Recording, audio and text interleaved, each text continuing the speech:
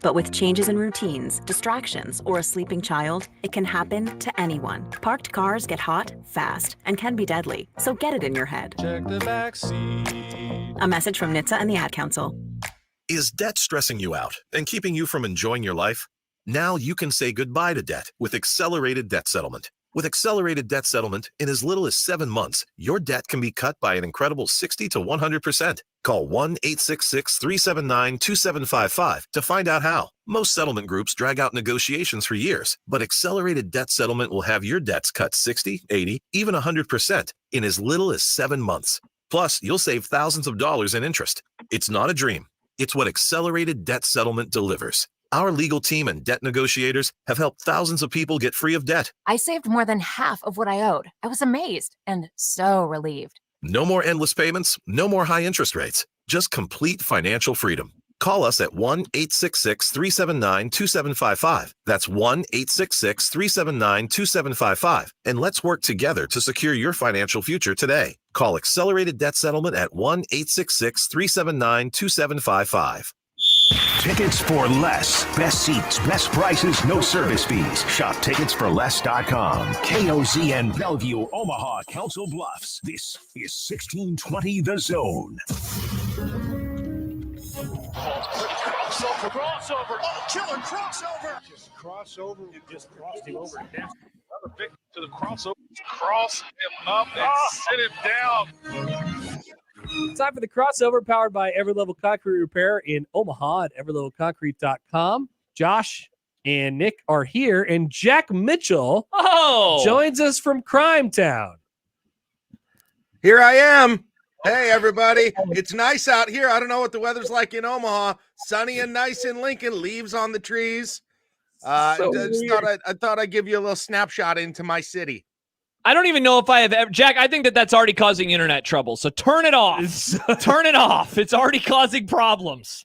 Jack's already 2 seconds behind the conversation. Yeah. We're off to a great start. This is going to be good, Jack. See, now he's being stubborn. No, it's totally fine. No, everything seems fine. Everything seems fine on my end.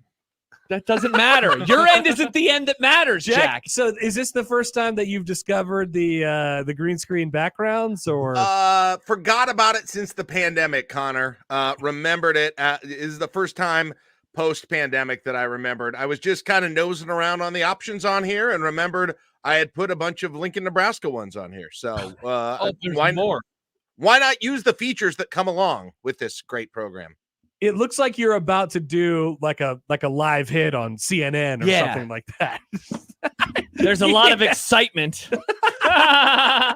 Live here outside of Memorial Stadium on this January afternoon. Jack Mitchell live for Unsportsmanlike Conduct. I don't have anything to report, though. With my Royals hat on. Wow. With my Royals hat on. Yes. Jack, are you going to enjoy watching the Royals on Amazon Prime this year for more money? Yeah. So I have a cable login to get to the Bally's app. So I've been using that. So I've not had any problems getting to it in the past. It's just Connor. I don't know if you've used that app, but it makes Big Ten Plus look user friendly. And so, yeah, it's not good. It's not good at all. So this will be my first season without cable watching the Royals. That was actually a reason why we got cable, because Riss wanted to watch the Royals. Yeah. Famously a big Royals fan. I just turned it to channel 47 all the last couple of years here. And now you'll be on Amazon Prime. Now I'll be on Amazon Prime, I think. Yeah.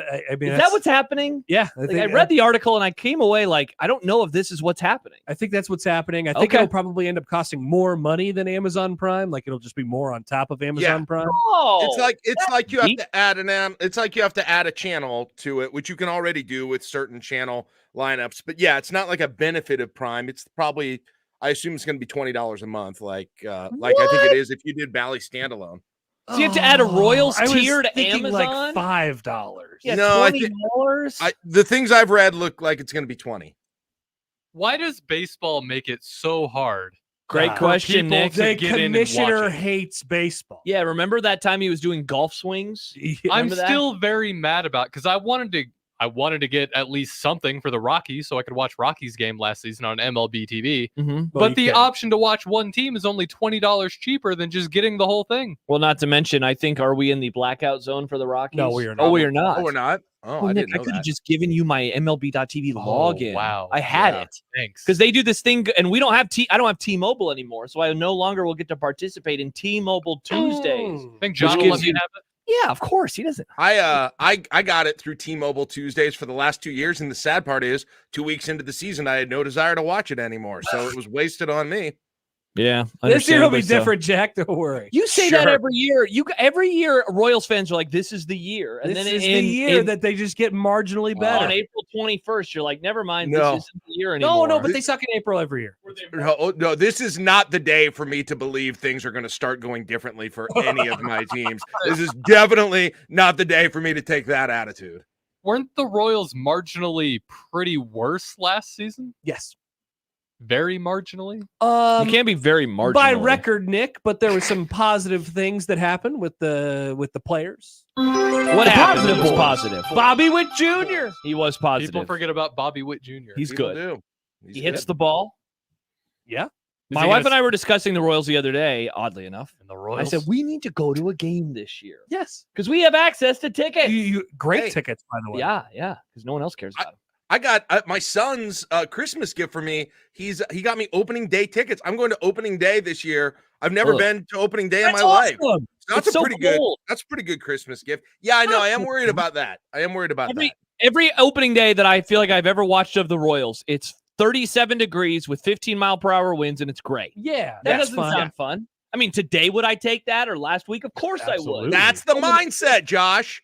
That's Yeah. the mindset. Think about today. If I'm there and it's 37 and sunny, think what that would feel like today. Goodness sakes, I went out and walked my dog and it was 19 and sunny yesterday with about Yeah, I 5 know. miles an hour wind. It was unbelievable. It felt like I was in friggin' Cabo. It was Yeah. unbelievable. Did you guys go outside? It was No, I mean, amazing. we often make it too big of a deal about that, but when I walked into work yesterday and it was 11 You felt and good. the sun was out, and I'm like, damn, I could do this. See? Yeah. You know, it's That's- really good. That is the glass half full about this crap we're going through, is it makes us all tougher. Like we're coming out of it a tougher populace after all of this, Connor. I don't think it makes us tougher in general. It makes us tough for a week, and then we reacclimate. And then we hate 20 degrees again. So you're worried, Nick, about tomorrow and Saturday when it's back in the negative temps again. I'm gonna we've hate gotten it. worse. We've gotten used to the 22 degrees. Yeah, I don't We're I don't soft think again. I don't think we're soft again We're right. the Dolphins. I don't think we're nice. We're soft again right now just because it wasn't a very long time of 20. But after this stint where 20. it's 30 when it's 30 degrees for the next week or whatever, I think next time it's 20 we're going to hate it, or 15 we're going to hate it again. By the way, real quick, there's a It's car. a disaster. Right There's now. a car driving east on Dodge Street. How fast It's is that car going? less- 5 miles an hour right less now? than 10. And yes. there are 1, 2, 3, 4, and there are 4 cars behind them. Oh my gosh, that is so funny. And there was almost just a wreck up there at 52nd too. Did you see that person trying to? that truck! Yeah. Oh my gosh. How many wrecks are we going to see today, Well, Jack? there might be a couple. Wow. Do you guys have any accumulated snow yet? Yes. Let's see if From I today? can. Yeah. The road is kind of a mess right now. All right, here's Oh, what. man. Oh wow. There we go. We That's should what just have a snow cam. we should have a snow cam. That's what it looks like. Check The back camera's street. not doing. The camera's not doing the justice Hey. of what it looks like out there right now, Jack. I'll tell you what, Weather Talk is hot right now. It's one of the leading Weather People Talk love is Weather Talk. Or is it listen to cold? you read the Oh, trades, boom. read the trades. Weather Talk is Great. white hot right now. Yeah. What are the trades? Yeah, I'm too young to know what the If trades you go to mean. sports radio, is it pd.com? It's Weather Talk is what's taking over sports radio. Sports Yep. radio pod, Yep. whatever. Can't confirm. Yeah. Jason Man. Barrett's website. Oh, yeah. That'll be the day when we've got News Talk, we got Sports Talk 24/7. When do we get Lincoln's or Omaha's first 24/7 weather radio? I love it. Ooh. I'll volunteer to Jack, be the- this might be your next career move. Seriously might be. I'm like excited just thinking about that. This is really Interviews, predictions, like The weather? really in depth. yeah. Yeah. Jack Oh, over here talking to Mount Happer. You could do like we're gonna do a flashback. It's like a 4-minute flashback every single day. Here's what it was like on June 2nd, 1968. Jack, I love that stuff. I love that stuff so much. Instead of fired up for football, it's fired up for June. And we're just talking about it's going to be in the 80s. Imagine how good that will feel when it's in the 80s. If Josh had asked me, he was like, hey, do you want to do a full segment on like what normal highs are this time of year typically and what the departures will look like for the next few weeks? I'd be like, hell yes, absolutely. Well, screw it, Jack. We can toss out one of the segments we had planned today and do a little weather talk. That sounds good. Oh, yeah. One of our weather talk segment. We actually do have a weather talk. We do have a weather talk segment already. Yeah, Where's this idea been? Tell me there are not a whole lot of people kind of between you guys' age and my guys' age and older who would definitely listen to this. 100%. I think the biggest similarity that Jack and I have, beyond just that we, follow the same college team, is that we love talking and getting excited about when the weather's going to be better. You Jack, love countdowns. I love countdowns. Yeah, Dude. speaking of, Otson says, Jack, have you sseen the 45-day forecast crossing off a lot of weeks? What the hell do you think, Josh? Of course I have. I've looked at it 3 times today. 45 days from now, it'll be March. Oh my gosh. Oh, God. Imagine March. Imagine last year, people forget, last year March was one of those garbage Marches ever, meaning we are due for a good March, meaning we are due for multiple days of 70 or above in March this year. Multiple days. Incredible. Now, Jack, with your watching of the weather prior to this winter, were you planning on this being this bad, or I guess how did you think we were going to go into it? I didn't know. I thought I because it's been so many years in a row where it's just been kind of mild. The snow hasn't been a lot, that I thought we were due for one of these, but like December kind of juked us a little bit, right? November and December were amazing. It rained on Christmas Eve. Like I convinced myself, I did the same thing with the weather that I did with the Nebraska basketball season. About December 18th, I looked at the 2-week forecast, and it was all red in the 8 to 14 day. It looked like it was going to be 40s and 50s all the way through the new year. And I'm starting to be like, there may not be a winter this year, guys. And boy, was I wrong. Just when you get confident that things are going to be good, they go to hell. And it happened with the weather. And it happened with Nebraska basketball. And so I need to learn. Basketball channel. Handshake meme. Jack, I'm pretty sure the Farmers called this. I'm pretty sure the Farmers Almanac said mild December. Oh, I swear to God, Riss has been bringing this up for months. She's Farmers Almanac. That's garbage. I would like to have Farmers Almanac is garbage. Ben Franklin. Is the Farmers Almanac like Bart? Oh, the Farmer's Almanac. Yes. Bart Torvik of weather. Or is the Farmer's Almanac like your little Ken Pom? My little Ken I think Pom, Farmer's Almanac is Ken Pom. That's been around longer. By the way, I've had multiple people reach out to me lately saying it stuns them that John doesn't subscribe to Ken Pom or just get someone's login. He Seriously. likes Bart. I would literally give him my Ken Pom subscription. Yeah, your little Ken Pom. My little Ken Pom. And yet he chooses, and now it just feels like a bit more than anything. It's 100%. Like, I'll just go to freebart.com. Another idea for your weather radio show, Jack. Big blizzard overreaction. Oh, yes. Oh my gosh, a call-in show after a blizzard would be unbelievable. It would be unbelievable. I couldn't get out of my house. Dude. People lambasted us like a week ago for talking about our drives. Yeah. And then it would just be us talking about our drives. Perfect platform for it. Listen, you guys, as someone who's actually done this, where I've gone on live weather coverage and opened up the phones and just said, tell me what you're seeing. People love it. They love it. They love thinking that they're giving you a special report, like I look like I am right here from their area of town on what the weather is. You will get calls people will be backed up waiting for hours. It's like the old high school scoreboard show. Like, hey, I'm here 50th and center today, and it's horrible. As a weather consumer, I am super interested in the idea that of the varying amounts of snow or precipitation or kinds of weather that you can get at your house, and that Josh may be getting at his house, or that Jack may be getting at his house. That is interesting to me. It is. How anybody could be in the same city, but because the weather and Jack would be there on the other side. He'd be like, yep, you guys were just right in between the line. Right there, north side. You got probably about an inch or two more. We can talk about the Oma Dome constantly. Because that's fake news. Josh, you know how you guys do polls, multiple times throughout the season about what next football Yes. season is going to look Yes. like. We could do that ahead of. What do we think about? What are we feeling for next winter? Right? We're feeling about. We're thinking about 2 feet of snow next year. What are we thinking here? I love Fired it. up for spring. We could Fired we up could for do summer. a weather draft. A weather A draft. weather draft. What are we drafting? Best temperatures. Rain or snow, just day by day in December. Best temperatures. I mean, I have a lot of takes about best temperatures. It's 69, right? It's always 69. I like 72. I prefer 74. Oh, I'm Jack. a 68 to 69 guy. Are we talking about like a thermostat temperature or like outdoor Outside. temperature? Outside. We're Outside. talking about weather, not inside. Outside. I'm gonna probably go. I'll probably go about 70.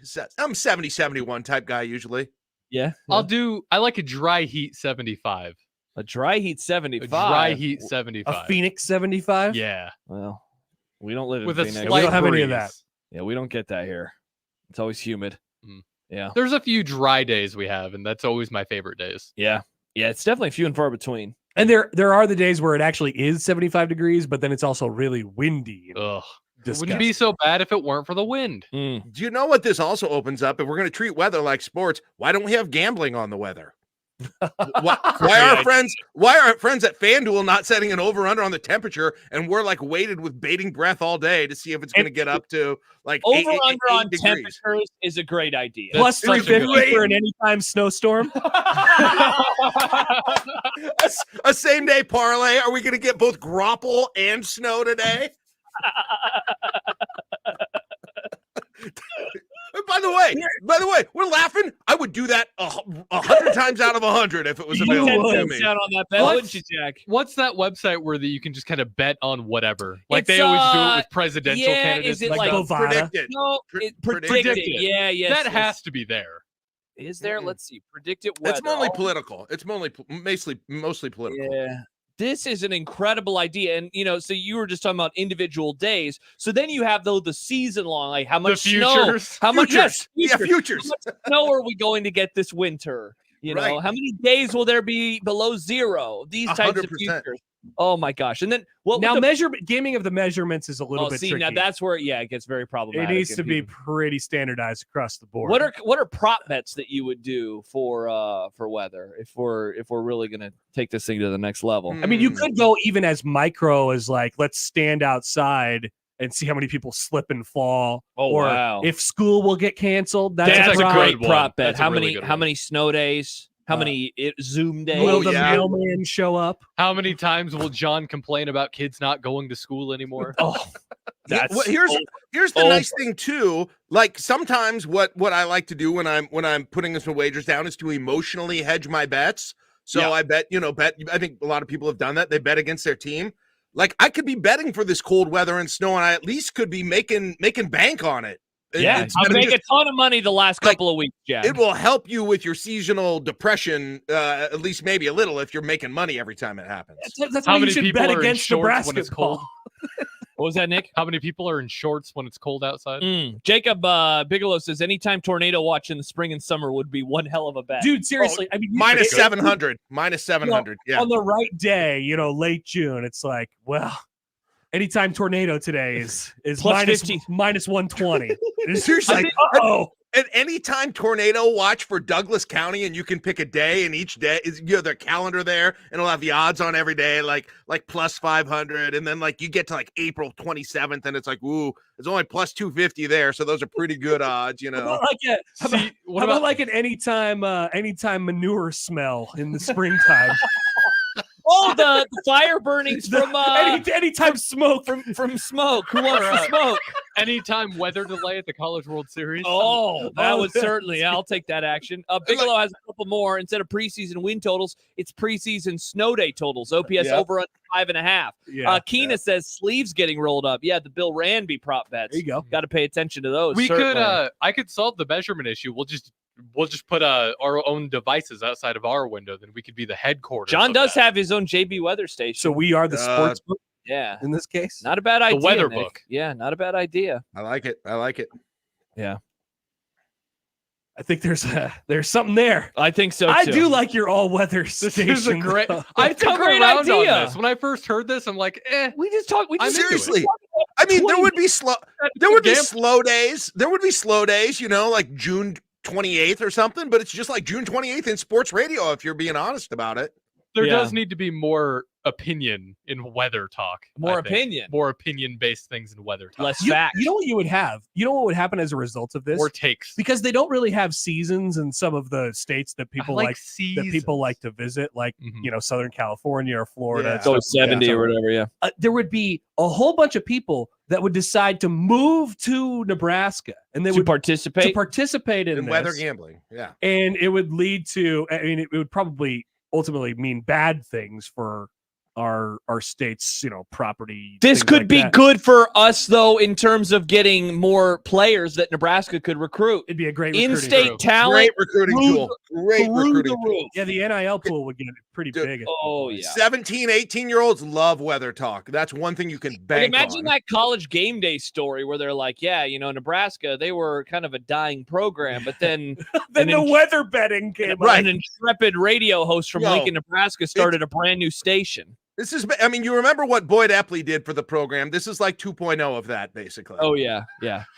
We finally found our edge. Zach says, I'm laughing so hard I'm going to pee myself. Oh, don't pee yourself. Zach. Ryan Delaware says, this sounds like primetime radio for the olds. Hell no, I'm 35. You're 30. Oh, Josh, I'm I love 26. it. I'm in on this. Yeah, I Nick, think- even Gen Z is I in on think it's this. just a dude thing, man. Yeah? Like, it's Is it a dudes- dude? I don't know. What? Dudes just love sitting around talking about weather. Poll question: do dudes just love weather? Yes, Yeah.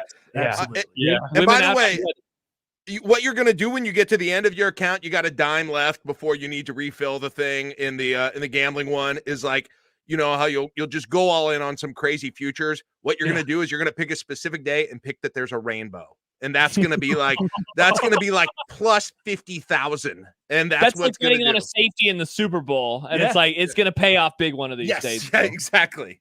We could take bets on when Mount Happer will go away. Oh, Although I we mean, could. we're going to have to do. we're this. doing that We are. tomorrow. We're doing right? that tomorrow. Okay. Yeah. Rainbow's a good prop bet, by the way. Oh yeah. Yeah, It's a big great odds. prop bet. Uh, Double Tom- rainbow. Tom says this is the single most degenerate convo I've ever heard, and let me get down on a May 17th flash flood.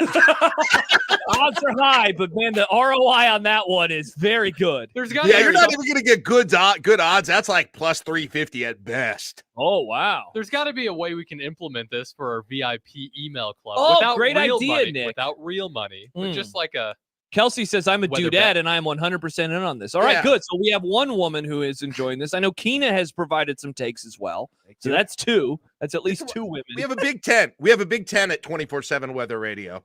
Mhm. Look at Chance. Anytime derecho. Mm-hmm. Anytime derecho prop bet summer 2024. Oh, Oh, this might be our best idea. It's a really good one. Happy New Year. Oh, Happy New Year. Yeah, You know yeah. what? This will also be a great time capsule because this will be the week everyone will remember where they were. Remember when it was really cold and it kept snowing? That's when we're recording. I don't think that I'll remember this. No, in a year. it's- No way. You I won't agree remember with this Connor. week? No, I totally agree with Connor. Like we were going back through the old snowstorms where we had gotten a lot like the last time, and it was just 2 years ago. I don't remember a thing about it. You're forget. not going to remember this week? I don't think It so. was negative 20 degrees and there was swear. 10 inches of snow on the ground. It takes 6 to 8 months to just forget the weather. Wow. The weather going forward. I Okay. think. I'm We'll gonna see. remember- This will be perfect. We'll see. Yeah. This is why we have such a hard time. Like during the summer, we always end up complaining about how hot it is. How hot again. it is. But yeah. we can't transport ourselves back to this exact moment where we would punch ourselves in the face Yeah. for complaining about Connor, this is why I do scheduled tweets about this all the time. To Do remind you have myself. any of those, Jack? Do you have any Oh, scheduled tweets scheduled Yeah, for I the sat summer? down and knocked out about 10 of them about a month or two ago, so they'll be coming. Do a scheduled tweet today for a random day in the summer for rainbow prediction. Okay. All right. That's all right. I will. I'll work on that during one of the breaks. I predict just Jack pops in the summer. He's like, I predict that today there will be a rainbow. I said it on January 18th. A couple more comments. Dan says Jim Flowers is your new gambling guy. Flowers Ooh, locks yes! of the week. Yeah, we have Todd Furman on today. We need our weather version of Todd Furman. And Dunko says no weather delays in the College World Series has to be plus odds, right? Oh, 100%. Yeah, no weather delays. Yeah, no we weather even got delays. one last year that wasn't that bad. Yeah, Yeah, it didn't even rain. It wasn't even raining. Delay. Yeah, exactly. Yeah. I love bringing on the meteorologist as the equivalent of Todd Furman or your gambling guy. Yeah. I'm looking at the EPA on this snowstorm that's coming in. And I mean, weather guys are all just playing with odds to so begin if with. it's College World EPA, Series, it's anytime I lightning think strike. that weather would need to be EIA, expected inches added to a a snowstorm that's going on. That could have Oh, many that is uses. good. We love the EIA. The don't real we? degenerates will be out in the summer at about 4:45 in the afternoon on the hottest day, and you're like, I need it to get up 1 more degree before it starts going down, and you're like, come on, and it's like you're scrolling your phone and you keep refreshing that temperature. I gotta get it to 97 today. I got 96 and a half. Come on.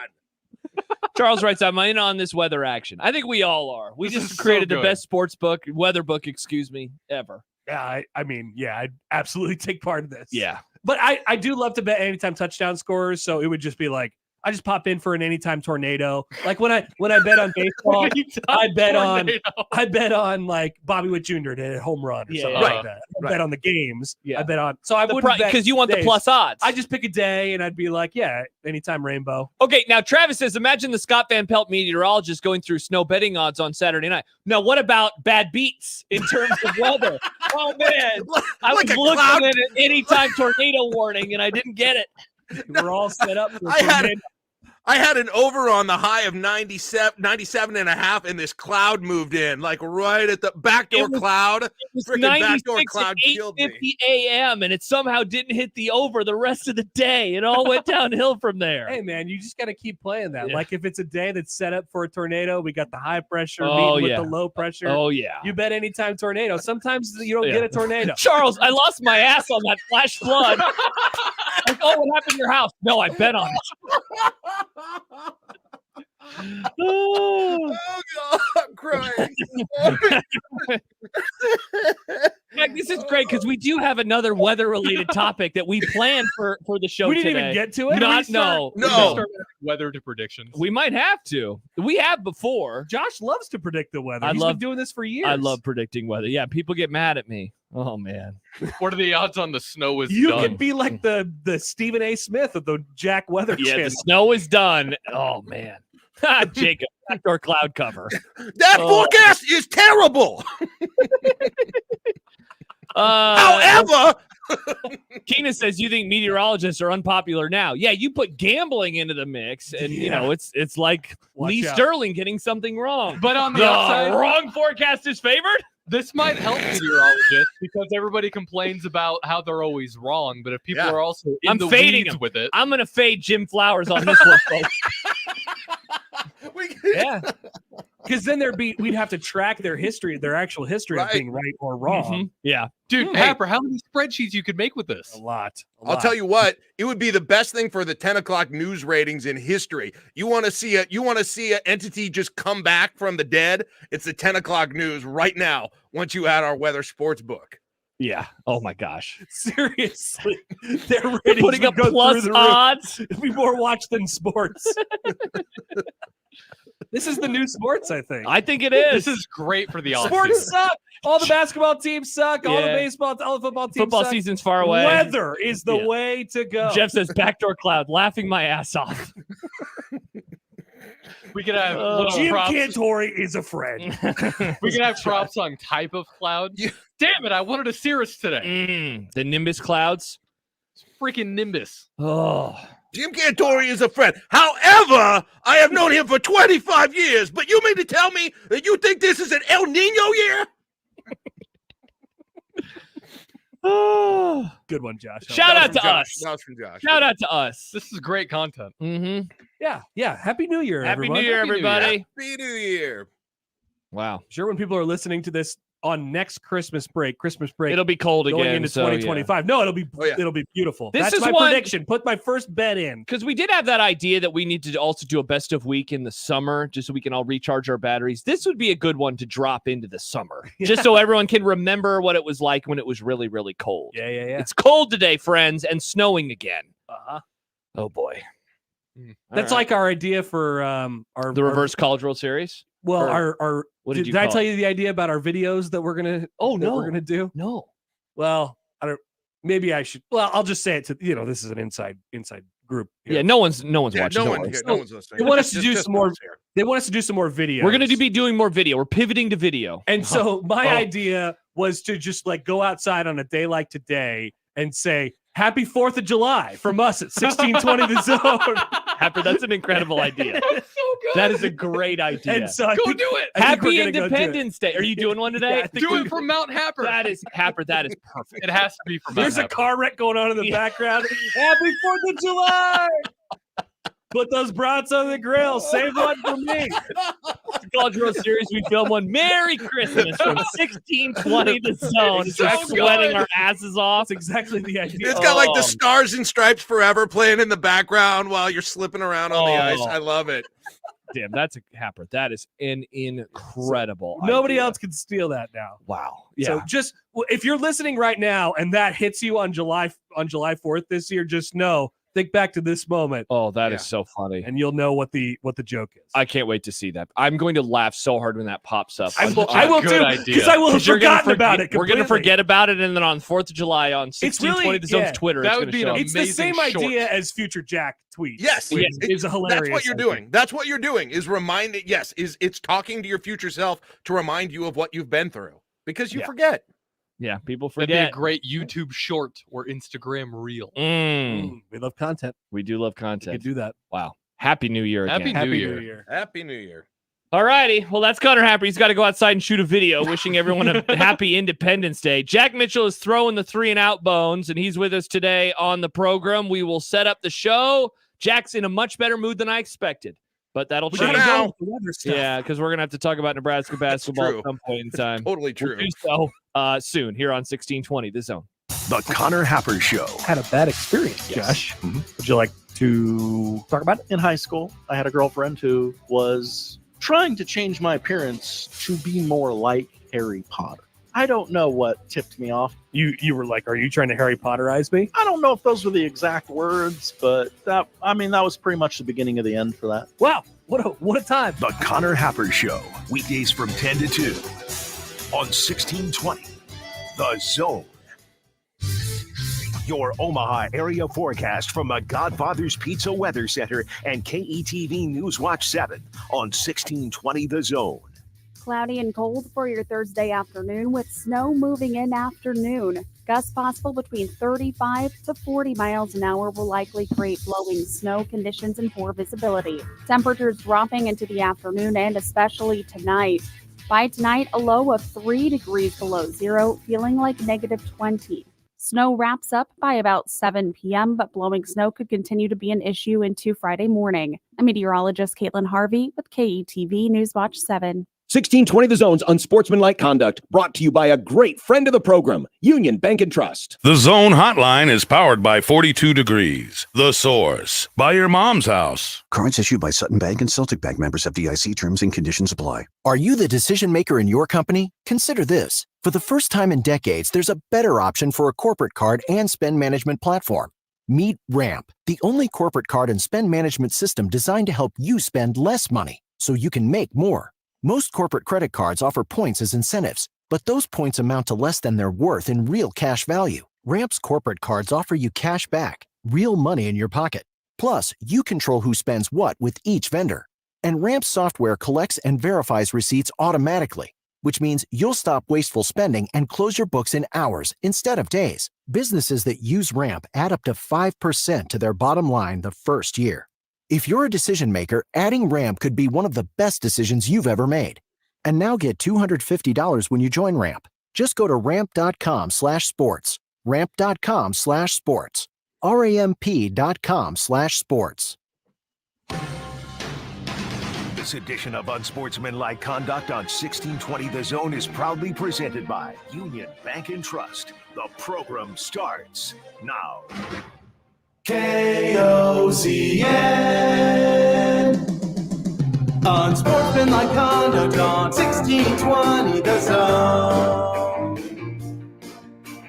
Husker Athletics, Creighton, and yes, UNO.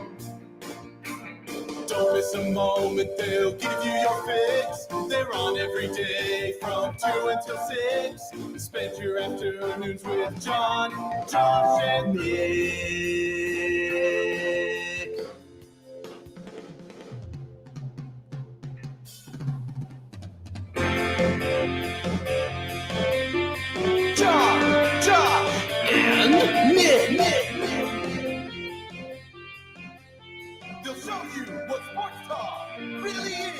We got the weatherman himself, Jack Mitchell, sitting in today for John Bishop. And it's snowing again. Gross. It's not great. The program that starts right now. Unsportsmanlike conduct on 1620 The Zone. Husker Athletics, Creighton, and yes, UNO. Welcome in, everybody, on this Thursday. Josh Peterson, Jack Mitchell of KLIN with you. We appreciate you joining us. Nick Grimm, our producer, as always. Jack, how are you? I'm better now. I mean, I think that was that last, whatever it was, 25 minutes of discussion was the most I've smiled. Maybe the only time I've smiled since about 7:30 last night. So I appreciate that. It was good. It was good. It was nice to laugh again. I'm glad I can laugh again. Jeff says, no joke, this may have been one of the best segments you've had. Jeff, I would agree with you. I think that was good. I was telling Happer off the air, thank you to FanDuel for giving us such phrases as, a no sweat or anytime blank, because that really allowed that segment to just keep on going over and over and over again. It definitely, it did. It was funny too, because we were in the break and the forecast came on, and all of a sudden I was like listening very closely to it. I was like, ooh, I might want to, just in case, I better be ready for this. Yeah, we all need to keep an eye now on the forecast as the weather books continue. I liked this from Travis. You think the climate change conversation is heated now? Just wait until Vegas odds makers get involved. Oh, man, there will be a lot of time. Yeah, you're rooting for an anytime hurricane, but that's because of climate change. Just, we'll be able to yell about a lot of things. We can have props on hurricane names.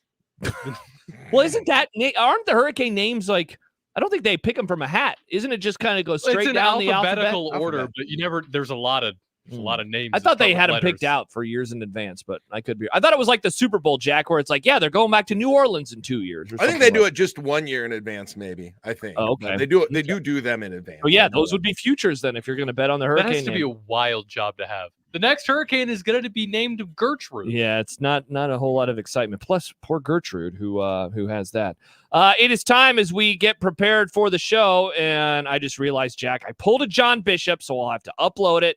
But we're about to get to the Grum Down, brought to you by the Rooferees at John Higgins Weather Guard. As we said, Jack will be in for today, filling in today for John Bishop as he travels again around the East Coast, coming off of the Creighton loss to UConn last night. And that will be a part of our discussion as we begin the show. The no good, very bad night for local hoops, which will lead into another question. Is Nebraska's season over?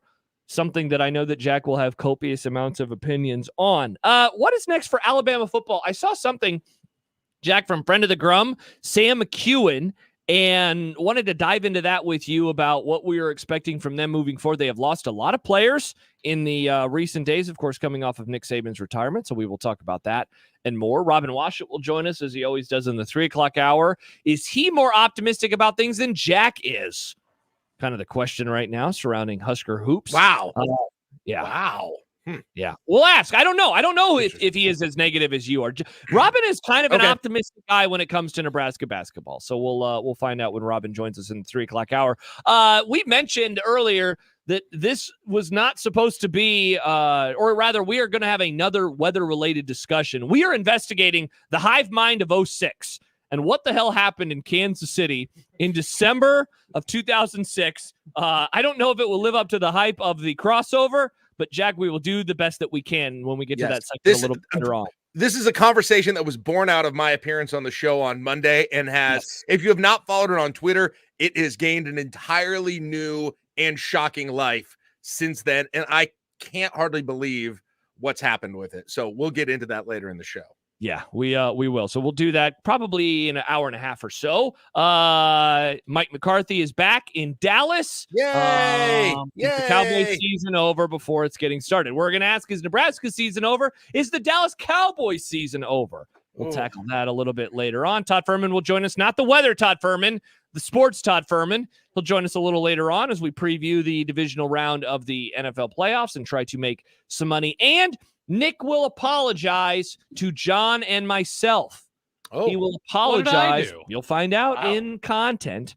he will apologize to John or to John and myself. My bad, Jack. I didn't mean to do that. 402-951-1620. You can hit us up on the 42 Degrees The Source hotline. You can also shoot us a text there as well. You can also find us on the JTech Construction Zone Twitter feed. Jack, that is where our friend Bigelow, Jacob Bigelow, says one of the best radio segments I've ever heard and the hardest I've laughed in a while. Bravo, gentlemen. It's nice. I think everyone coming off of the sadness of yesterday, Creighton and Nebraska fans, handshake meme, we're delivering some laughs for the first time ever. For the first time ever, Creighton and Nebraska fans unified in needing laughs. That's where we're at. So yeah, it's very nice. They're all coming together for hugs today. Even on a crappy day like this. Crappy boo year. Also, you can find us in the Equitable Bank inbox, Josh at 1620thezone.com or Nick at 1620thezone.com. If you would like to email us, you can do so there. Mention the guests that we have. Jack, I think John might be joining us at some point in time later on. I have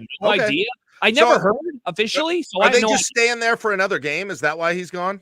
Yeah. So they played UConn yesterday. And we'll talk about that in a couple of minutes. And then they're playing Seton Hall on Saturday morning, or I guess afternoon, since it'll be on the East Coast. And so they are just flying there. So John will join us from Jersey tomorrow. He'll be doing the show tomorrow. But he might join us today. I haven't heard from him in a while, so I have no idea if we'll be talking. Been a while. Yeah, indeed. It has been a while. So maybe John will join us. Maybe he won't. I honestly have no idea. I guess we will figure that out. Plus some odds and ends coming up throughout the show, including another year of eligibility for someone who has been in college since the Obama administration. Oh, yeah. It's just getting it's getting absolutely crazy. So all of that and more as we roll on. As we mentioned, Jack Mitchell from our sister station, KLIN. He is in today for John Bishop. Let's talk hoops, sadly, when we return. Yeah, indeed. Here on 1620 The Zone.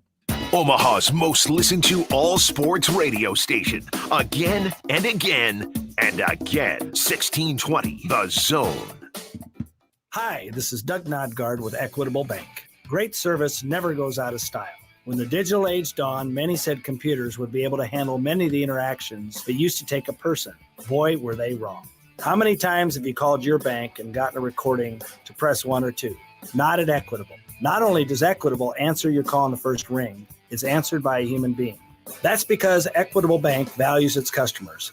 Equitable Bank, we take banking personally. Member FDIC. You need to check out Tickets for Less. Whether it's Creighton games, Husker matchups, or big-time concerts and events, they've got you covered, all with no service fees. Now, you ready to score a deal? Use the code THEZONE at ticketsforless.com and save on your next event. You prefer to go mobile? Grab the free Tickets for Less app and shop with ease. Every seat holds a story, so find yours and save when you use the promo code THEZONE at ticketsforless.com and the Tickets for Less app today. Hey there, Greg Wagner joining you from the Nebraska Game and Parks Commission. Time now for another Outdoor Nebraska update. It's hunting time in the Husker State. For a safe season, remember to be totally certain of your target and your background before you fire that shot. In a moment, ask yourself, is the bullet flight path clear? Is that a legitimate target? And what am I going to hit if I miss my shot? Please be careful out there. If you'd like more information on hunting safety, go to outdoornebraska.gov. That's outdoornebraska.gov. From wildfowl to owls. Great time of year to step outside and watch wildlife. Many animals are still active, plus the leaves have mostly fallen, vegetation is set back, and we'll have some warmer weather. Maybe you'll hike a state park trail or head to a public reservoir to do that. Oh, and don't forget your camera. Oh, it's on your phone. That's right. I'm Greg Wagner. Is debt stressing you out and keeping you from enjoying your life? Now you can say goodbye to debt with accelerated debt settlement. With accelerated debt settlement, in as little as 7 months, your debt can be cut by an incredible 60 to 100%. Call 1-866-379-2755 to find out how. Most settlement groups drag out negotiations for years, but accelerated debt settlement will have your debts cut 60, 80, even 100% in as little as 7 months. Plus, you'll save thousands of dollars in interest. It's not a dream. It's what accelerated debt settlement delivers. Our legal team and debt negotiators have helped thousands of people get free of debt. I saved more than half of what I owed. I was amazed and so relieved. No more endless payments, no more high interest rates, just complete financial freedom. Call us at 1-866-379-2755. That's 1-866-379-2755. And let's work together to secure your financial future today. Call Accelerated Debt Settlement at 1-866-379-2755. You can find pizza anywhere. But when you want pizza pie piled high with more toppings, that's when you come to my place, Godfather's Pizza. For a limited time, get your hands on 2 of my large one-topping pizzas. Pick pepperoni, beef, black olives, you choose. All this food for only $30. Feed your whole mob without breaking the bank. Hey, it's an offer you can't refuse. Godfather's Pizza. Do it. Now, Unsportsmanlike Conduct with John Bishop and Josh Peterson. The 1620, The Zone.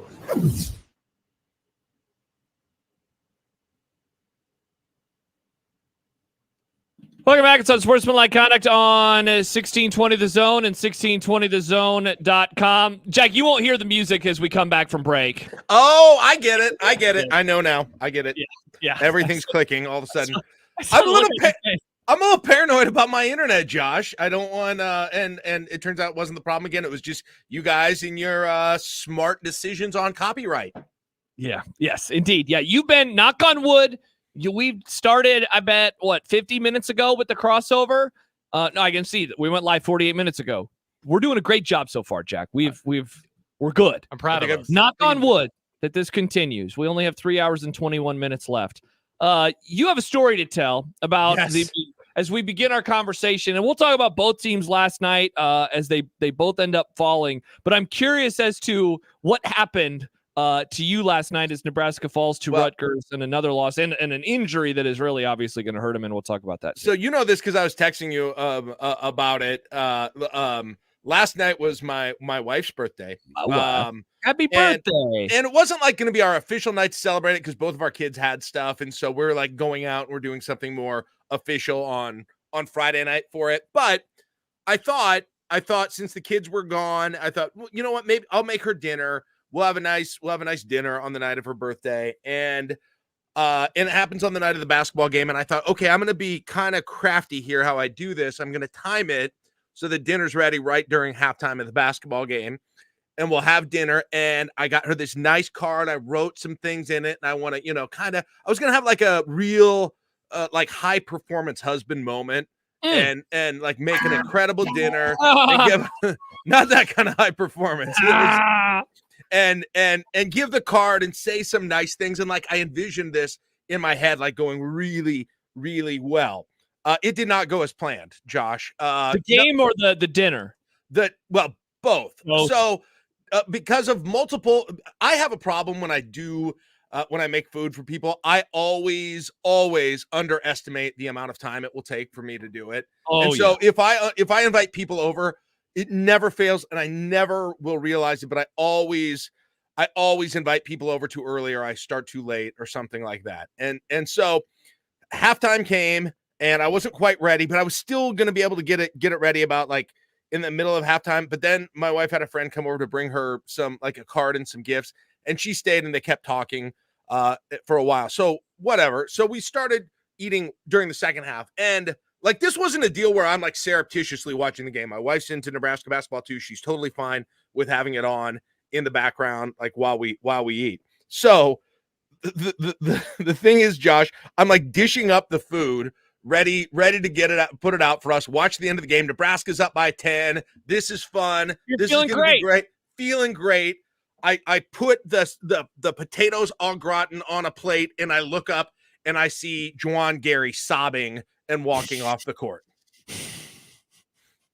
And it's the most like, it is and then they show the replay and they go back to him, and you can't hardly look at him. He's so emotional. And then it's time for dinner. So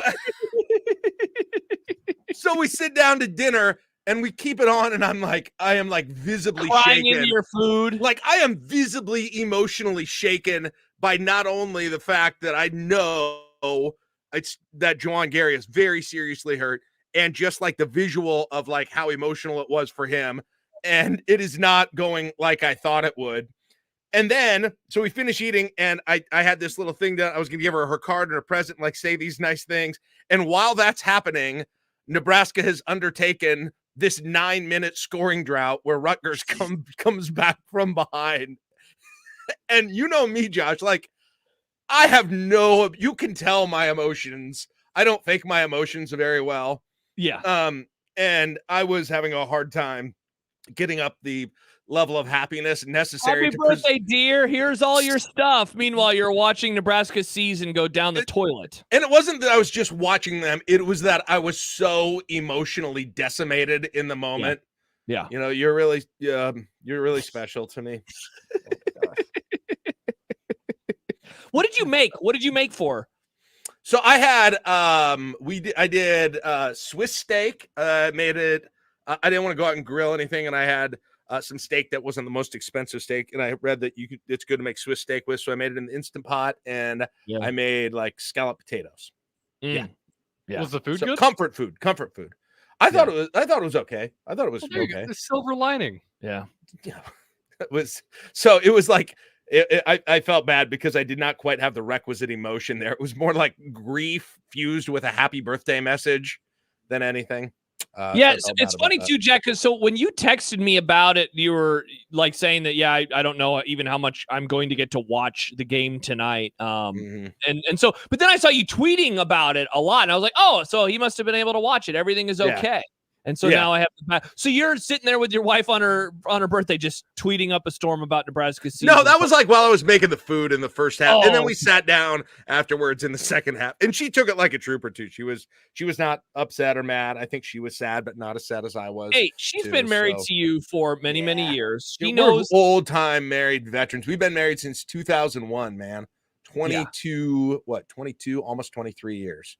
Yeah, this is part of the package when you are married to 100%. Yeah, the season.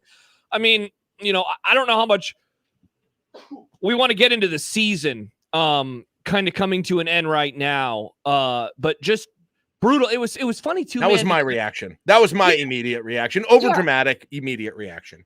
And it's funny too, because off the air, as we were getting ready for the crossover, I said something like that to Happer. I just like, Nebraska season kind of comes to an end. And he's like, whoa, I don't think so. I don't think that it has to come to an end last night because of that injury. But I know that was my reaction too. Now, I also say this as someone who has been a bit slow to buy into them on the season so far. And I know you were really excited. You were super excited. We talked last week after the Purdue game. We talked on Monday after the loss to Iowa, and you were still in a pretty good mood for the most part. And last night, I mean, the fact, Jack, that they have those two combined scoreless droughts and they still are in overtime, that they allow all of those second chance points, all of those offensive rebounds, all of those long stretches.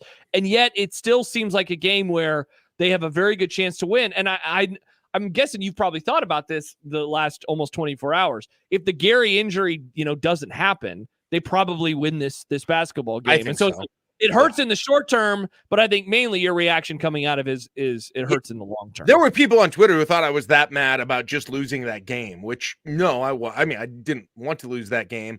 No, 95% of my despair at the end of that night was not getting the Big Ten win. It was being without Juwan Gary for a few reasons. Like, there have been many times, and I think you can go through even during games early in the year and times in the year, I was like, I think Juwan Gary is Nebraska's best player. I think Juwan Gary is Nebraska's most important player.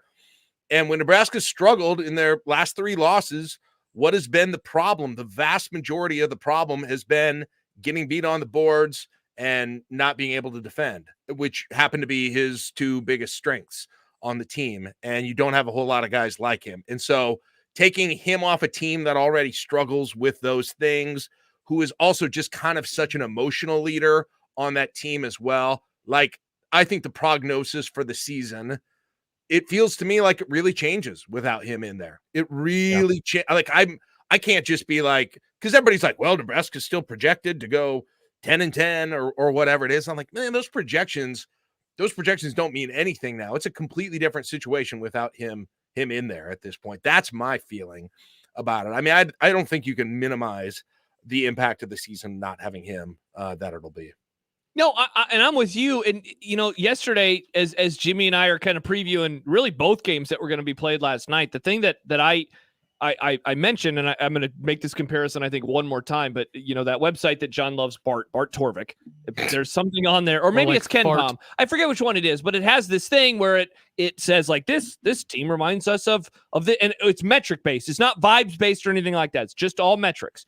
And Nebraska was currently reminding whatever Ken Palm or Bart of the last team to make the NCAA tournament. And so I was telling Jimmy a story of, like the memories I have of that season a decade ago, like, yes, Doug McDermott going after 3,000 points and getting it certainly comes to mind. And the month of February for Nebraska and that incredible run and the Indiana win, the Michigan State win, like those come to mind. But the thing that, and no, it's Sunday, obviously, the thing that I always think about, though, was the constant, like, watching either both teams play at the same time, like last night, or there was always these Saturdays or Sundays where one game would lead into the other.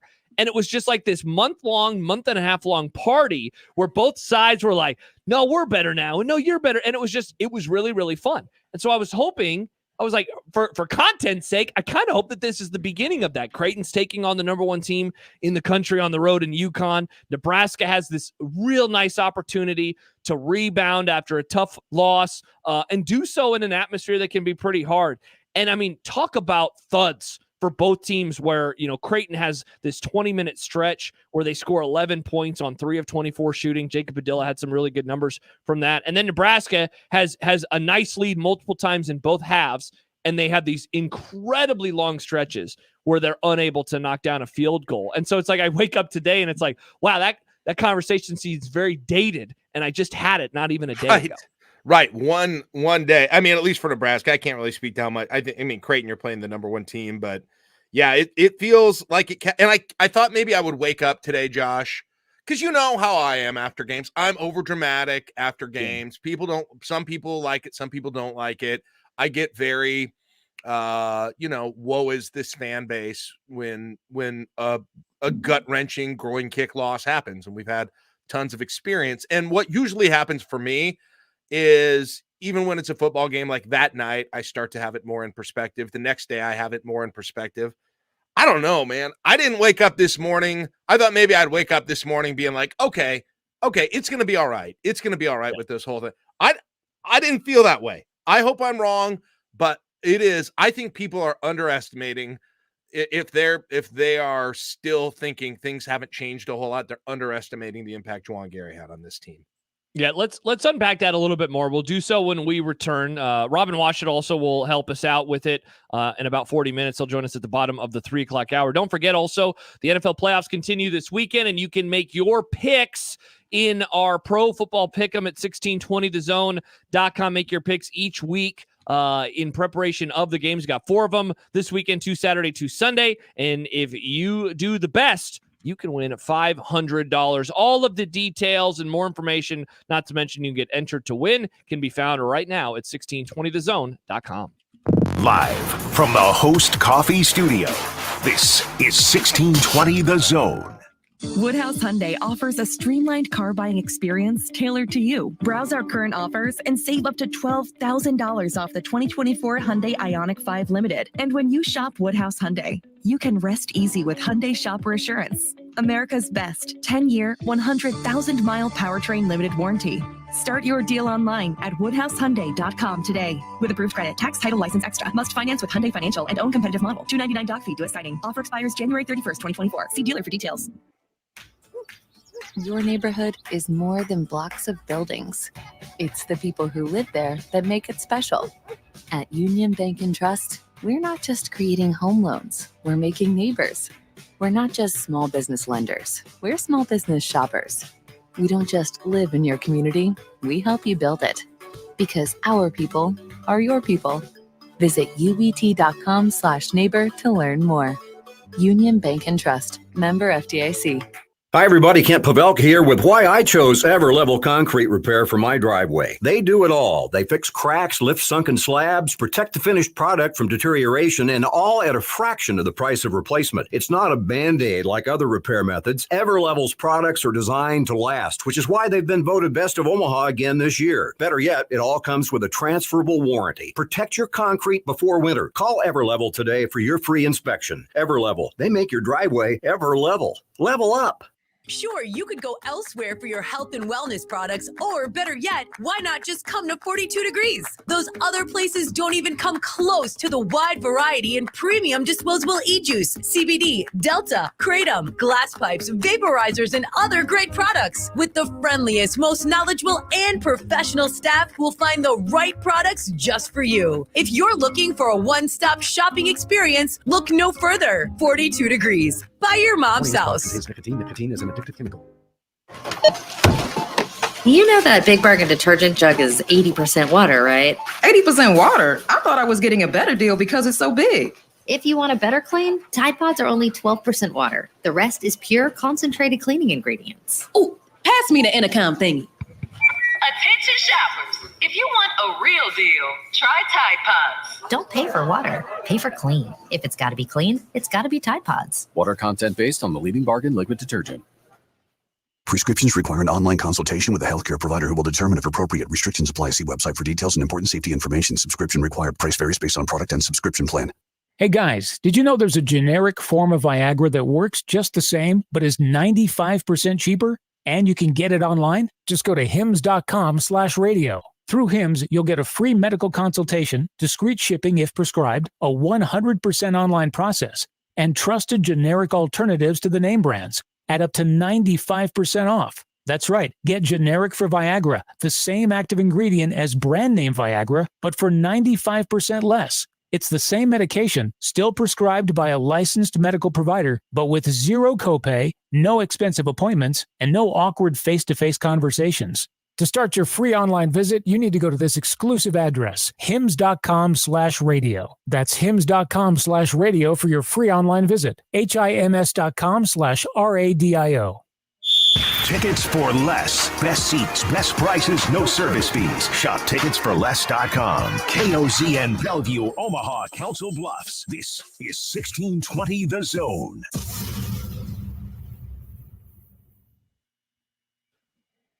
A reminder that 1620 The Zone, the Connor Happer Show, and us here on the Grum will be on the road next Friday for our annual Pink Out broadcast, live from the American Cancer Society Hope Lodge on Friday the 26th, 10 a to 6 p. You can stop by and donate paper towels, Kleenex gift cards, or cash to benefit patients staying at the Hope Lodge.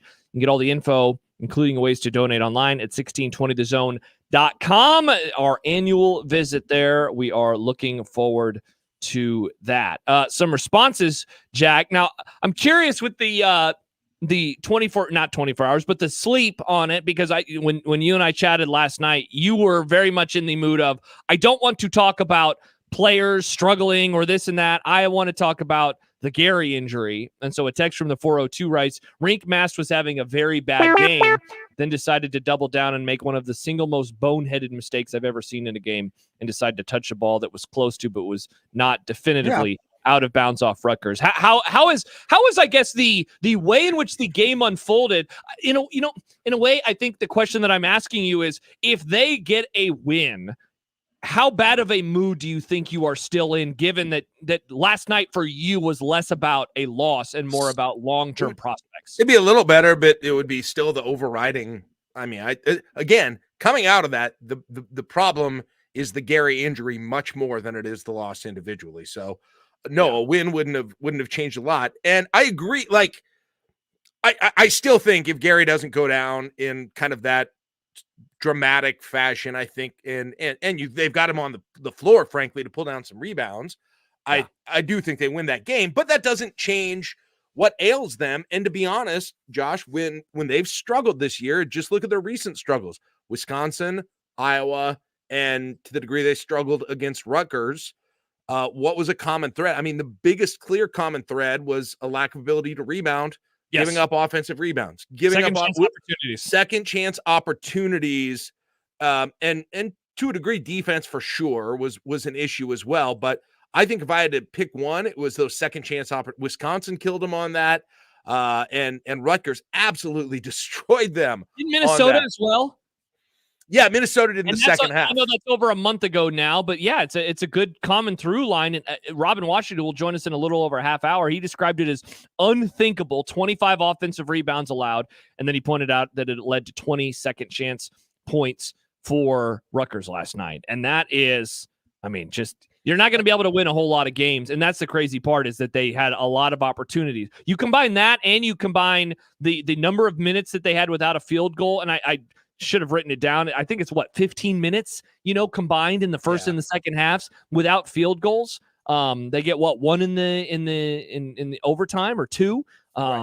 Obviously just not good enough. Chance writes on the YouTube, as soon as they showed Juwan in the tunnel, I knew it was over. My expectation for the season went from NCAA tournament to, does Fred survive this year? I don't know, Jack, how much I really want to dive into like the Fred of it all right now, but I don't know if that's the question coming out. Maybe I'm wrong on all of this. Maybe I have a bad read on Trev, but I don't know. I don't feel like that would be a discussion as this season goes along. And maybe I'm wrong, but just given the improvement that they had I think this was much improved on last year, which was much improved on the previous years. So maybe I'm wrong. I'm not ready. I'm not ready to get into that conversation yet. I mean, I have no idea how the season ends. But the path to getting to the number that I think they need to get to, 11-9, maybe 10-10 at the bottom, is a lot harder because of exactly what you said. Josh, you were rolling out those numbers that Robin had about offensive rebounds, and what is their best chance to avoid that, or what was their best chance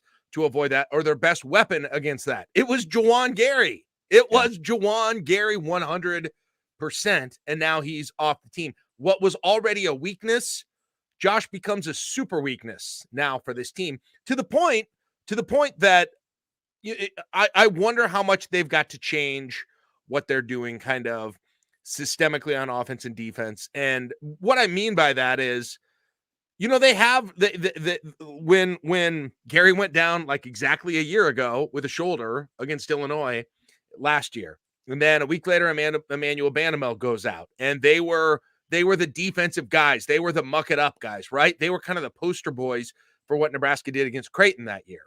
And the team they played their best without those two guys, oddly enough, which you never would have guessed before. Now, I'm not saying that's going to happen again this year, but part of the reason is because they looked very different in terms of style, because they had to. I don't know if that kind of a change is in the cards for this year, but I do wonder if that's something that they're going to have to do, just because you are going to have, and I don't know what the answer is, Josh, because you're going to get your offensive rebounds are going to be a huge issue. Unless you do something else. The way that they play defense, I wonder what else that they've got that they could possibly do to help that situation. I don't know what it is. Let me turn this around on you and say, like, if you're going to be wrong, and we would look back, on this day, January 18th, and people would say, man, Jack was way wrong and overreacted, or Jack overreacted. That'd be great. And so how does that happen? How do we look back at a month and a half and say, man, we overreacted in January when he went down? Here's what I think. I don't know for sure.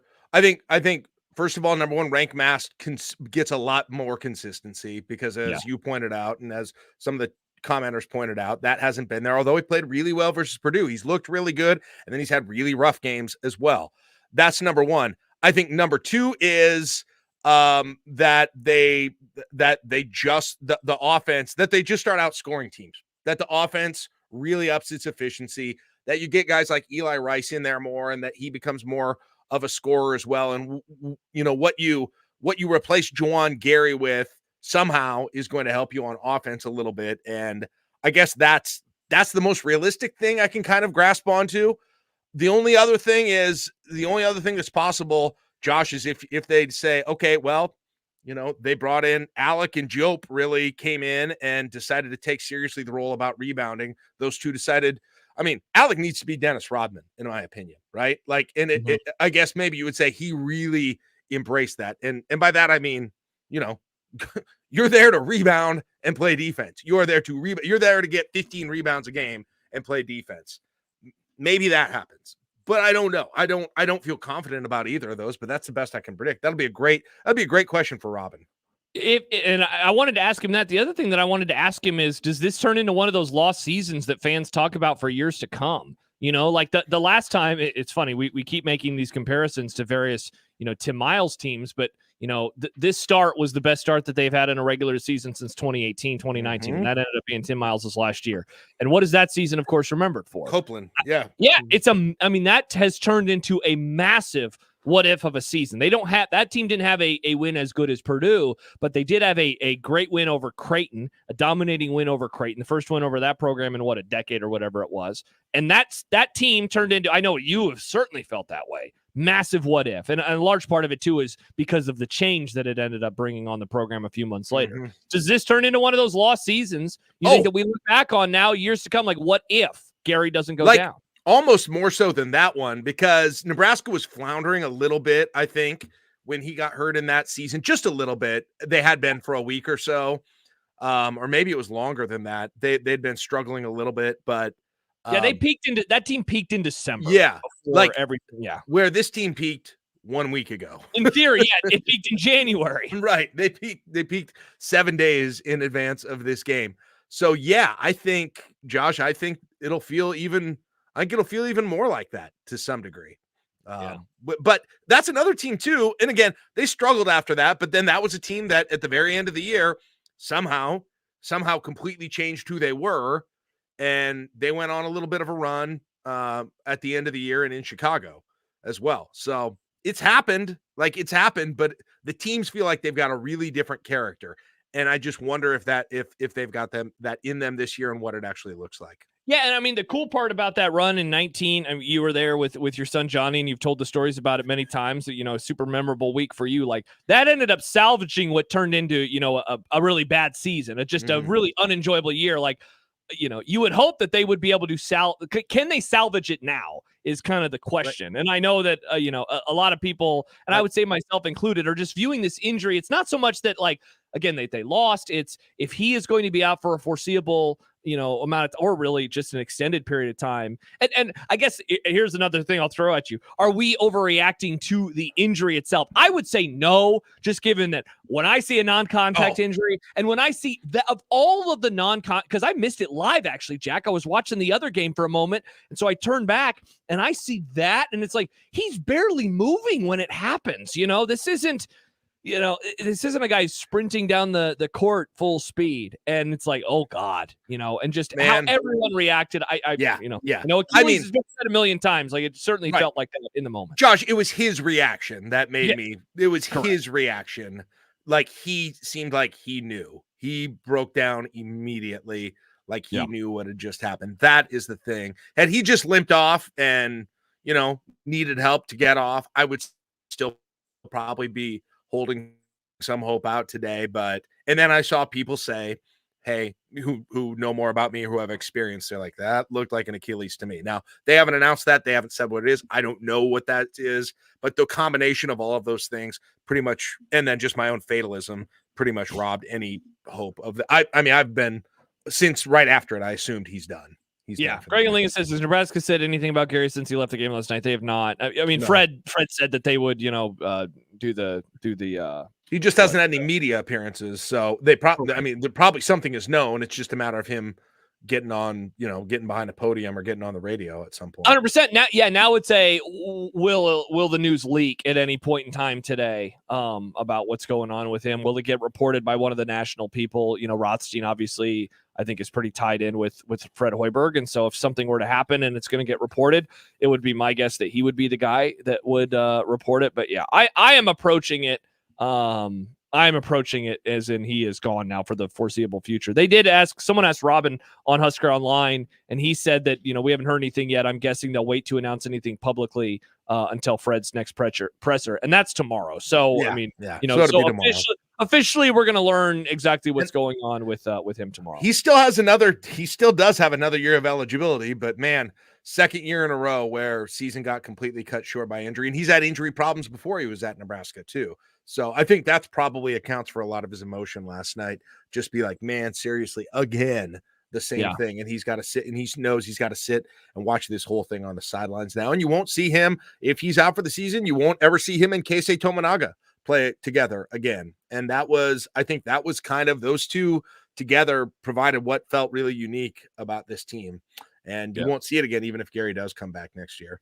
Yeah, and so real quick before we go to break, going back to Creighton and what they had in front of them in the moment that they could have had last night. I mentioned in passing some notes that Jacob Padilla had. So at the 6:55 mark, Jack, of the first half, Creighton was trailing UConn 23-19.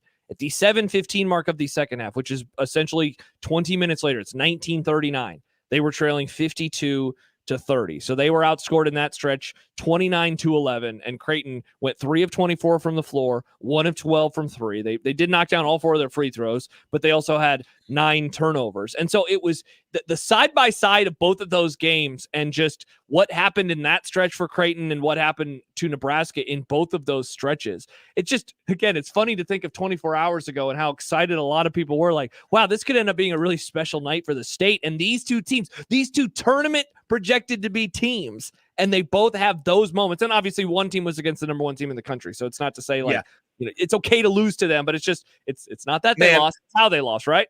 And it hurts too, because you saw that Rutgers team. If you listen, they lost to Wisconsin, they lost even to Iowa. I think those are pretty solid teams. Yeah. Rutgers did not look like that last night. They just didn't. It looked at the beginning of the game, it looked like even when Rutgers came back from that deficit, it felt to me like, okay, Nebraska is and should be the better team in this game and should kind of naturally pull away at some point. And I think that was going to happen again. Without that, what was Creighton from 3 last night? I didn't ever. What was the number there? Because a lot of times when this happens, it is a really rough night for 3 from them. They ended up only scoring 48 points. From 3, they went 6 of 26. So, not 23%. They only went 34% from the floor. Here's the crazy thing too. Their defense, Jack, was great. So UConn, 25 of 70, 36% from the floor. So barely better than Creighton. They knocked down 5 of 19 threes. Again, barely better than Creighton. The story, and we talked about a lot with Nebraska.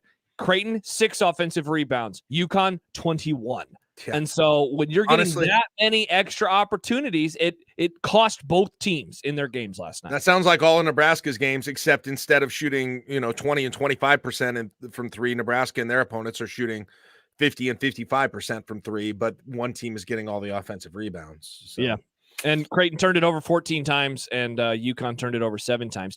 For me, like my big takeaway from both, it was very similar. It's just like these teams are not what people hoped for at points this season. And for Creighton, I think the expectations for them, I think, really peaked in the preseason, whereas I would say Nebraska's expectations, I would say that they have peaked in the last week. And for different reasons, obviously, I think that both teams are not going to be able to reach the levels that the fan bases would hope. Which it's weird. Like, and maybe I'm wrong on that, but I don't know if we have ever had both teams, these two big teams, in this moment in mid-January where you could say pretty definitively, like, this is probably not going to be what people were hoping for, moving forward. Yeah, it's too early on Creighton. You're early on Creighton for that. I don't think so, man. I've been saying it for a while. I just think something is off with this team, comparatively versus previous years. I just don't think that this is going to be the group that has it. I don't think that this is going to be the group that's going to be able to make that type of run. Really? Yeah. I mean, I'm not saying I think they end up where they did last year. I don't know that they're the same team, but no, they've still got enough of a solid resume. They've got enough on there that it's hard for me to. I don't feel like there are any results that have really taken me that direction about them yet. Yeah. So that's where both of those teams are at. When we return, I want to talk some Alabama football with you because Dan Wetzel put together a list of things that have happened to Alabama since the calendar turned 2024. It's pretty incredible. He ended up signing the tweet, Jack, and we'll talk about this next. Welcome to the real world, which made me laugh. But Sam McEwen had an interesting kind of takeaway from what Wetzel had to say. So we'll talk about that when we return. Also, Robin Washut will join us in about 20 minutes on the 42 Degrees The Source hotline, and you can give us a call there at 402-951-1620. Jack Mitchell in today for John Bishop, Josh Peterson. More to come here on 1620 The Zone.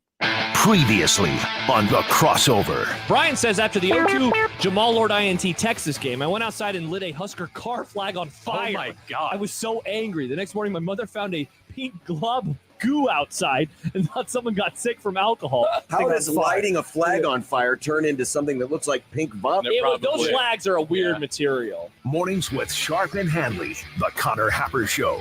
Unsportsmanlike Conduct. 6A to 6P, 1620, The Zone. Your Omaha area forecast from the Godfather's Pizza Weather Center and KETV News Watch 7 on 1620 The Zone. Cloudy and cold for your Thursday afternoon with snow moving in afternoon. Gusts possible between 35 to 40 miles an hour will likely create blowing snow conditions and poor visibility. Temperatures dropping into the afternoon and especially tonight. By tonight, a low of 3 degrees below zero, feeling like -20. Snow wraps up by about 7 p.m., but blowing snow could continue to be an issue into Friday morning. I'm meteorologist Caitlin Harvey with KETV News Watch 7. 1620 The Zone's Unsportsmanlike Conduct, brought to you by a great friend of the program, Union Bank and Trust. At Big Brothers Big Sisters of the Midlands, one youth, one mentor, plus one moment could unlock limitless potential. When you sign up to become a mentor, you're matched up 1-to-1 with a child in the Omaha community. Sign up today at mentoromaha.org. Betting on your favorite sporting events just got a whole lot easier. Warhorse Sportsbook is now open in Omaha. Save yourself the drive across the river and put your money where your mouth is at Horseman's Park, 6303 Q Street. Use the Warhorse app to check odds and build your bets before placing your wagers in person, including live in-game betting. No bets, no glory. Wagers may only be placed on Nebraska-based teams when played outside the state of Nebraska. Must be 21 or older to gamble. Gambling problem? Call 1-833-BET-OVER. The Blackstone Meatball is where casual charm meets culinary excellence. Our diverse menu offers comforting pastas, fresh salads, hearty sandwiches, and of course, meatballs. Elevate your experience with a craft cocktail or a glass of wine from our well-curated selection. Whether it's a laid-back lunch, a cozy date night, or a catered celebration, the Blackstone Meatball promises upscale flavors in a casual, welcome setting. Visit us at one of our 2 locations, the Blackstone District or just west of Village Point on 180th and Dodge, or visit theblackstonemeatball.com. Cards issued by Sutton Bank and Celtic Bank, members FDIC. Terms and conditions apply. Are you the decision maker in your company? Consider this. For the first time in decades, there's a better option for a corporate card and spend management platform. Meet Ramp, the only corporate card and spend management system designed to help you spend less money so you can make more. Most corporate credit cards offer points as incentives, but those points amount to less than their worth in real cash value. Ramp's corporate cards offer you cash back, real money in your pocket. Plus, you control who spends what with each vendor. And Ramp's software collects and verifies receipts automatically, which means you'll stop wasteful spending and close your books in hours instead of days. Businesses that use Ramp add up to 5% to their bottom line the first year. If you're a decision maker, adding Ramp could be one of the best decisions you've ever made. And now get $250 when you join Ramp. Just go to ramp.com/sports. ramp.com/sports. ramp.com/sports. Unsportsmanlike Conduct with John Bishop and Josh Peterson. I'll kick that 3-year-old's ass. On 1620 The Zone. Jack Mitchell live from Lincoln. I'm Josh Peterson live from Omaha. It's snowing again. It looks like garbage out. Jack, are you happy that you didn't make the trek to Omaha? There was never any discussion about you doing so, but man, I'm really happy that you didn't looking outside. So I can't even see very well behind me, so I don't actually know totally what's going on, but I figured this might be the case. I just know I saw the snow falling right before I came down here to start the show, and I was just excited, you know? Yeah. It's nice to get a little snow, kind of a Christmassy feel around here. Just really I thought it was really pretty is what I thought. Oh, that's good. I was just going to say, I did get a text from my daughter who's at school, and I forgot to tell her I was doing this show today. And she was like, she usually walks. She was like, can you come pick me up? I'm like, it's a really bad out here. And I was like, sorry, I'm doing something. Sorry. No. Sorry. Yeah. Nick lamented right before we came back that what did you say, Nick? I'm over the snow. I'm over the snow. Dude. I don't mind it if there's some break between the snow, but with snow and then just crappy cold and then more snow, the seasonal depression just kicks in. Dump. Yep. Next week we got to get to I think Sunday, Monday. Get into those 30s. I'm getting sick, Jack, of looking forward to the weekend being done so we can not have to have the horrible cold. This is now 2 consecutive weekends where the coldest days will be the weekend. Looking forward to Monday. Josh, for me, I remember talking to you because you run obviously on Saturdays, and I can say it even if you can't. But I'm allowed to now. Weren't we in a stretch earlier this year where like about running? Oh, okay. Weren't we in a stretch like in March or something last year where every Saturday was bad? I kind of remember we were in you complaining about the exact same thing where the bad weather was confined to the weekend. Yes. You were doing another countdown to good weather. I You had was. the 45-day outlook. Again, this is where Jack and I are handshake meme where we start looking forward to the good weather. And so I've had, there we go. And it looks, and now you zoomed in on one of them on accident. Yeah. So it's bad. Well, I mean, it's going to be better. Look at that. 35, 38, 36, 34. I just wish, Jack, instead of the clouds, we would see the sun. Yeah, that's the problem. I would give away 10 degrees for the sun. And again, sorry, not to get too much into weather talk, but this time we'll of year, later on in the this show. time of year, your eyes should not go to the temperature first. It should go to the wind speed first. Wind speed should be the first thing that you're looking at this time of year. Yeah. That is more impactful, in my opinion, than temperature. So, we'll continue to keep an eye on that. And if you want more weather talk, well, I offer you two things. A, the crossover, and then B, our segment coming up in a half hour when we look back at what the hell happened with the hive mind of Husker football fans from almost 2 decades ago now. So I mentioned this before we went to break. I saw a really interesting opinion thrown out by a friend of the program, Sam McEwen, and he was quote tweeting something that Dan Wetzel said. So Dan Wetzel of Yahoo, he tweeted this yesterday morning. He said, since the Rose Bowl, Alabama has seen Nick Saban retire, 21 players enter the transfer portal, and then he mentions a couple of players, 6 recruits from the class of 2024 and 2025 decommit. Wow. He adds, tough stretch for the Tide. Welcome to the real world.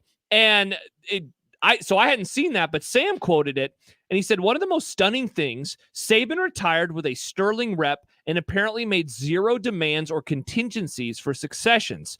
Urban Meyer left Ohio State with Ryan Day and all of his assistants still installed. Obviously, around here, we will very much remember a coach leaving behind a contingency plan, Tom Osborne handing the role to Frank Solich. Meanwhile, Bama dealing with their own groin kick right now. So to get into the discussion, Jack, I don't know so much if Sam was like judging Nick Saban for doing it this way, but I certainly found it interesting because you could read it that way. Are you surprised at all that the biggest control freak that the sport has had this century has seemingly been this kind of hands-off, where there wasn't this obvious person to continue, like that they have to bring in a brand new coach, a brand new coaching staff, and it truly does feel like we're going to see a new version of Alabama where like that didn't happen with Urban Meyer, and it hasn't happened with a lot of the historically great coaches over the last 20 years. Yeah, I mean, I have mixed feelings on it because there's like a little bit about his personality, about Saban's personality that I can kind of see like, man, when I'm done, right? And I am... Yeah. When you're finished with a job, like I don't want to try and tell you what to do next. I am out. I am retiring. I'm going to concentrate on other things that are going on in my life. And to the extent that I'm setting some kind of a blueprint out for the future, it feels like I'm still sort of living in that world, and I don't want to be anymore. So I think that might have been because it is still a little different than Tom Osborne doing that because it was the only place Tom Osborne had been, right? I mean. Of course, Nick Saban is Alabama. Of course, that is still the case, but it's still there's still a little bit of a different ownership of the whole thing with Osborne at Nebraska as compared to Nick Saban at Alabama. But so I'm not surprised, but to be honest though, like I'm sure Alabama, what do you think Alabama fans think about that right now? Like, do they wish that he had done that? I have been thinking about that exact question for over a week. And I have no desire to go hop into the Alabama message boards or participate in Alabama Twitter. I really wouldn't even know where to search. But I have been wondering that a whole lot because on one hand, like I would say, what did you expect? The greatest coach in the history of the sport retired. There were going to be some hard changes. Players go to Alabama not because it's Alabama, but because they wanted to play for Nick Saban, because they knew that they would win championships and he would get them to the NFL. And so I've been wondering about that a lot where, like when Osborne handed it off to Solich, I mean, of course it was such a different time. So it's almost hard to make that comparison, but like the hope was like, and now he'll continue to keep it going. This is not about like that. I mean, like, yeah, Bama fans want the run to continue, but if it does, it's going to happen in a much different way. Like Ari Wasserman, he wrote about Alabama today and kind of like, what will their recruiting be like? How will they put together their roster moving forward? And he asked a question that I thought was awesome. He said, does Alabama recruit itself? And I think that is a very important question to have at this moment in time following Saban, because on one hand, you say, of course they do. It's Alabama. On the other hand, I say, yeah, but they're Alabama because of Nick Saban. Like, I don't think Nick Saban is Nick Saban because of Alabama. I think that Alabama became the program that they were because of him, because they needed him, I think, more than he needed them. And I think that his success at LSU shows that, at least to some degree. So I don't know. I would love to know what Alabama fans think of this, because I have to imagine that there's probably a lot of fear right now with what's happening. The other thing is, do people do that even as much what Tom Osborne did? Like, I guess the example Sam gave was Urban Meyer, but I mean, that was a while back too. I guess the difference I'm thinking of is, like, think about Saban's assistants as compared to Tom Osborne's assistants, right? Like, Nick Saban has already placed his assistants in 18 head coaching jobs already. Bingo. I mean, the difference is Osborne was caring for those guys' careers, right? Yes. I don't think anyone on Nick Saban's staff is going to have to worry a ton about their career situation, like the assistant coach, like George Darlington and Frank Solich and Dan Young and all those guys they probably would have had jobs, but it's a night and day different situation. And that was part of the reason I think Osborne was hands-on, was because of loyalty to those guys. And I don't think Saban needed to show that sort of loyalty to that Alabama coaching staff to wrap up that they've got a job and they can stay in Alabama, because they're all sort of like journeymen already, right? Like Tommy Rees, right? He's a Notre Dame guy, Exactly. And there's probably umpteen other guys who have been through there that are the same way. So that's the other difference, I think. In the end, I think that the thing that has happened to them is that their success in terms of handing the job off to a different coach, it did work against itself in some degree, because all of these assistants kept moving on and getting jobs elsewhere. Right. Kirby Smart, of course, is the best example, but Lane Kiffin was there, and Steve Sarkisian was there. And I mean, even Bill O'Brien was there. Like, there have been a lot. Remember last year, Bill O'Brien, people wondered if he might be Nebraska's next head coach. Mm-hmm. And so it's been a rotating door of super high level coaches. Yes. Yeah. Butch Jones, among others. And so like that is ultimately what worked against them. And so like, I think Sam brings up a good point, but I would also say, like, I just don't think that they had that guy anymore. It's too difficult because of the amount of success. And, again, to make the Nebraska comparison, how different things are. Like, those guys wanted to be assistants, and they wanted to be assistants for Tom Osborne at Nebraska.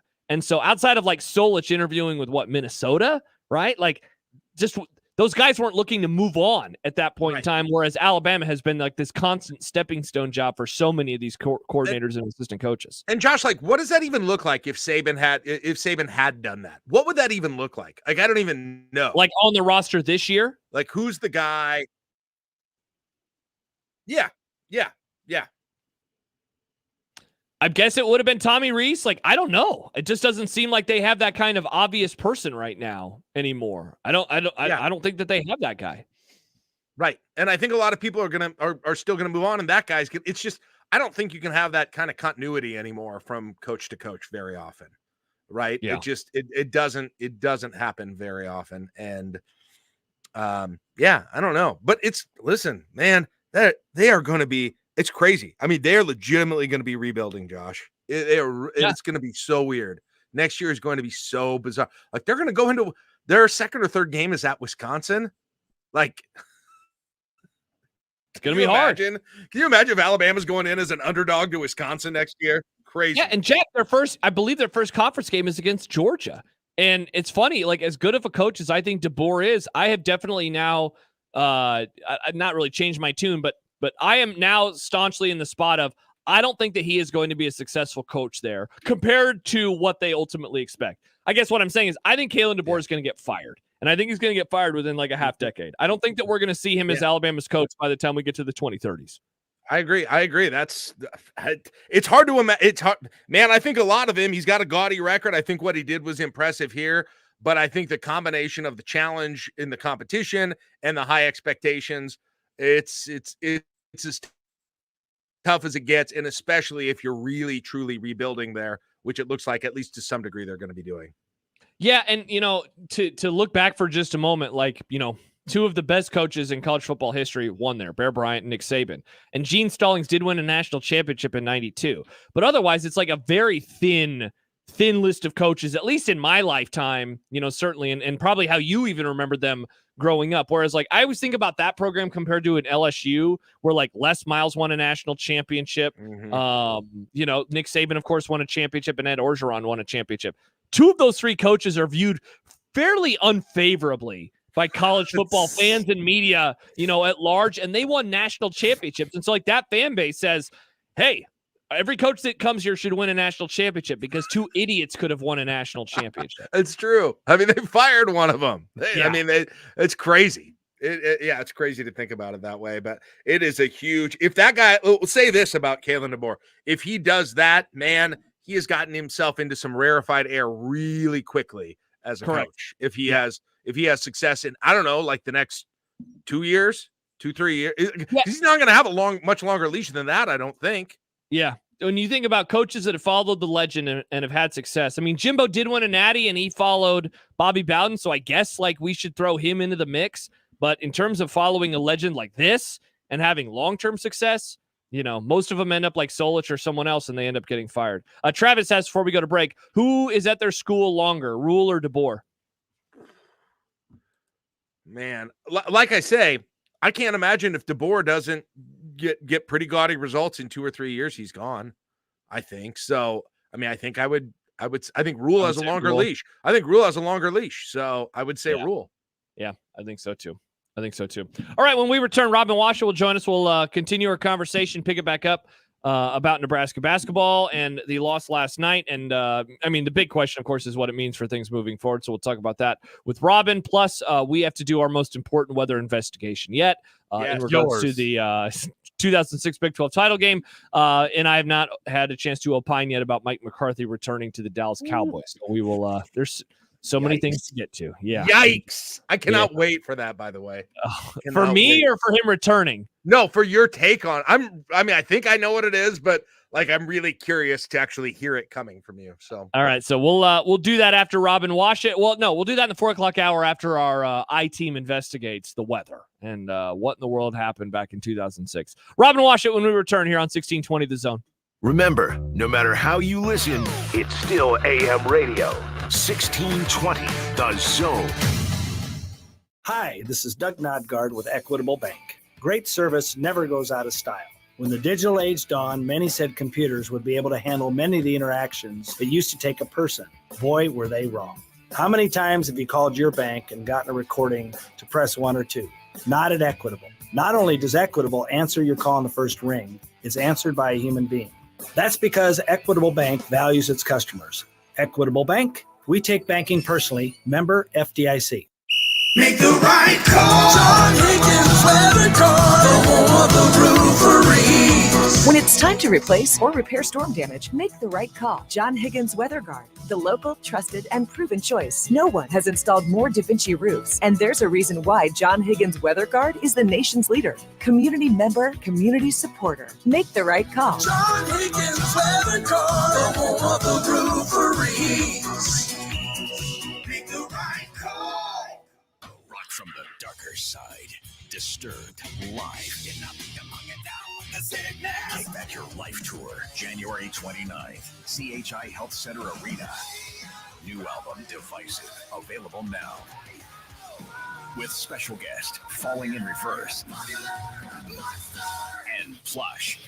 Tickets are on sale now at Ticketmaster.com. Don't miss Disturbed live.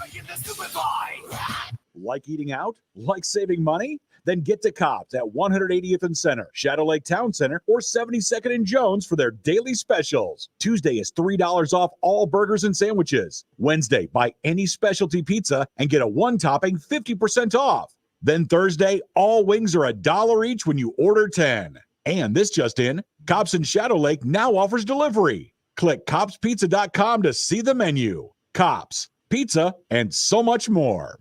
We're going abroad for the first time in years. To Spain. So we started using Babbel. And started learning Spanish fast. With Babbel, you can start having conversations in another language in just 3 weeks. ¿Cómo te llamas? ¿Cómo te llamas? When you learn a language, you want to actually use it. Babbel is designed with that goal in mind. In just 3 weeks, we're starting to have conversations in Spanish. Gracias, Babbel. Babbel, language for life. Start learning a new language today at Babbel.com. That's BABBEL.com. Your neighborhood is more than blocks of buildings. It's the people who live there that make it special. At Union Bank and Trust, we're not just creating home loans, we're making neighbors. We're not just small business lenders, we're small business shoppers. We don't just live in your community, we help you build it. Because our people are your people. Visit ubt.com/neighbor to learn more. Union Bank and Trust, member FDIC. 1620 The Zone's Unsportsmanlike Conduct is brought to you by Union Bank and Trust. Now back to the program. The fun continuation of what has been a really fun week for everybody.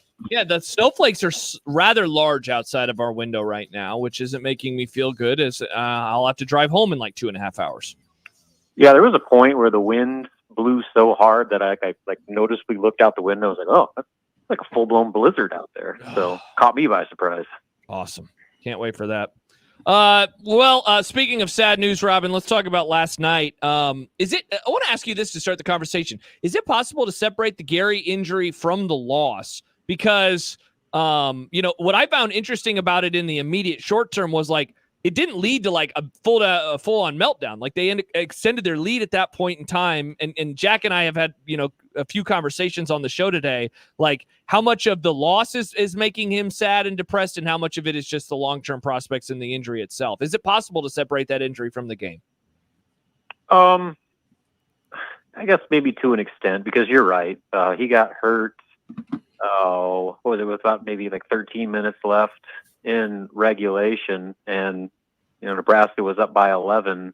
Almost 6 minutes after the fact. So, they were still in plenty good position with under 8 minutes left to play to win that game. But the direct correlation there is you want to look at all the offensive rebounds Rutgers got down the stretch. Nebraska coincidentally did not have its best rebounder on the floor. And then you pair that with Josiah Alec fouling out. They were already having a tough time keeping up on the glass. You take those two guys out of the equation, that really put Nebraska at a disadvantage and in a lot of ways turned the course of that game just with the number of second chance opportunities Rutgers seemingly got on every possession. So it wasn't the exclusive reason they lost, but it played a part. I mean, Juwan Gary is so critical in so many different layers to what Nebraska does. And when you take him out, especially on the road where Nebraska has enough adversity it's trying to overcome, that just makes an already difficult task even more tough to manage. Robin, quick question to start out. I made assumptions about how serious it was. I mean, it was kind of self-evident from how it looked. Is there, I know there hasn't been anything official, but is there any reason to believe that it isn't anything than the worst possible outcome right now?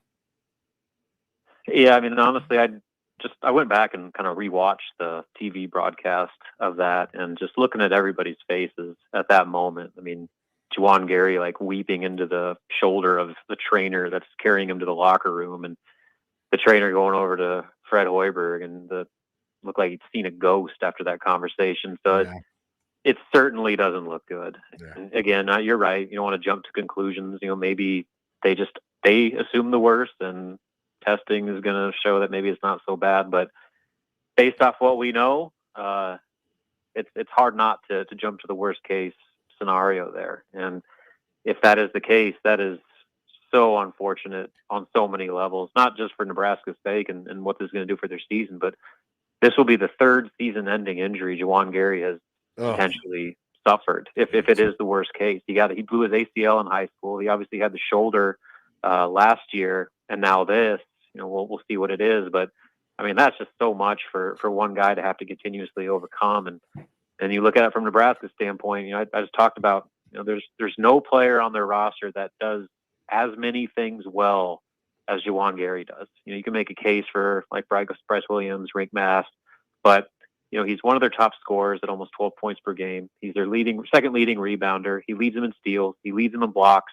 I mean, he does everything. And just that athleticism and ability to defend on the perimeter just as much as he can in the paint. Like there's no one player on the roster that can simulate everything that Juwan does. And so this, they do have at least some depth to fall back on, but it's going to take a collective effort. There's not a plug and play replacement there for however long Juwan might be out.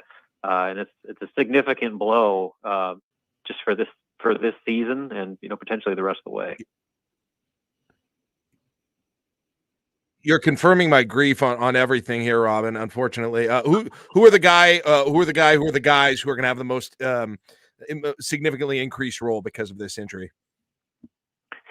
Yeah, well, I mean, Josiah Alec, he's already been playing a bunch, but his role just got a whole lot bigger just because that's one less post defender Nebraska can rotate in. And with that, Matar Jope is probably going to see more minutes. He checked in late last night, and ready or not, he's going to have to play. Now, the interesting thing here is, Fred's been talking seemingly all year that they're still holding out hope that Blaze Cada can come back.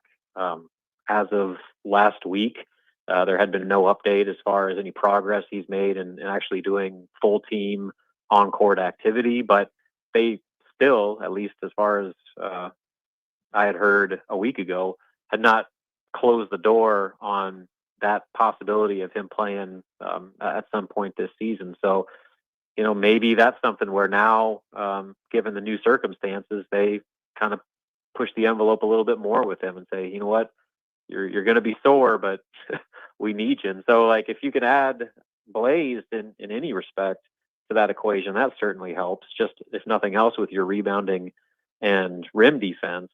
But, again, it's going to take all those guys. CJ Wilcher is going to have to play more and probably play more at the 4 than he had been playing.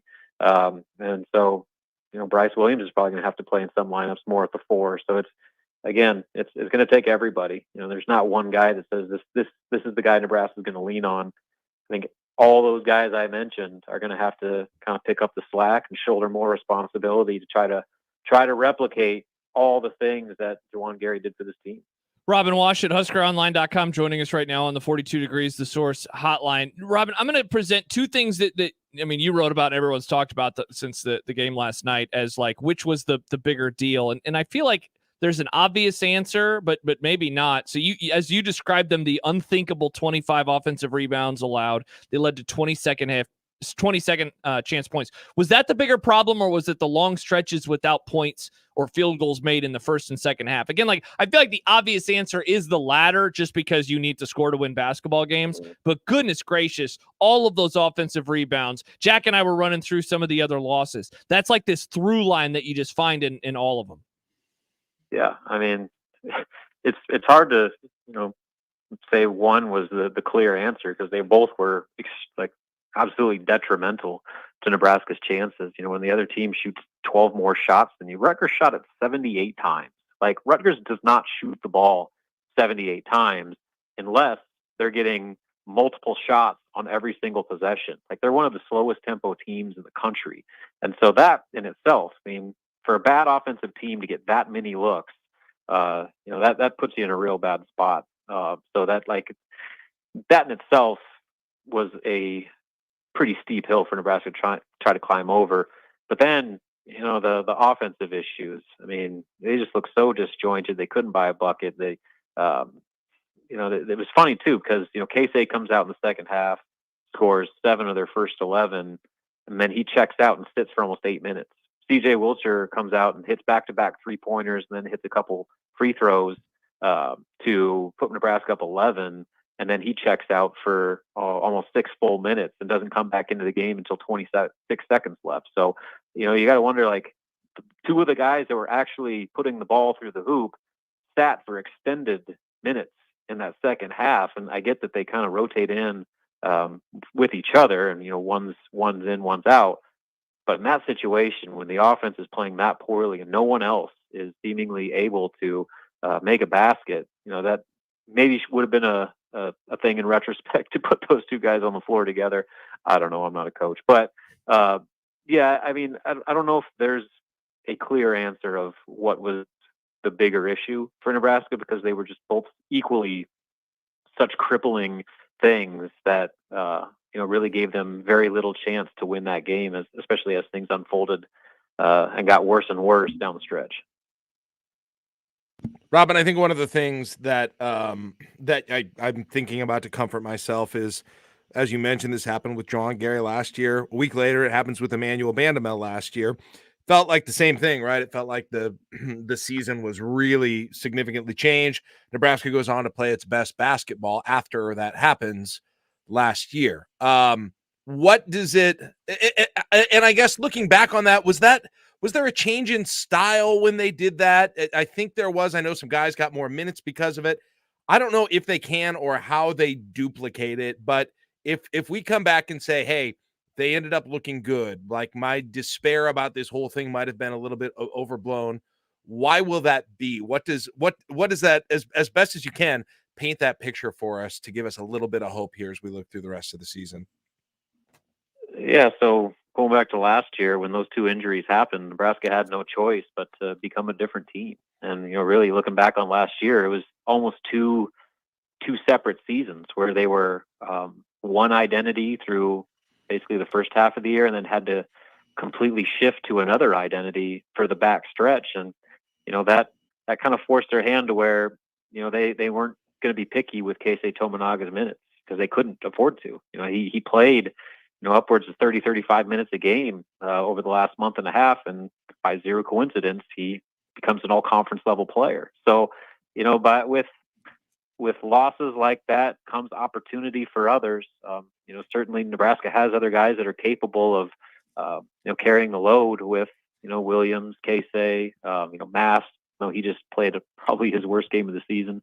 Josiah Alec has had probably two of his best games in Big Ten play the last two outings, and so you want to keep that going. CJ Wiltshire, he's one of your most veteran Big Ten players on the roster, so they have other options, but the question is how much is that group, and then who else is going to step up and rise to the occasion, like the cast last year did when they were faced against similar injury-related adversity. So it's going to be a big challenge now going forward. Starting on Saturday, this is a critical game at home with the alumni weekend and all the players back in attendance. Danny Nee in the house, like having lost 3 of your last 4 and doing so in such weird fashion to where you get blown out and lose to such ugly games on the road, and then sandwiched in between there is an upset of the number 1 team in the nation. Like, Nebraska needs to figure out who they are. They're a completely different team at home, and they need to play like it. This is a game they have to win to get some, stability back on their side, kind of get this skid behind them and turn the page to, probably similar to last year, what will be a different looking group going forward if Juwan Gary is to miss extended time. Robin, one more before we let you go. You think we're done talking about this team as a potential tournament team, or why could that opinion right now, I guess, look bad in hindsight? No, I don't think so. I mean, they certainly have work to do, and their positioning got a whole lot worse over the last couple of weeks. But, I still think that if they, and again, this goes back to my point about defending home court, if they're able to do that and, find a way to actually get one of these road games, I think that their resume, we take it for what it's worth, but on the broadcast last night, Jeff Settles, before the game was even over, said that he thought Nebraska was a tournament team because of what they had already accomplished. And now it's just a matter of getting wins, winning at home, and still, trying to get one of those, or probably a couple of those elusive Big Ten road wins. And so the opportunity is still very much there. I don't think we're closing the book on the postseason just yet, but they got to figure it out, and they got to figure it out quickly, because the more losses you have, like last night, like the Iowa game, that hill gets a whole lot more difficult to climb, especially given the potential situation they're in with their roster and their lineup. Robin Washut, HuskerOnline.com. You can read all of his work there, a part of the On3 network. And Robin, sadly, not in Hawaii with his cohorts. I hope that you force them to buy you like a nice steak dinner or something when they return. Yeah, the best part is they're telling me about how they're like taping their podcast poolside in shorts while I'm sitting in the driveway for the 17th time. It's like, at least I got my trip to Iowa City, and you guys got that. Absolute Such is life as monsters. a Nebraska basketball writer, I guess. Yeah, they are absolute monsters. Robin, thanks as always for joining us, man. Have a great rest of your week and stay warm. Yep, you too, guys. See you later. All right, Robin joining us here on the 42 Degrees The Source hotline. How do you feel, Jack, about what he had to say there in terms of making the tournament or those types of things? I don't know. The very last answer maybe just gave me maybe just like the seedling of the thought of it. Maybe that's the seedling that will be growing. Jeff Settle's opinions on Nebraska's resume as a tourney team. Maybe Robin's final answer is what I needed to get. What the interesting thing, Josh, in all honesty, is going to be is if they would pull it off on Saturday. Like, how much does that change the way that you're feeling? Because then I think they back up and they've got that home game against Ohio State right after that. If they get both of those, obviously you feel significantly different than you do right now. But if they lose on Saturday, it starts to tailspin, right? At least in terms of what we're thinking. What I'm really curious is if they would pull that off on Saturday against Northwestern, how different do I feel on Saturday night after that is over about the future? I don't know the answer right now. It kind of depends how it looks and, who kind of looks good in that kind of a situation. But that'll be really interesting to see. Hopefully they get a win so we can even address that situation. Yeah, certainly. All right, when we return, so we're going to get to get to our retrospective on 2006 and weather, but John Bishop is also in the green room. And so we'll see what's going on with John as he checks in, and hopefully his internet connection is fine at the hotel. So who knows? This is an internet show. This is the future. What? Oh, no. No one ever being together, everyone being in separate locales. I don't think I like that. Yeah, well, that's how it's going to be, Nick. That's how it's going to be. It's still snowy. Stay safe out there. Yeah, I hear the roads kind of suck right now. Dodge looks like garbage. Be careful. It looks horrible out there right now. So stay safe. Stay safe. Not very good. Jack Mitchell in today for John Bishop, who will be joining us. When we return, I'm Josh Peterson. It's Unsportsmanlike Conduct on 1620 The Zone. Live from the Host Coffee Studio, this is 1620 The Zone. 1620 The Zone. Traffic. From the Zoom Drain Time-Saving Traffic Center, don't be out this afternoon on the roads unless you have to. It is terrible outside. The conditions are getting worse. The snow, the blowing, the ice that's packing, this is going to be an avoid driving if you can afternoon. Several places have stopped traffic. We've got several wrecks, too much to report. Just take your time, be patient out there, and drive safe. I'm Mike Neville. This time-saving traffic is brought to you by Zoom Drain. Zoom Drain's highly trained team of experts and our fleet of well-equipped service trucks are dedicated to providing solutions for homeowners, plumbing contractors, mechanical contractors, and business owners across many industries. Contact Zoom Drain anytime by logging on to zoomdrain.com. Hey fans, looking for the best seats without the hidden fees? Then you need to check out Tickets for Less. Whether it's Creighton games, Husker matchups, or big-time concerts and events, they've got you covered, all with no service fees. Now, you ready to score a deal? Use the code THEZONE at ticketsforless.com and save on your next event. You prefer to go mobile? Grab the free Tickets for Less app and shop with ease. Every seat holds a story, so find yours and save when you use the promo code THEZONE at ticketsforless.com and the Tickets for Less app today. eBay Motors is here for the ride. 120,000 miles of night drives, daily commutes, and who knows how many. Are we there yet? Through countless fixes, elbow grease, and a new radiator, you kept your ride alive. With eBay Motors, you have over 122 million parts to keep it running. And with eBay Guaranteed Fit, they'll be the perfect fit every time. Plus, at these prices, well, we're burning rubber, not cash. Keep your ride or die alive at ebaymotors.com. Eligible items only. Exclusions apply. Is debt stressing you out and keeping you from enjoying your life? Now you can say goodbye to debt with accelerated debt settlement. With accelerated debt settlement, in as little as 7 months, your debt can be cut by an incredible 60 to 100%. Call 1-866-379-2755 to find out how. Most settlement groups drag out negotiations for years, but accelerated debt settlement will have your debts cut 60, 80, even 100% in as little as 7 months. Plus, you'll save thousands of dollars in interest. It's not a dream. It's what accelerated debt settlement delivers. Our legal team and debt negotiators have helped thousands of people get free of debt. I saved more than half of what I owed. I was amazed and so relieved. No more endless payments, no more high interest rates, just complete financial freedom. Call us at 1-866-379-2755. That's 1-866-379-2755. And let's work together to secure your financial future today. Call Accelerated Debt Settlement at 1-866-379-2755.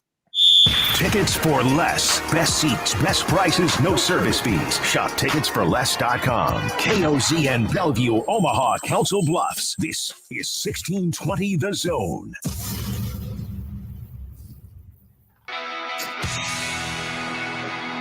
Welcome back. It's Unsportsmanlike Conduct on 1620 The Zone. Josh Peterson, Jack Mitchell, and John Bishop as he makes his way to a couch with a really bright light. Hi. Are you being interrogated?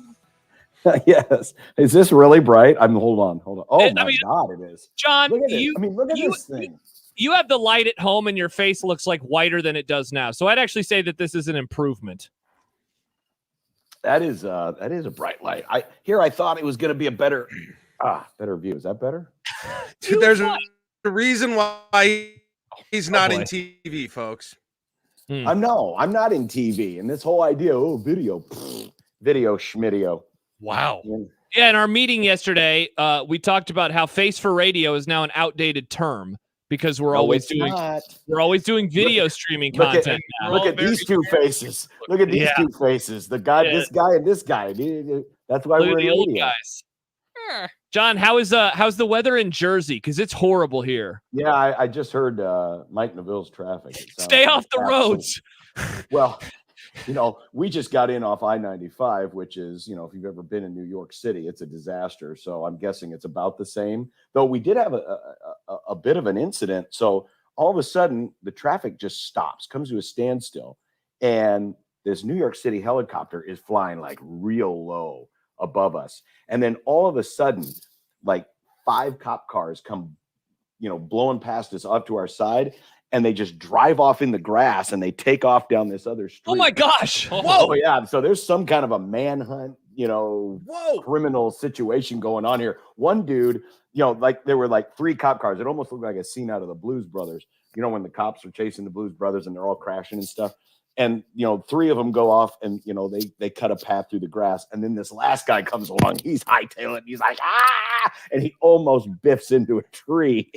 As he makes it, he made a late turn. Kind of exciting. Now, of course, that's nothing like what we're used to here. They have their minor league crime in New York City. We've got skid loaders smashing up cars at Home Depot. So that's basically the minor leagues compared to what we've got. Well, I think there was a Home Depot on that exit. So it may have been the same dude or his East Coast cousin doing the same thing. It's East Coast cousin. Hey, I'm skid loader cousin. I'm over here in New York. John Dion writes, John seems to be in a great mood. Yeah, you are a bit chippier than a bit more chipper than I would have expected after last night's game. Yeah, what the hell's wrong with you? I mean, they got their butts kicked. What can I say? It was not a great night, It sucked. It was a bad night for local hoops. It was not enjoyable whatsoever. I do appreciate the fact, this whole idea of trying to one-up each other. Creighton gives up 21 offensive rebounds, and then I get back to the hotel, and I'm like, oh, Nebraska gave up 26. Oh, that's cool. So congratulations on one-upping us. I know what's happening. He's probably having that thing. My mom used to always say to me, well, when you complain about something, well, it could be worse. He's looking at what Nebraska had. Not only did they lose, but lost their best player probably for the season. And so, of course, things don't look so bad when you go through that. You still got, you still have your full Jack, roster for your next game. Jack, I don't remember exactly what the point was. It was some point in the second half when, it looked very apparent that Creighton wasn't going to win. And I opened up Twitter and the first tweet I saw was yours saying, I don't want to talk to anyone right now. And I thought, oh my God, they must be getting killed. And then I saw another tweet that said that they were ahead. And I'm like, what's going on here? And then the next tweet was the picture of the video. And I'm like, that's why he's in a bad mood. Yeah, not great. Not a great night. And so now we wait for both teams to play again. Both games are on Saturday, right? John, your next game is Saturday, and I believe Nebraska's game is also on Saturday. I think this is a back-to-back. I think Creighton, you're the 11 o'clock Central game, and then Nebraska will play at like 1:15 versus Northwestern. So maybe both teams will be able to get a win there. John, one of the things that Jack and I were going to do, and now you are here so you can participate as well, is we wanted to dive into the hive mind of the 2006 Big 12 championship game. It came up a little bit in our conversation on Monday, and Jack has done a great job in doing like some research on, we have actual raw data on the hour by hour in Kansas City. And everyone, Jack, right, that has tweeted at us is they continue to think that we are wrong, when we have actual numbers that say, no, actually it was a lot warmer than you remember it to be, 17 years ago back in 2006. Yeah.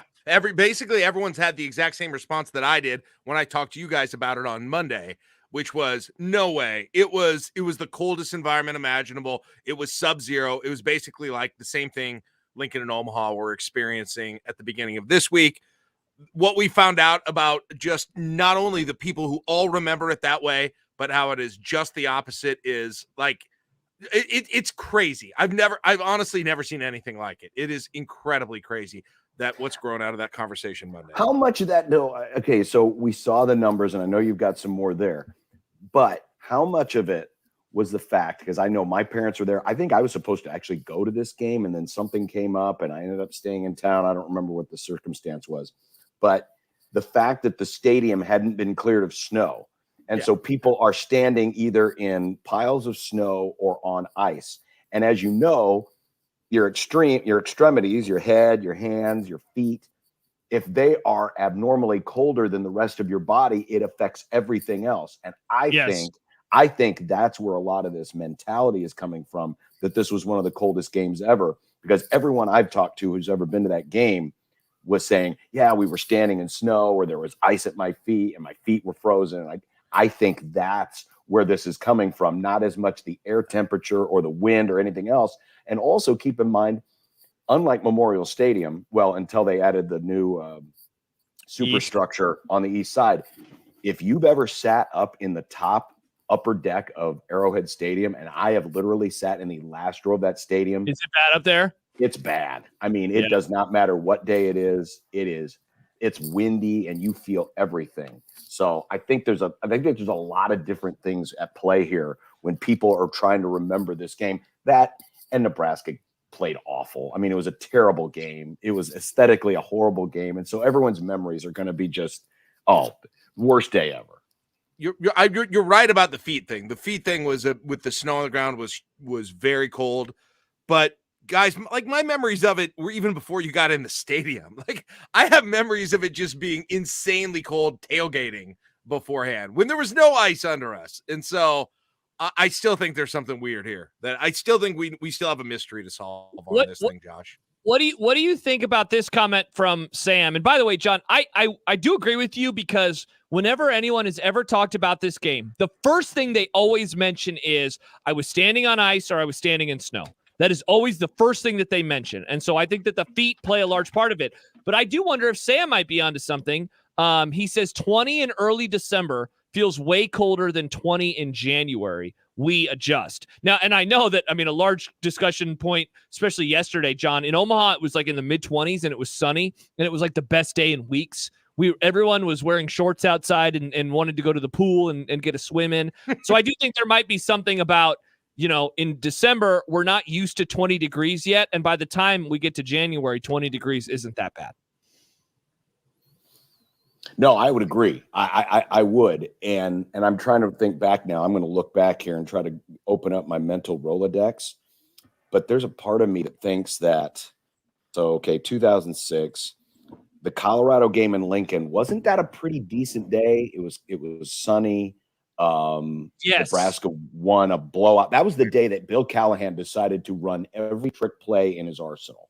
Yes. Remember that? I think he ran a fake field goal. He ran that play where Zach Taylor is in the shotgun, and then all of a sudden he starts pointing at his head and he starts walking towards the sideline as if something is wrong. And then they direct snapped it to, Maybe it was Brandon Jackson or somebody, and they took off, and it was just the. I think Joe wildest Gans threw a thing. touchdown, like a fake field goal in that game. Barry Turner. Didn't he throw it to Barry Turner? I think? That's right. A defensive end caught a touchdown in that game. John, we went, I think you and I went, we don't remember we had a big tent out by the Champions Club, and we had a bunch of Raising, it was like when Raising Cane's just first opened, I think. Yes. In that area. And we ate a bunch of chicken before that game. I A couple comments. Chance says, I think John's onto something. My dad, uncle, and I were on the upper deck standing on at least an inch of ice. And how about Greg and Lincoln? He points out the Purdue game this fall felt miserable. It was like 35 degrees in October with flurries and some sleet. 35 now in January seems delightful. That day, I remember everyone was like, it's so cold, it's so cold. Again, what we would do for a 35-degree day right now in Omaha. Next week, it will be in the 30s, and we're going to see what it feels like. See what that feels like next week when it's 35, and see if that you could even imagine feeling really cold in that. Probably not. It's going to be beautiful. It's going to be amazing. Yeah. So I think it's a combination of those two things: standing on the ice, standing on the snow, and our bodies just not. Like Jim Harbaugh, a national championship winning coach who will not be coaching my Dallas Cowboys next year. He's talked about like you have to, in practice, you need to create calluses. And that's why they tackle in practice, to create calluses on the body. I think that we as people, we're not calloused for the winter weather in December or even in November, let alone October. And so we get that first day in the 40s and we say it's too cold. It's not our winter coats. The callous boys. Callous boys.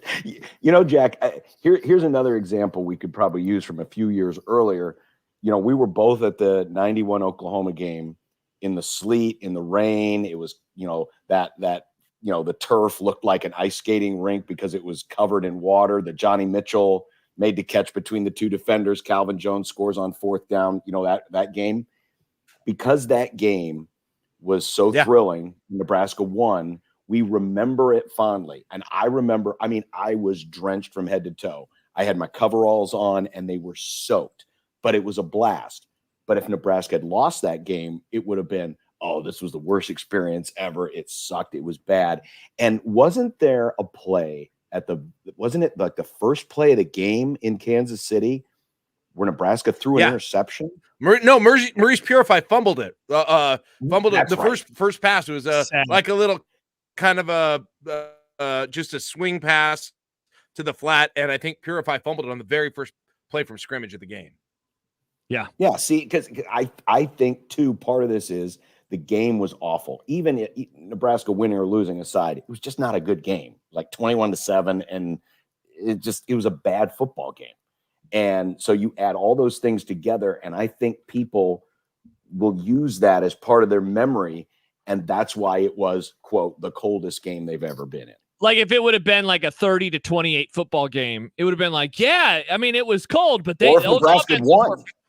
Or if Nebraska. I think that plays. It could have been the exact same game, flip the score, and people would have said, "Oh man, it was a great experience, and I was standing in ice, and it was awesome, and blah blah blah, and my beer froze over, and But instead, we think of it in just these awful hellscape terms that we're living through now.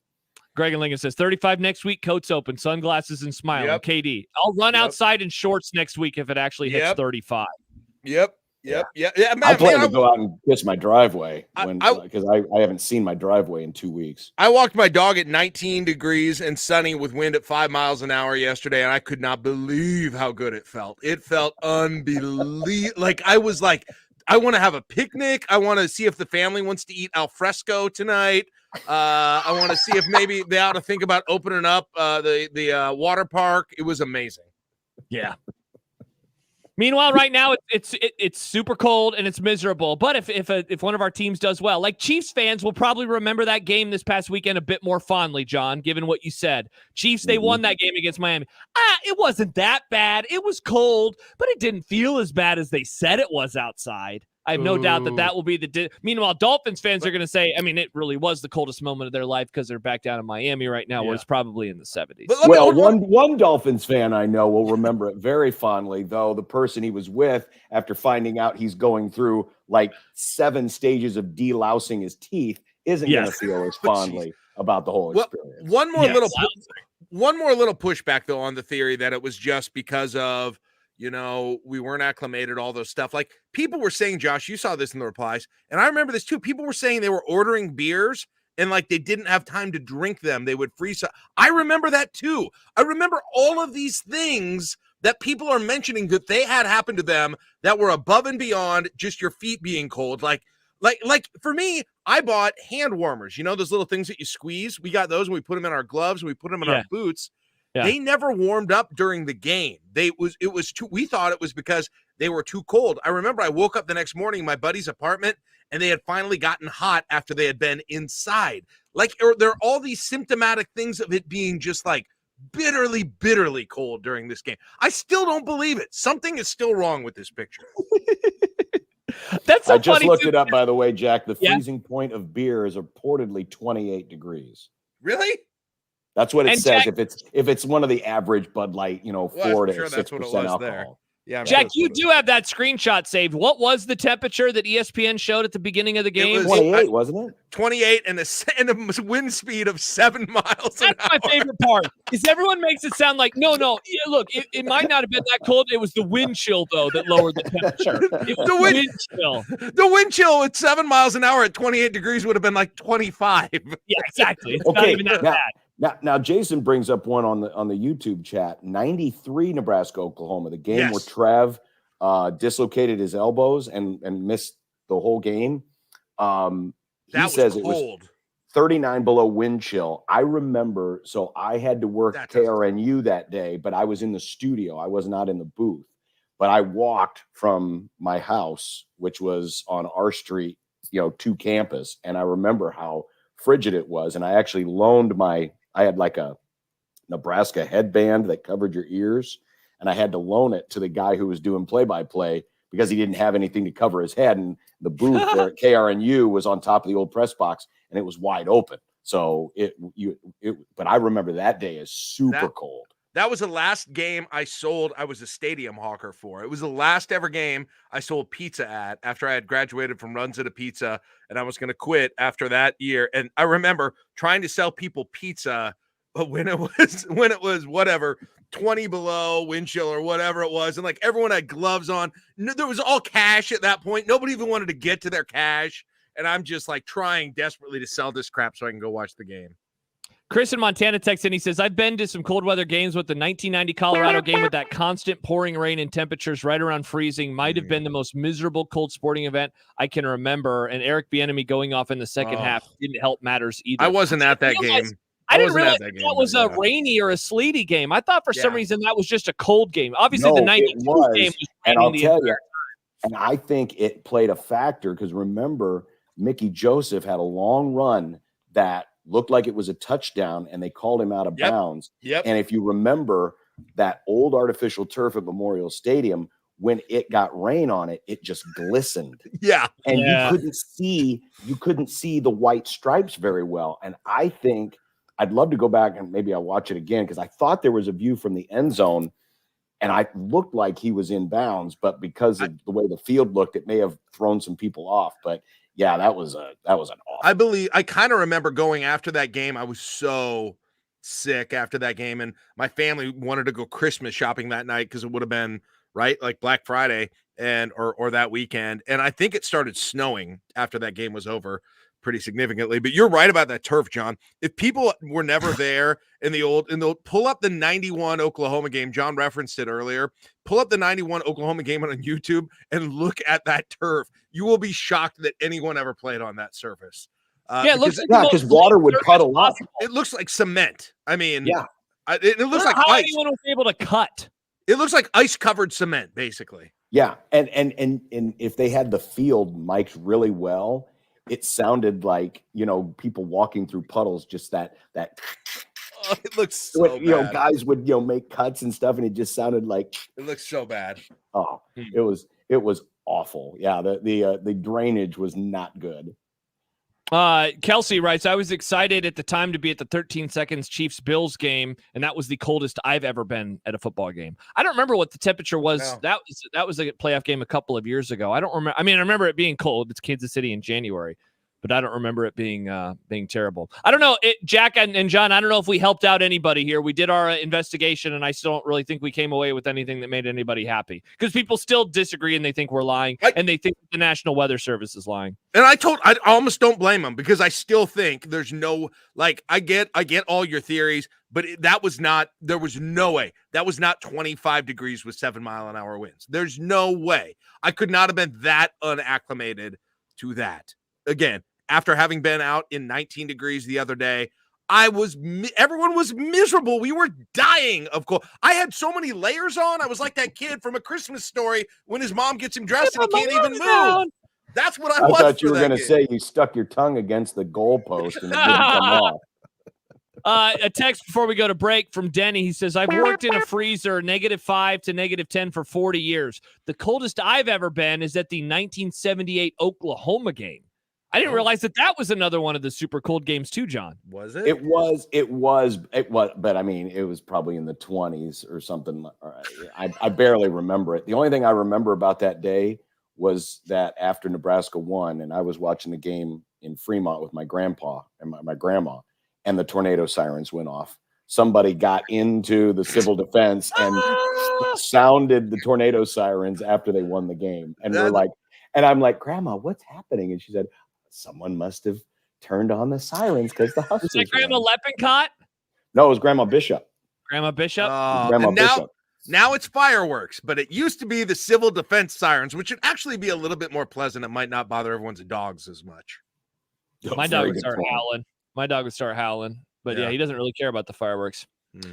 We still have Todd Furman to join us at the bottom of the hour. We'll look ahead to the divisional round. John, are you going to hang out for the Todd Furman interview?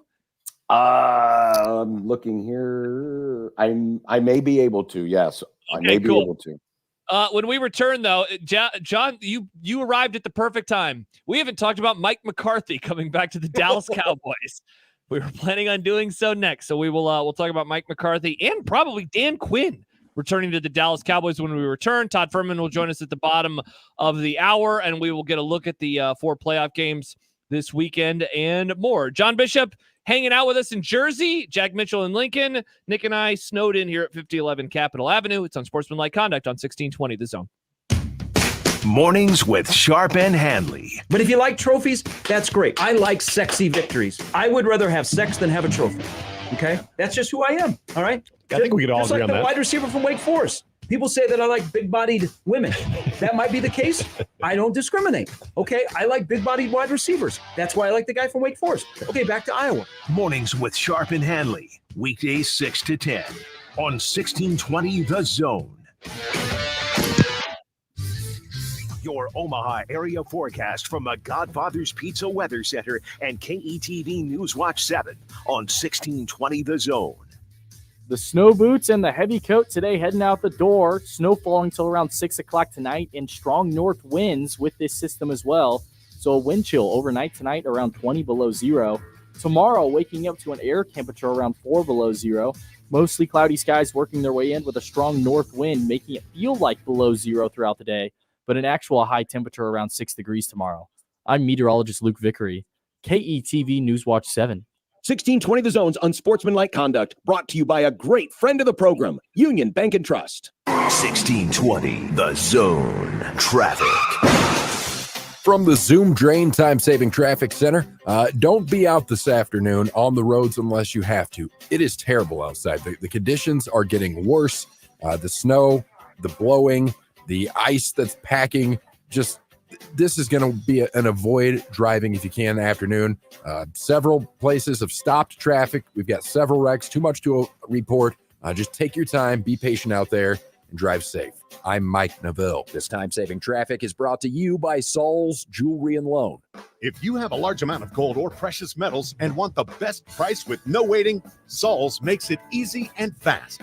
Any amount of gold, silver, or jewelry, no limit, immediate payment. Saul's Jewelry and Loan.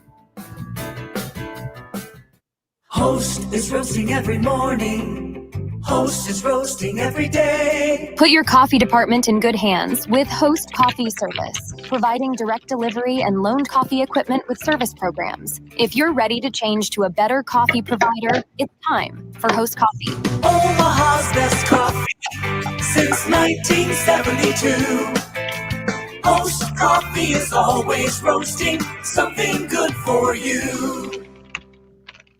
1620 The Zone is on location Friday, January 26th at American Cancer Society's Hope Lodge, Nebraska, in support of the Creighton Pinkout Game, a free home away from home for cancer patients and caregivers. You can find details on 1620thezone.com and at cancer.org/pinkout.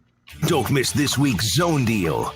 This week's half-off deal is $50 worth of vouchers to Le Voltaire French Restaurant for only $25. Le Voltaire Pepperwood Village is a locally owned, unpretentious French restaurant serving down-home cooking with an extensive wine list and great handcrafted cocktails for decades. Whether dining with friends, clients, or that special someone, Le Voltaire will make you feel right at home. Zone Deal go fast. 9 a.m. Friday, 1620thezone.com. Creighton Sports Update. Creighton tennis is back. Men's and women's tennis returns to home action for the 2024 season this Saturday at the Hanscom Indoor Tennis Center for back-to-back contests. The women's team will kick things off at 3 p.m. against Wichita State, followed by the men's team at 6:30 versus Air Force. Tennis matches are free for fans to attend. To follow along all things Creighton athletics, visit gocreighton.com. 1620 The Zone proudly supports Creighton athletics. Your neighborhood is more than blocks of buildings. It's the people who live there that make it special. At Union Bank and Trust, we're not just creating home loans, we're making neighbors. We're not just small business lenders, we're small business shoppers. We don't just live in your community, we help you build it. Because our people are your people. Visit ubt.com/neighbor to learn more. Union Bank and Trust, member FDIC. The Zone Hotline is powered by 42 Degrees. The Source. By your mom's house. Roofing, siding, and gutters. Make the right call with the rooferys at John Higgins Weather Guard. You're listening to Unsportsmanlike Conduct Why am I kissing anyone's butt? on 1620 The Zone. Welcome back. It's Unsportsmanlike Conduct on 1620 The Zone. 1620thezone.com. Jack, what are you doing? Just doing a little work. Just doing a little AV work. Okay. Your mic, by the way, has changed. If you want to flip it over to the. Yeah, I think it needs to get. I was just in the middle of typing a message in our private chat saying I can hear Jack type every letter. So Yeah, people- obviously. Yeah, there were a few comments on YouTube. Live mic. It was just Jack adjusting his computer settings. It's fine. Yeah, no one said like the F word or anything in But the also, background. if he did, it'd be okay because it's the internet. Yeah. It doesn't go out over the That air. stuff isn't going out over the air. We're totally good. Jack, how do you think your new stuff is? Is it better? I think now that I got the mic fixed. Oh God, you're so loud. Sorry, I changed computers midstream, so we have to readjust some of the calibrations that we had before. My apologies. The My computer, this computer, Jack, you're zoomed in more. I feel like you're way closer to the camera on this the new Yeah, setting. which is on this weird because I'm using the same camera as I Yeah. was before. But welcome back. It's I'll sit back. Unsportsmanlike I'll lean back. I'll lean back. That's nice. The internet does seem better so far, Jack. So we got that going for us. Well, it seemed good at the beginning on my other one too. So Yeah. Who knows? I mean, to be fair, it was. It like was, an it hour. was better at the beginning. You only had a couple of issues, whereas then it started having the issues. But welcome back. No, we didn't have these problems when we used to have landlines. Mm-hmm. Yeah, This just get is an ISDN there, Jack. You'll be This fine. is I actually should. Can we do? How hard is that? I'd like to have that if I'm going to keep doing this. ISDN's kind of going the way of the dodo bird. Not many Is places it? use Get it. an app. I need They it, still though. use it in Omaha, but not many places. Like here on the East Coast, not as many of them use it as they. Well, this is official troubleshooting to find out if the problem is the computer or the internet. So yeah, by the end of the show, we'll have a good idea. I think. Well, so Yeah. far so good. It looks and sounds. Yeah, you do look very good, Jack. So I think the Thank internet you. might be working out okay here. Handsome Jack. Thank you very much. What are you saying? Were you saying he's ugly previously? On the other computer? Man. Also, Jack, I don't know if you've noticed it, but the way you put your name in, your name is now "Oh Cool Some Snow," and then your super is Jack Mitchell. Okay, I was doing. This is like okay. Just in my defense, John, you'll get this. I mean, it's like a NASCAR pit change I was doing during the commercial break. I was changing out every computer and all the ports and all the settings by myself, and I needed to be back. And so some errors were made. I don't know why that camera is so tight on my face now. That's bizarre. I do have a guess, Jack. If you click the settings, and now we're just talking behind the scenes, and the camera resolution, I wonder if something happened in your settings when you flipped it over. If you could flip it back to like 720p. There we go. Yep, that's what it was. Yeah, I have that issue sometimes for me too. Your problem was trying to do a NASCAR pit stop when you should have done Oh, a here we Formula go. 1 pit stop, the superior one. Sorry. Yeah. Do they have pit stops in that too? Yes, they're like 2.5 seconds, Josh. And guess what, Jack? There's no passing in that either. So it's sometimes. Speaking of no changes being made, the Dallas Cowboys have announced that Mike McCarthy will be back on the sidelines as their head coach. And John, I don't know how much you've been able to pay attention to stuff given your travels over the last 24 hours, but Ed Werder tweeted this morning that Dan Quinn is also expected to return should he not be hired as a head coach elsewhere. And given the fact that his defense gave up 48 points to the Green Bay Packers on Sunday, I find it hard to imagine that he would end up getting hired by another team. So I guess Dallas is just going to be running it back with these two guys. Well, but wasn't the big rumor that Quinn was kind of the head coach in waiting, either in the event that McCarthy left or was asked to leave? And so now this lends that. And remember, McCarthy's got one more year left on his contract, so it would seem to work out that way. I have no idea if that's, actually what's going to happen. But, I mean, to me, this continues. I think, and I thought Florio had a good point this morning on Pro Football Talk. If this was going to be the plan all along, and let's face it, the way the game played out on Sunday was about the worst case scenario. Yeah. Not just that they lost, but they got dominated. They looked disorganized. They looked frazzled. They looked nervous. So it wasn't one of those where, Green Bay just played out of their minds. And, he had another Aaron Rodgers, throw out of his rear end and they won on a last second field goal. No, the Green Bay Packers dominated that game. And so this really was the worst case scenario possible. So if it was true that Jones was wanting to keep him all along, then why let last week happen like it did? Why not just announce that he's coming back? Yes, where it left open the possibility of, all of these crazy things happening. Because when you say things like, well, we're going to evaluate after the playoffs. Well, the playoffs are done and they literally ended the worst way possible. So obviously either, Jerry Jones has gone mindless again, or maybe it's what it's been all along. And this has been the thing that I think that has held this franchise back. And that is Jerry Jones does not want anybody in that office who has a bigger ego or has more visibility in that franchise than he does. He does not like that. He does not tolerate that. That's why he and Jimmy Johnson couldn't get along. And because of that, I think it holds this franchise back. Yeah, and I think, too, going back to what you said about the succession plan, because I do think that was what they wanted to do.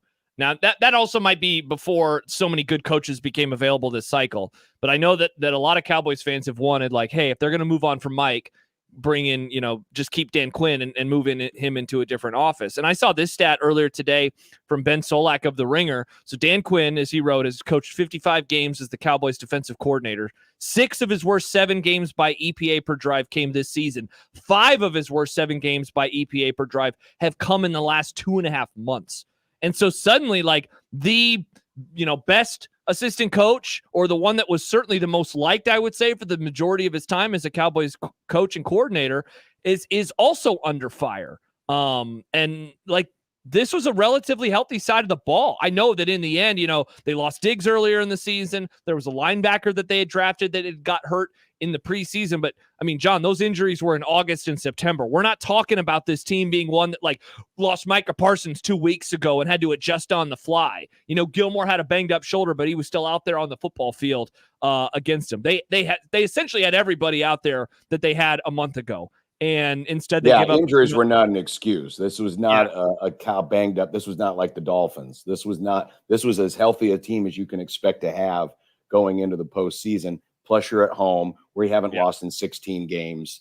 And don't forget, Green Bay 2 weeks earlier lost to the New York Giants. Yeah. So they didn't play very well versus the Panthers not that long before that too.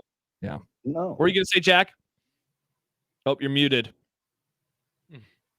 He muted himself. Oh, still muted. Yeah. First of all, I feel like AJ Hawk sitting here and just stared. Number two.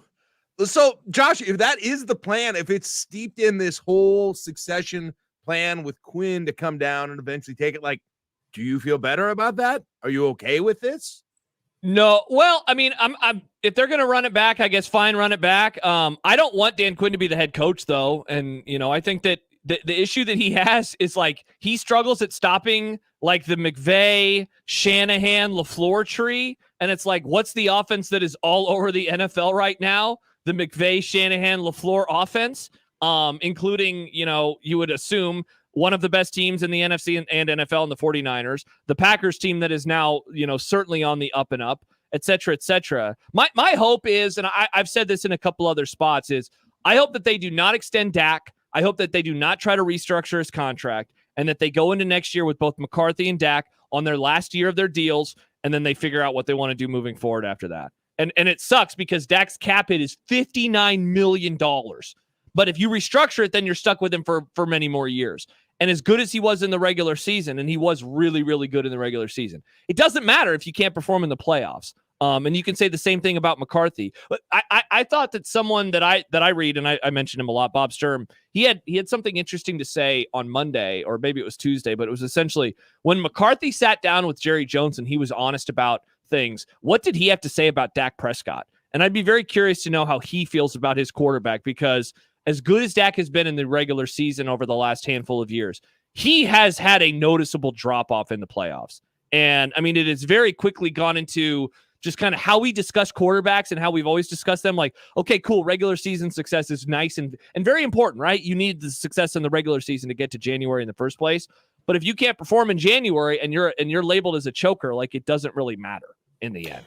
Does it concern you, though, that because CeeDee Lamb's been a really good receiver for the last couple of years, but this year felt like a bigger breakout. Like, I mean, literally, he's now one of the elite receivers in the NFL, and that's been his quarterback. And they seem, outside of the last game, to have a pretty good connection with each other. That if you break up that tag team, you break up that duo, that it, sets something off one way or another. Like if you move on from Dak? If you move on from Dak. Yeah, it's a good question. I would certainly say after the game on Sunday that, I wonder how much CD would be okay with another quarterback too, like after the performance that he had. But you're right. They were awesome this year. And CeeDee Lamb, led the NFL or was second in a ton of categories. And, and again, going back to the Dak contract stuff, they have to extend CD and Micah over the course of the next couple of seasons. And it's not like those guys are going to be cheap either. And so, well, I think what you're going to find, Josh, is Dallas will be in a similar situation where the Rams were, where you've got that core group of Kupp, Stafford, and Donald, and then you got to try to arrange around it. Dallas has one of the best rosters currently in the NFL, but you're going to lose a lot of those other pieces around your core group. Yes. Because of how everything plays out. And so then you've got to adjust from there. Perhaps having an established coaching staff still in place with McCarthy, with Dan Quinn, that it may be better. And maybe that's the thought process behind one more year, because it's like, well, this is the last chance with this group as it's assembled, because we know, new coach or not new coach, there's going to be a lot of changes coming because of all of these contracts that are coming due and a big decision you have to make on Dak Prescott. Yeah, certainly. And obviously the team. Oh, what were you going to say, Jack? Will Dan Quinn wear a backwards hat on the sideline?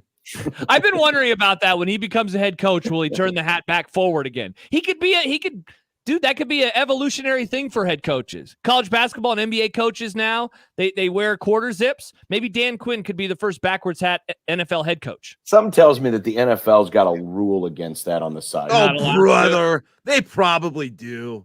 Not allowed to. Get your Army stuff on in November and turn that cap around. If I wore my cap backwards, people would say I would get guff for it. How do you do, fellow kids? Yeah. How old is Dan Quinn?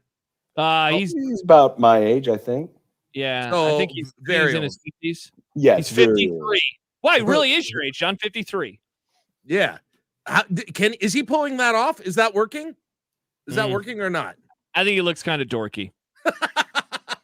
Really? But you know what? Kind of like kind of like the Nebraska-Oklahoma Big 12 championship. If they're winning games, maybe it looks less dorky. If they're winning championships, it looks less dorky. By the way, I did get a correspondence from someone who was playing in that game in 1993, the one I was talking about. Yeah. It was 22 degrees, coldest game I played in. It was 92 was 22 above zero. 22 above zero was the temperature for that game. Yeah, but the wind chill brought it below zero. I know, but still, I thought that was way colder than that at that game too. I was at that one too. 22.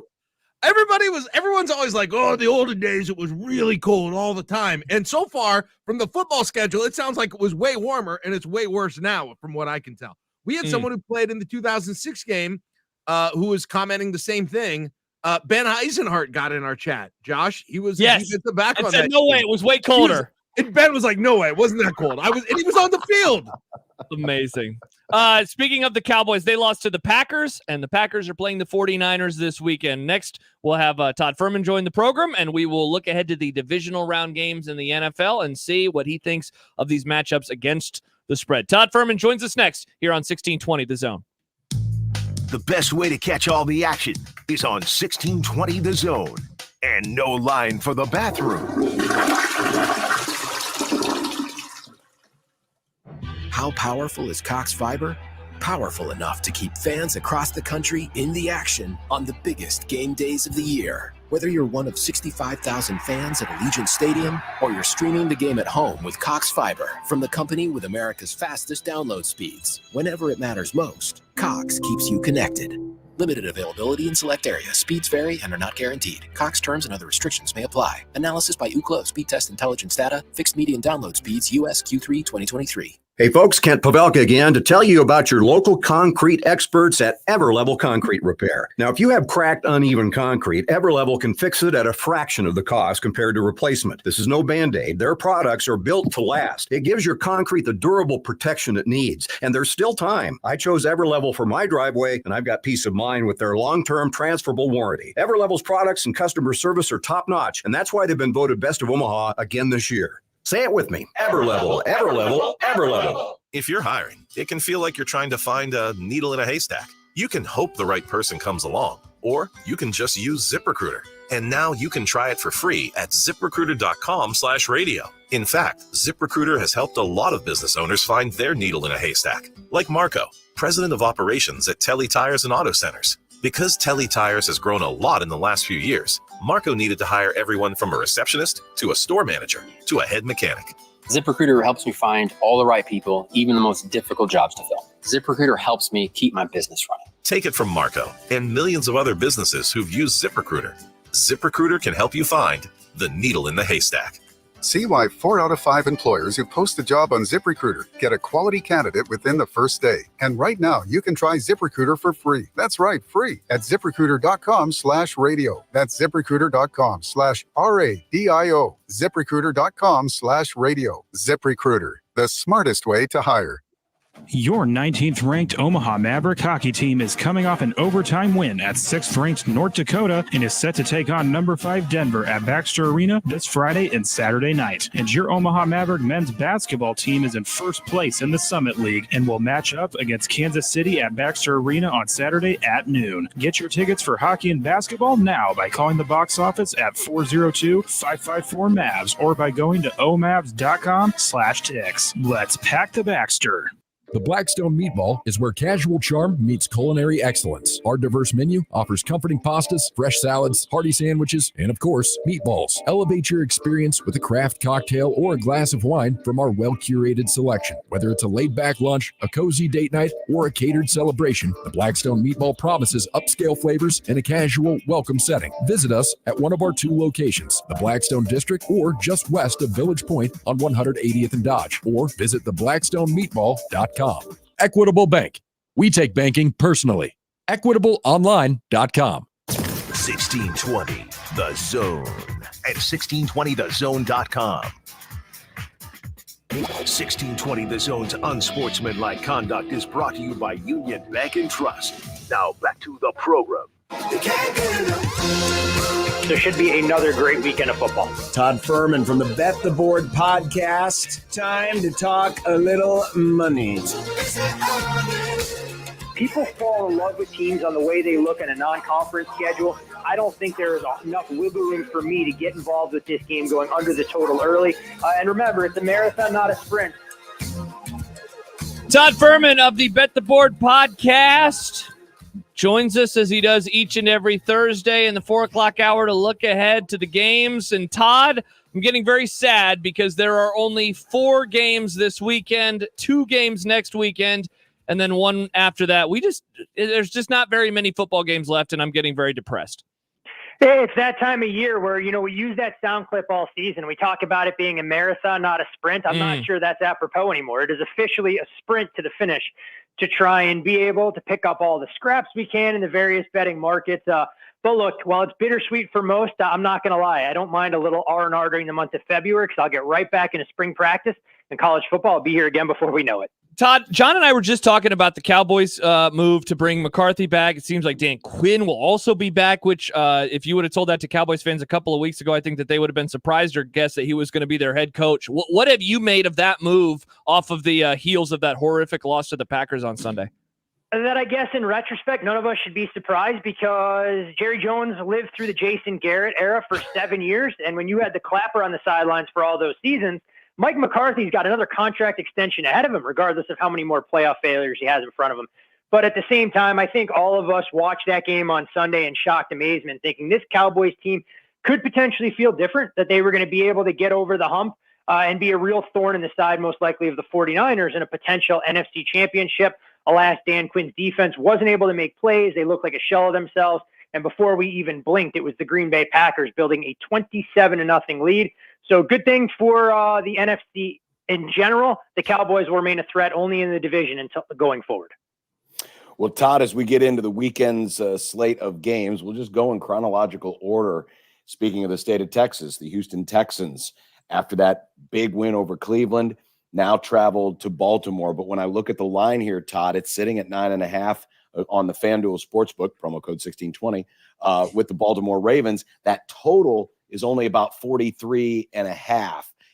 Is there something here that makes you a little nervous about this? Because that would put the Texans in a team total range at about 16, 17 points.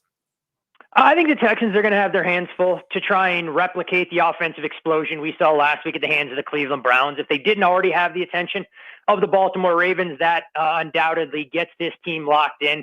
The Ravens have had to hear about a lot of their playoff failures in the past, most notably 2019, where they lost outright as a double-digit favorite to the Tennessee Titans. You look at the Ravens, there's some poor injury news on that front earlier today. Marlon Humphrey officially ruled out.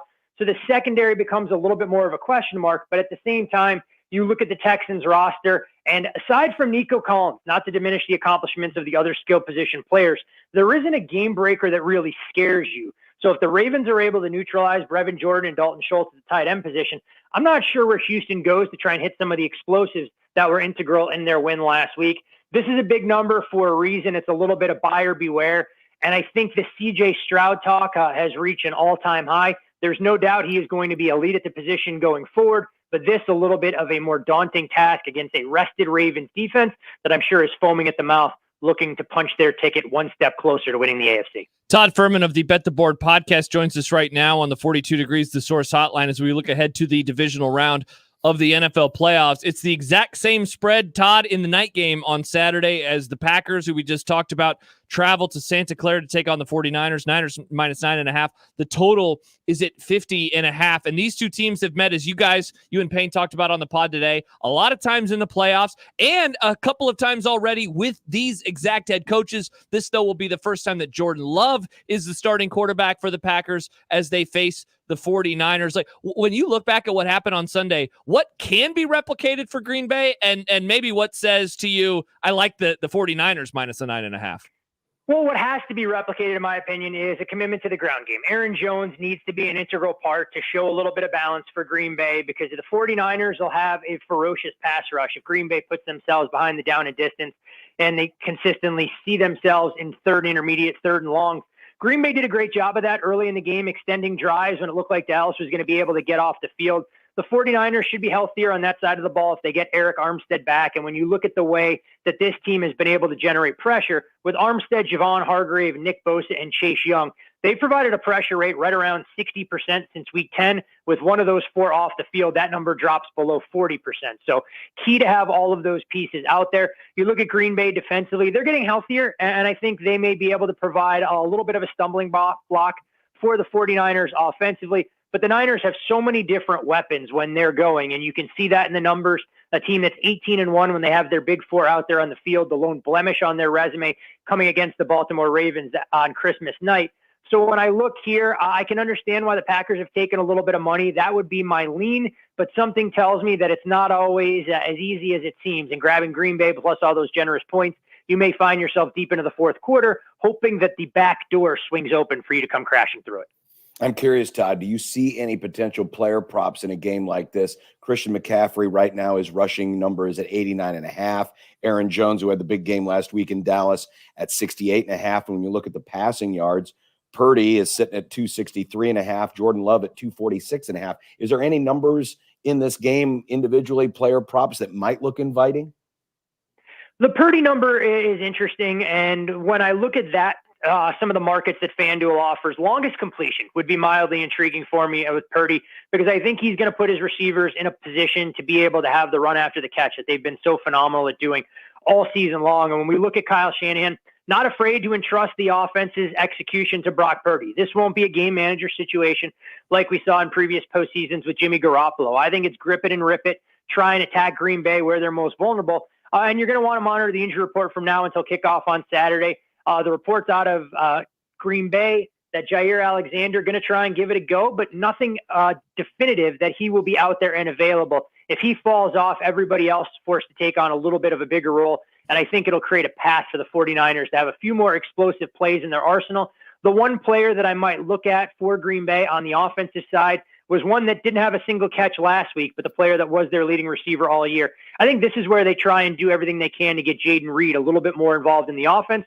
The 49ers will no doubt make taking Romeo Doubs away, knowing how prolific he was against the Dallas Cowboys last week. Todd Furman, Bet the Board podcast, joins us right now on Unsportsmanlike Conduct. Todd, moving to Sunday, Lions at home, -6.5 versus the Bucs in the early game. I thought that the breakdown of this one was really interesting, especially what you guys had to say at the end, where you were hoping for Philadelphia, because then you could have had a much shorter number and you would have liked the Lions. It seems like this 6.5 points, the total is at 48.5, but it seems like the side certainly is the right spot here.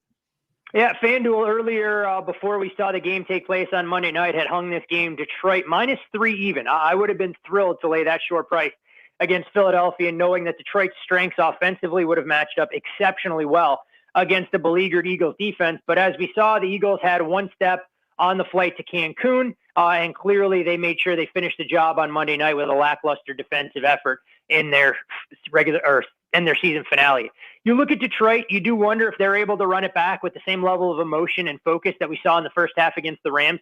But impossible to ignore that for as explosive as Detroit was in the first 30 minutes, they only mustered 3 points against the Rams defense, as Sean McVay kind of hoped that Jared Goff would give them the costly turnover and maybe lead to the Rams escaping with a modest upset as a 3.5 point underdog. I look at this game, and I think Baker Mayfield and company are going to have the opportunity to exploit a Lions secondary that's been vulnerable to the deep ball. And Tampa showed a little bit more distribution, getting not just Mike Evans and Godwin involved, but Cade Otton playing a big role, David Moore, Trey Palmer. And I think that gives Detroit a little bit more to think about when looking at how to try and slow down the Tampa Bay Buccaneers in this particular spot. Was asked earlier today, guys, by a radio host in Oklahoma City how I would rank the 8 quarterbacks that are going into the divisional weekend. And I kind of said tongue-in-cheek that we're going to see number 7 and number 8 in one game between Tampa and Detroit. And I'm not so sure I wouldn't take Baker Mayfield in a game of this magnitude to get me to the window more so than Jared Goff. Be very careful what you say. We're talking about 2 former Rams here who won games for us in Baker Mayfield and Jared Goff. Baker Mayfield had a much shorter tenure and wasn't cast aside nearly as fast as Jared Goff was. So I think That's if you had to rank these quarterbacks, he may put Baker on a tier slightly above the former number 1 pick in the draft in Jared Goff, who to his credit did end a 10-plus year playoff drought looking for a victory as a member of that Rams franchise. Absolutely. Todd, now we get to the game of the weekend. Chiefs-Bills, the big rematch from, of course, the Kadarius Toney mistake that basically allowed Buffalo to have this as a home game. I'm on the road right now with the Creighton Blue Jays. Mitch Ballock, who's one of our GAs, is a big Chiefs fan, and we've had this ongoing bit for the last 2 days where he just looks at me and he starts shaking his right hand to indicate that Josh Allen against Patrick Mahomes, it doesn't matter where the game's played, he's going to be nervous. He's going to be scared. Bills are the 2-point favorites at home. Does Patrick Mahomes make Josh Allen's hand shake a little bit, especially that Chiefs defense? Does that make Josh Allen's hand shake a little bit? There's always a little bit of nerves, I'm sure, for Buffalo fans when these two teams get together. And let's only hope for the sake of any Bills fans out there that Josh Allen's completion percentage is slightly higher than what we saw the Blue Jays shoot from the floor yesterday in the loss. When we look at a game like this, we know there's a high level of familiarity between these two franchises, the two winningest teams in the AFC if we go back to 2020. And it's only the second time that we've seen non-divisional foes meet 7 times in a 4-year span, something that Tom Brady and Peyton Manning did from 2003 to 2006. But this Chiefs offense isn't anywhere close to what it's been in the past. And I think we saw a little bit of that last week where it was Isaiah Pacheco, Travis Kelce, and Rashee Rice getting 70% of the offensive touches in their win against the Miami Dolphins. Andy Reid leaned on the same personnel packages that I think he'll carry through to this spot. But if Kansas City's defense raises their level of play, they can force Josh Allen into a poor decision and an ill-timed turnover. It may create a path to success. Guys, this is all about the number. You're going to see an appetite from professionals at 3 on the Chiefs. You've seen them laying prices a shade shorter at 2.5. And for me, I think the best angle to try and attack might be looking at Buffalo's team total under 24.5. I know you have to lay a price, knowing that there are a couple paths that the Bills could win and cover this game, but still not break that 3-score-plus threshold. Todd Furman of the Bet the Board podcast joins us on Thursdays during the NFL and college football seasons. And sadly, those things are coming to an end very, very soon with those 4 games this weekend. And if you want deep dives into all 4, check out the Bet the Board podcast listened earlier today. There is some really, really good stuff in there. Todd, as always, we appreciate the time. Thank you so much for joining us. Happy wagering this weekend. Always a pleasure, and rest assured, Blue Jays fans, the only reason I can cast aspersions that way towards Creighton is I grew up a DePaul Blue Demons fan, and little to say as the Demons sit at 3-14, fresh off nearly a 40-point loss at the hands of Providence. I don't have much in the way of rooting interest for some of the local teams I grew up on when it comes to Big East basketball. I had no idea DePaul fans still existed. Having gone to many games in the arena, I've never seen one. Into the home games, I don't think they really do. I mean, I remember the heydays back in the early 90s and even the 80s when I was a little bit too young, where my old man had season tickets watching Terry Cummings and Mark Aguirre and Ray Meyer actually put a competent, productive basketball team out there. If there was relegation, I'm pretty sure that there were most low major leagues in Division I college basketball that still would want no part of rolling out the red carpet and welcoming DePaul. Yeah, DePaul was on WGN. I used to be able to watch the games in Nebraska. I mean, they were a big deal back in the day. And now they're a big deal when they roll up on everybody's schedule because it's a guaranteed 25-point victory more often than not. It certainly That's a reminder, friends, that next Friday will be our Pink Out game celebration at Hope Lodge. And the next day, of course, the Pink Out game is against DePaul. They're like homecoming games, Todd, in football. Hey, it's just like scheduling homecoming games. I can only hope for Creighton fans that this particular game works out better than the way Auburn fans felt about bringing New Mexico State into Jordan-Hare. But I'm not sure DePaul has a Herculean effort in them whatsoever. But, gentlemen, always a pleasure. Best of luck at the wagering weekend. And hopefully the gambling gods smile kindly upon us all. Thank you, Todd. Have a good weekend. Be good, boys.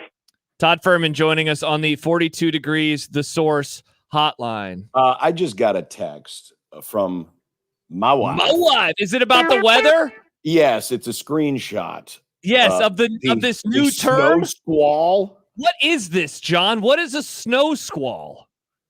I mean, basically, it's just like it's kind of like, I mean, it's not a lake effect snow, but it's kind of the same deal where it just like all of a sudden starts dumping on you like mad.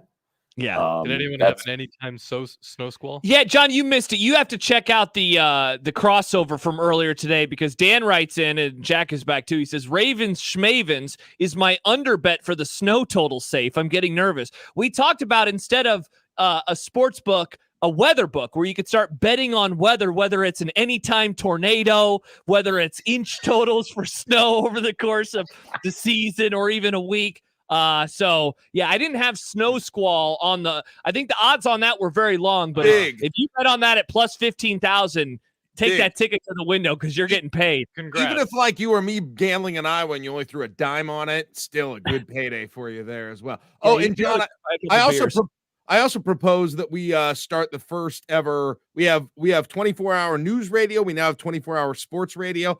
I want a 24-hour local weather radio station, and you could be on it with me. We would definitely be able to do it. And I'm telling you, you laugh, but it'd work. It would work. We'd make some money. I'm telling you, it'll work. I love the idea on the weather show. You start talking about movies, and then the people are like, stick to weather. I don't want to hear about this movie. Get Kent Wolgamon off the station. Unless they start talking at tomorrow. Unless, yes, day after tomorrow. Just weather movies. Yeah, Twister, Dante's Peak. Like that's a national disaster. All the small talk before you get into the content is like, well, did you see the game last night? And it was like, get off of this. Stop talking about the game. That's a reminder, kids, that The Holdovers is our movie this week in the movie club. I just watched it on the bus down from Connecticut. Oh, perfect. John, are you saying goodbye? Are we saying goodbye to you now as we move on into the happy hour? I mean, I got another 20, 30 minutes. Don't feel like you have to hang out. I have no idea what you want to do. So I have another 20, 30 minutes before we have to leave again. So I'm good. I'm good right perfect. All right, we had some other stuff as we get into the happy hour today, including a player for the Miami Hurricanes who is coming back for another year of eligibility, and he was in the same high school class as Jalen Hurts. We will give you that information, and as John rolls his eyes, we'll give you that information and more as we get on into the happy hour. Looking forward to that conversation, plus some unsportsmanlike content. We roll on. John was serious, by the way. There is a snow squall happening right now, and that is an intense, short-lived burst of heavy snowfall that leads to a quick reduction in visibilities and is often accompanied by gusty winds. I've heard from multiple people saying, maybe you should just stay at the office for a little while longer before you go home. I should have done the show from home today. R.I.P. I made a huge mistake. Happy hour is up next here on 1620 The Zone. Live from the Host Coffee Studio, this is 1620 The Zone. 1620 The Zone. Traffic. From the Zoom Drain Time-Saving Traffic Center, we've got quite a bit of snow tonight. You're going to want to be ready to drive slow. Bring your patience. Be ready for delays across the metro. Stop traffic on most major streets, and the side streets aren't any better. An earlier crash with injuries on southbound 90 at the Dodge, still causing delays. And then again, like I said, throughout the metro, don't be out unless you have to. I'm Mike Neville. This time-saving traffic is brought to you by IBEW Local 22. The electrical market requires your company to adjust to an ever-changing field. IBEW Local 22 gives you flexibility with access to journeymen, apprentices, and proven training programs. Call Bob at IBEW Local 22 for details at 402-980-7596. The Zone Inbox is brought to you by Equitable Bank. We take banking personally. Email me, Connor Happer, with the Connor Happer Show at Connor, CONNOR, at 1620thezone.com. Send me your love, your hate, and maybe a few hot takes. The Zone Inbox, presented by Equitable Bank. Prescriptions require an online consultation with a healthcare provider who will determine if appropriate. Restrictions apply. See website for details and important safety information. Subscription required. Price varies based on product and subscription plan.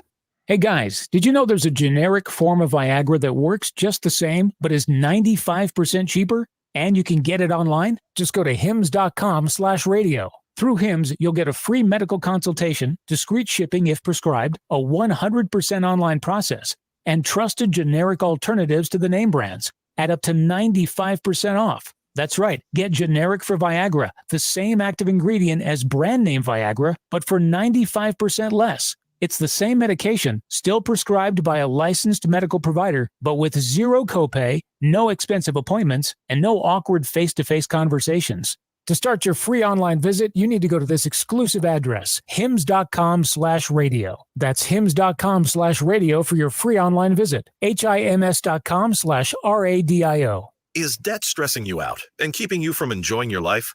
Now you can say goodbye to debt with accelerated debt settlement. With accelerated debt settlement, in as little as 7 months, your debt can be cut by an incredible 60 to 100%. Call 1-866-379-2755 to find out how. Most settlement groups drag out negotiations for years, but accelerated debt settlement will have your debts cut 60, 80, even 100% in as little as 7 months. Plus, you'll save thousands of dollars in interest. It's not a dream. It's what accelerated debt settlement delivers. Our legal team and debt negotiators have helped thousands of people get free of debt. I saved more than half of what I owed. I was amazed and so relieved. No more endless payments, no more high interest rates, just complete financial freedom. Call us at 1-866-379-2755. That's 1-866-379-2755. And let's work together to secure your financial future today. Call Accelerated Debt Settlement at 1-866-379-2755. Cards issued by Sutton Bank and Celtic Bank, members FDIC. Terms and conditions apply. Are you the decision maker in your company? Consider this. For the first time in decades, there's a better option for a corporate card and spend management platform. Meet Ramp, the only corporate card and spend management system designed to help you spend less money so you can make more. Most corporate credit cards offer points as incentives, but those points amount to less than their worth in real cash value. Ramp's corporate cards offer you cash back, real money in your pocket. Plus, you control who spends what with each vendor. And Ramp's software collects and verifies receipts automatically, which means you'll stop wasteful spending and close your books in hours instead of days. Businesses that use Ramp add up to 5% to their bottom line the first year. If you're a decision maker, adding Ramp could be one of the best decisions you've ever made. And now get $250 when you join Ramp. Just go to ramp.com/sports. Ramp.com/sports. ramp.com/sports.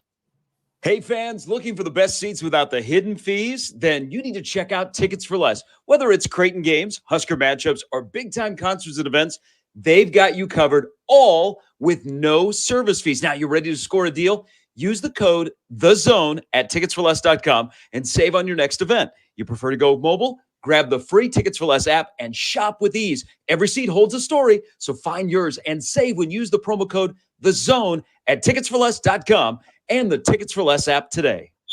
Tickets for Less. Best seats, best prices, no service fees. Shop ticketsforless.com. KOZN Bellevue, Omaha, Council Bluffs. This is 1620 The Zone. Throw. It would be nice to have a blow throw. It would be nice to have a blow throw. It would be nice to have a blow throw. It would be nice to have a blow throw. It would be nice to have a blow throw. It would be nice to have a blow throw. It would be nice to have a blow throw from your mom. The It Won't Stop Snowing happy hours on the air. That was bad. What the hell is Jack doing? Is that you, John? No, I'm fine. That was me. I was trying to do something funny. It wasn't working, so never mind. Oh, okay. I thought you were going to go with like the snow squall. Jack, there is no time for humor during a snow squall. This is very serious. I just got an emergency alert on my phone. What am I? My wife sent me the same thing. I just got it 5 minutes ago. I haven't gotten one of those in a long time. Like, what am I supposed to do? Take cover? Text from your wife? Well, just stay inside, Jack. You don't have to drive home. Man, it's good that you didn't come to Omaha today to do the show. Well, I agree. And now I'm going to have to field questions from my daughter about if there's school tomorrow for a long. I mean, it's going to be the answer is no. The answer is going to be no. There's no way that the kids are going to go to school. How much snow are we getting? What's happening out there? I'm completely unaware of what's happening outside right now. The issue is that yeah, Jack, it's right behind you. Just look out. It's snow. All it is piled up snow. I can't see anything. I think the issue right now is the wind. I think the wind is making it really, really bad outside. I got it too. That took you long I enough. got the squall alert. Yeah, I just got that 4 minutes ago. Jeez, ours took a long time. Nick, do they want us to die? I guess so. JP has tweeted it. He says, coworker took 30 minutes to get from 132nd in Pacific to 132nd in Dodge. So that's good. That's a mile. For those who are not in Omaha, Jack, that's a mile. That's what it takes to get there every day, though. No, it's not 27th Street, goober. Don't you defend? That's don't right. you defend the Lincoln streets, Jack? Lincoln streets are bad. Don't Jack. you do it? Don't you do it? I know, and then I come to Omaha. Also, I expect a hot knife through butter, and I get here all of the wonderful tales I've been told, and it never quite materializes like I hoped. By the way, John, earlier Jack said that he didn't think he would remember this week at the end of the year because it would have been so long ago. Jack, I think you're going to remember the time we had a squall. We're going to remember this week's weather. This is horrible. Hold Hold on. Set a reminder for December 27th, 2024. Do you remember the squall, comma, text Josh and let him know either way. I should have said tweet. We should tweet about it. Don't text me. Tweet All about right. it.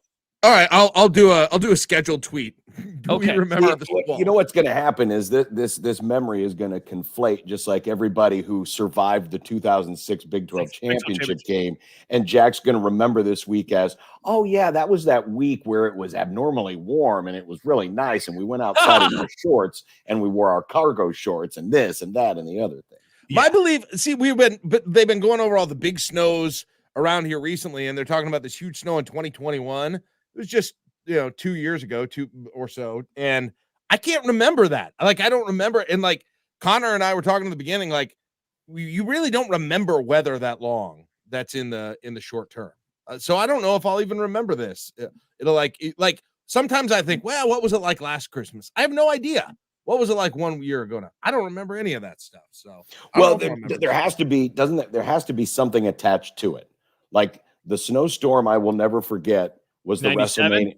Nope, the WrestleMania snowstorm. It kept me from going to Omaha to watch Hulk Hogan versus Andre the Giant, because we were supposed to go, because this was back when pay-per-view was only in Omaha, and we were going to go to my aunt and uncle's house and watch WrestleMania 3. And the day before, we got like 13 inches of snow. One of those March snowstorms, just real thick, wet, heavy snow. And we couldn't get to Omaha. And then like 2 days later, when school was canceled, it got up to like 50 degrees and the stuff was just melting like crazy. It was just the nuttiest weather, but it was so typical. I remember that because I also was able to get on the roof of my house and jump into the snowdrift in the front yard. So at least there was that. John, do you remember? I've been seeing all these stats about extended cold snaps and bad winters. Everyone always talks about 1983 in this area. Oh, yeah. Do you remember like the Christmas and going up to the bowl game that year, the Orange Bowl that year? Yes, because it was below zero for like a. It was the record. It was like 5-6 days in a row. Yeah, okay. Maybe 10. I don't know. So when we left for Miami, I want to say on like the 27th or something like that. It broke on the streak was broke on Christmas afternoon. Okay. I read. Well, but it was still really, really cold across the whole country. Mm-hmm. And we had a thermometer, in the car. Back then, you didn't have, not many cars had thermometers for the outdoor. I remember it did not break the freezing mark, until we crossed into Florida. and the orange trees were frozen. Oh, wow. In North Florida. It was a huge cold snap. It went across the whole country. And so it was really just cold weather all the way down into Florida. I remember that. I still can't believe your family just loaded up and drove to Miami for the. It's like vacation. It's unbelievable now. Here's the stupid thing. So I don't remember. It was somewhere in Tennessee, and Dad pulled off the side of the road to sleep because my mom famously does not drive. So my dad did the whole driving. We pulled off at that exit. Wait, so you just slept on the side of the road? No, at like a rest stop. Like a rest area, not on the side of the interstate. Not on the side of the road. That's weird. What did you do while he slept? Well, here's the thing. It lasted like 25 minutes. And then he was like, nope, I can't do this. And we just took off again. And we did not stop until we crossed into Florida, and we stayed the night at a hotel somewhere North Florida before we finished the trip to Miami the next day. And no reservations. Oh, sorry. No reservations. And like, you're just going into hotels. And you're just like, we don't know how far we're going. We had a reservation in Miami, but the place we stayed on the way. Yeah. Just like, you stop at a Motel 6 or a. Right. Did it have color TV? HBO. We have HBO. Oh, yes, they had HBO. So I was able to watch Caddyshack for the 19th time. There you go. Jordan wants to know where the Mamas and the Papas playing. No, because this car was modern enough not to have an 8-track, so we didn't have to listen to Mamas and the Papas. But do you know what? I still cannot listen to. Jack will know this song. Josh, you probably don't know it. Matthew Wilder? Break My Stride. Oh yeah, it's like yeah. I still cannot Nobody's hear gonna that break my song. stride. Yes, Nobody gonna slow. Oh, I It's know like- that song, yeah. John. I love music. I still cannot listen to that song without thinking of that road trip, because that song was in the top 10 when we were driving. And of course, we were just hitting every radio station on the way down. I heard that song probably 100 times between Fremont and Miami. So every time I hear that song, I think of that road trip. I'm glad my daughter's not listening, because she's trying to convince me and our family to go down and drive to like somewhere like Galveston over spring break with our dog. And I'm like, no, but we're not doing that. We are not. But that seems like that seems like reasonable compared to what you and your family did to go into Miami. It was something. And I remember we had like puzzle books. My mom bought a bunch of puzzle books. We played the license plate game, all of these things to pass the time. We had our school books with us, so we did our homework, because my mom arranged it, because we were going to be gone for the first week of school. So she arranged to have our teachers get us the assignments for the first week of school. So we did that. I mean, that was it. No DVDs, no digital, nothing. It was listening to whatever dad had on the radio and doing our homework. It really does explain, John, why you hate that, because you couldn't control it, whereas now if you go on a road trip, you can pop in your headphones and you don't have to listen to whatever. Well, yeah. I mean, I'm on a bus for 3 hours from Connecticut and I'm watching a movie. Correct. Yeah. It's a different time. I drive anywhere with my kids. I don't even talk to them. Headphones in immediately. Yeah, that's how we were too. We would go to church and it was like 20 minutes away. And it's like, all right, bring my CD player, bring in my iPod. Why would I need to talk? I could just listen to music for 20 minutes. John, we do know that you're going to have to leave soon. So before you go, I wanted to bring this up, and this fits perfectly because we're talking about Miami. So we teased this last segment. So a tight end for the Hurricanes named Cam McCormick has announced on Twitter that he will be returning for his 9th season of college football. His 9th season. So I looked it up. He was in the same class as Jalen Hurts. He was in the same class as Nick Bosa. I saw this tweet. He was in the same class as Justin Herbert, who just finished his 4th season in the NFL. When this guy signed, not only was President Obama still president, he still had like a year to go. This isn't even like, Nebraska making a bowl game in the very end of the Obama administration. He still had a year left before he was leaving. He started college before the Cubs won the World Series. He started college before the Cubs won the World Series. That year, actually, he started before the Royals won the World Series. Oh my gosh.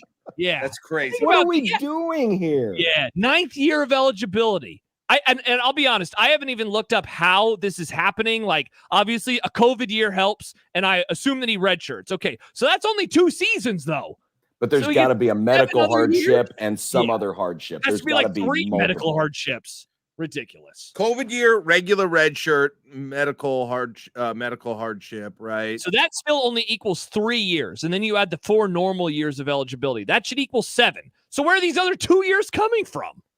Can you get multiple medical red shirts? Is that? I didn't think you could. I thought, or was there a sit out year after a transfer? Maybe you guys will remember this. Who was the offensive lineman during maybe it was a Solich into a Callahan, but he was on the team for 7 years because he kept having knee injuries, and so he kept getting extra years of eligibility. For the life of me, I cannot remember his name right now. But he was Dan. The only lineman I remember from those days is Dan Veely-Waldrop.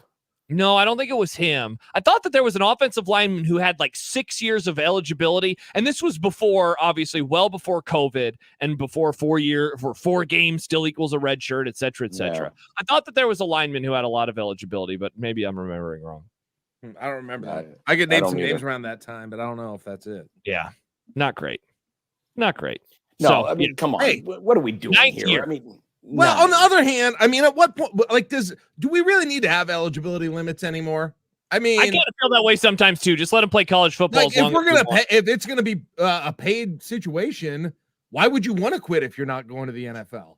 You're gonna be making you have the maybe better earning potential playing college football than you do, being a professional in something other than sports. I'll be honest with you, it would not surprise me if they started counting, and I know some players who graduate early but still have eligibility left, stick around and take graduate classes. It wouldn't surprise me if they someday just extended it and said, hey, you got your 4 years of regular eligibility, and then here's 2 more years for graduate. If you want to, it would not surprise me. Like they essentially just put like an age limit on them, right? Like you can play until you're 24, but you're not allowed to play after you turn 24. Well, then how does that explain Chris Winkie? That's true. No, that's a good point. Yeah, sorry, former professional baseball players. You're never allowed to play college football. Chad Henson, no, see you later. You're not allowed to play anymore. Yeah, or maybe they start a clock if you go later than that and say, okay, well, for those people, if you're over 26, you get 5 years or whatever. Yeah. But like, I don't think that's completely. I wouldn't be surprised if they don't do something like that with everything else that's happening. Jordan, keep in mind, we're gonna go ahead, Josh. I was going to say, Jordan asked if I was talking about Leiden Murtha. No, it wasn't him. It was somebody else. And and somebody else just emailed Leiden Murtha. It was somebody other than Leiden Murtha. I'll see if I can figure out who this person is. Piku, Cornelius Thomas. No, it wasn't either of those guys either. Rats. This is going to piss me Seppo off. Ivarwe. Yoshi Hardrick? Yoshi Hardrick. No, I'll be at the office probably for a little bit longer. So maybe I'll just be looking this up after the show. Don't go out today. in the squall. Don't go out in the squall. It's bad out there. We've had a few comments about driving out in this today. Mike says, just drove back to Crime Town from Columbus. Absolutely the worst storm I've ever driven through. Seriously, be careful. Wow. Yeah, that's fun. Yeah. Yikes. Squall talk. Yeah. This was supposed to be 1 inch. This is supposed to be 1 inch of snow, like a nice casual 1 inch of snow compared to the very serious things we had the last week. No. Yeah, I thought the concern this week was going to be that it's going to be super cold again tomorrow. Not that we were getting a squall. No, the squall's like surprise. Yeah. See, think of the blowback if we had our weather sports book, Josh. The blowback on the forecasters that would be here right now. If people took the under on 1.5 inches and they're losing, this is a bad beat immediately. Yeah, people were taking the big prop bet of no snow actually at plus 10,000, and we just feasted on them and got a lot of money. So is it still snowing right now, or is it just blowing? I don't know. See, that's the thing. It's about to turn into just really windy with all the snow, and that's what's the concern is the driving conditions suck. Not so much because it's snowing anymore. And I'm trying to find John. You're a weather guy, and I guess so are you, Jack. You're of weather. Where do you go when you want to look up the best radar? Who has the best local radar for where I should be looking for? I have an app on my phone I use, so I used my radar app on my phone and on my computer. Okay, because I like AccuWeather. You have because AccuWeather always sucks on my. Maybe it's just my browser, but the snow essentially will clear out by about 6. But I think then after that it's going to be super windy. So be safe, everybody. Great, John. You won't be here for it. What's for dinner? Where are we going? I think it's Italian. I think it's Maggiano's, something like that. It's one of those places where they do the big family style. Buffalo. Hey. Oh, okay. Argentina. Awesome. And you're probably rewatching The Sopranos right now, so this will be perfect for you. I have not watched one since I was home. I may have to watch one tonight. Now that I've watched our movie, The Holdovers, there you go. I'm good. Actually, it'll be watching some film of Seton Hall. There you go. So in a way, I'm watching The Sopranos. It's a Jersey thing. All right, John. It'll be good to see what kind of a team PJ Carlissimo has this year. Nice. I haven't been watching a lot of Big East. Yeah. Ever since they moved off Big Monday, Jack's been very anti-Big East. They're still smarting from that loss to Michigan, probably. So. By the way, Rolly Massimino is not coaching Villanova anymore. Oh crap, man. Jack, you have a lot of studying up to do. I got a lot of learning to do here. All right, John. Well, we'll talk to you tomorrow. We have Al Bell tomorrow for you and me, and Kat Walgamon in the movie club. Enjoy your dinner tonight. All right, see you guys. All right, stay bye-bye. safe. Bye, John. That was John Bishop joining us for an hour and a half or so. When we return, some other. Wow, that was quite the laugh. It was funny. It was great. Like this is the easiest co-hosting job I've ever had to do. I just get to be like the. At one point, you just sat out the whole segment. Side. The joke I wanted to do is I had made when I turned my camera off, my graphic on my screen was going to be the AJ Hawk thing for the Pat McAfee show. So I was going to actually look like it, but it didn't work. So. Oh, that's a bummer. All right. Well, more to come. We still have some unsportsmanlike content as well at the bottom of the hour, and we will get to what's for dinner for ourselves as well. It is Unsportsmanlike Conduct on this very snowy Tuesday. Stay safe out there. It's Unsportsmanlike Conduct on 1620 The Zone. The Connor Happer Show. Had a bad experience, Josh. Would you like to talk about it? In high school, I had a girlfriend who was trying to change my appearance to be more like Harry Potter. I don't know what tipped me off. You were like, are you trying to Harry Potterize me? I don't know if those were the exact words, but that was pretty much the beginning of the end for that. Wow, what a time. The Connor Happer Show, weekdays from 10 to 2 on 1620 The Zone. Your Omaha area forecast from the Godfather's Pizza Weather Center and KETV News Watch 7 on 1620 The Zone.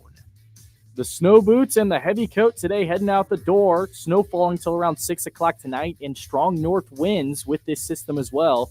So a wind chill overnight tonight around 20 below zero. Tomorrow waking up to an air temperature around 4 below zero. Mostly cloudy skies working their way in with a strong north wind making it feel like below zero throughout the day. But an actual high temperature around 6 degrees tomorrow. I'm meteorologist Luke Vickery.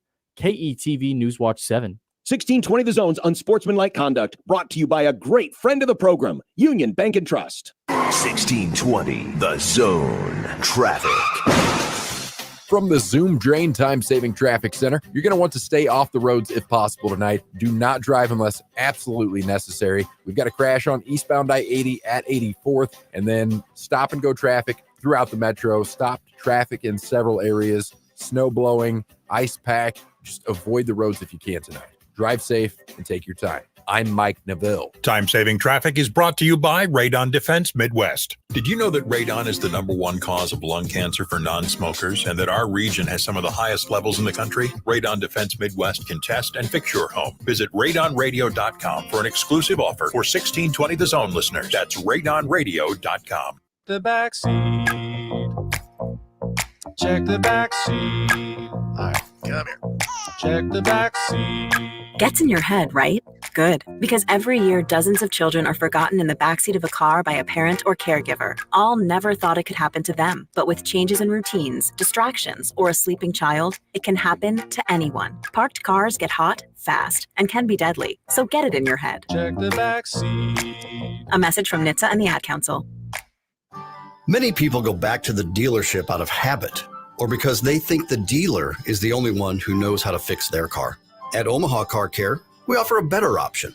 We have ASE certified technicians, the technology to service any vehicle, and free loaner cars.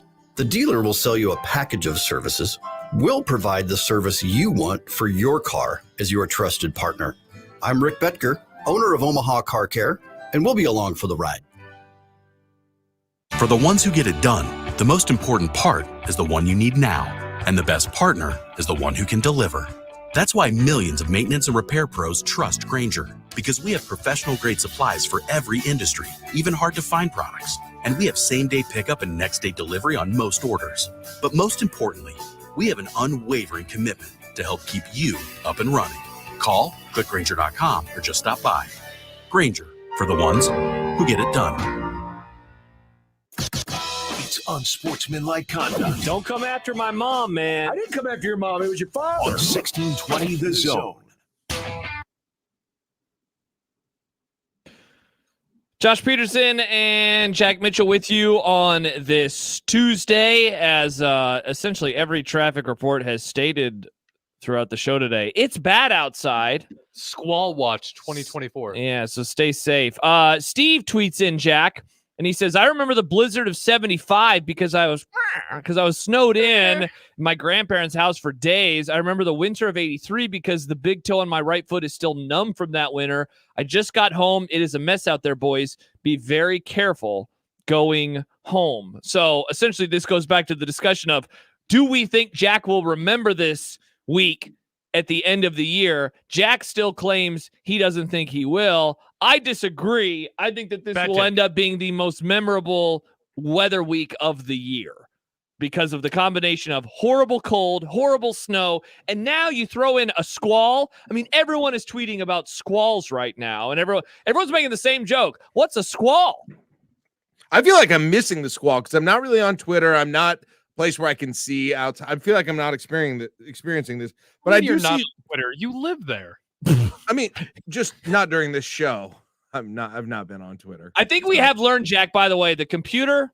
I think we've learned the problem. Out of habit, I do not open other tabs on my computer while I'm on this show to keep the, but I think I can now, actually, weirdly. So that's very nice. Yeah, I think we did do the troubleshooting. I'm sorry for my internet service provider to all the nasty things I said about you. Yeah, you've been going at them for maybe wasn't your fault. now. It maybe wasn't your fault. It looks like the snow is done permanently, but it looks like it's almost done in it is done in Lincoln and almost done in Omaha. So all right, cool. It looks like it's getting close. You're gonna declare the squall done? I will do no such thing, but the if Jack squalling is done, folks. Sam, I'm quoting you. I'm not really on Twitter. Jack Mitchell here for lies and delusion. That's not. I meant I haven't been on Twitter since 2 p.m. today. I haven't been getting on Twitter. Never mind. You don't care. Spencer writes, you don't care about the truth. You just want the cheap joke. And hey, look, the cheap joke was very funny. That's why we make cheap jokes. Spencer writes, love that the traffic alert is basically Godspeed. I said that to Nick. I said, he could just record a variation of the same traffic report. It's really bad outside. There are accidents in some parts of Omaha. Drive slow and be safe. Boom. Traffic report done. Brought to you by such and such. That's what I would do. I'd go home. See you later. Can't believe I did the show from here today. This was a big, big mistake. You owe me an apology, and you're going to give me one in Unsportsmanlike Conduct. I don't know what Nick, I owe you an apology for making me come. Did you make him? Did you force Josh to come in? Yep, he did.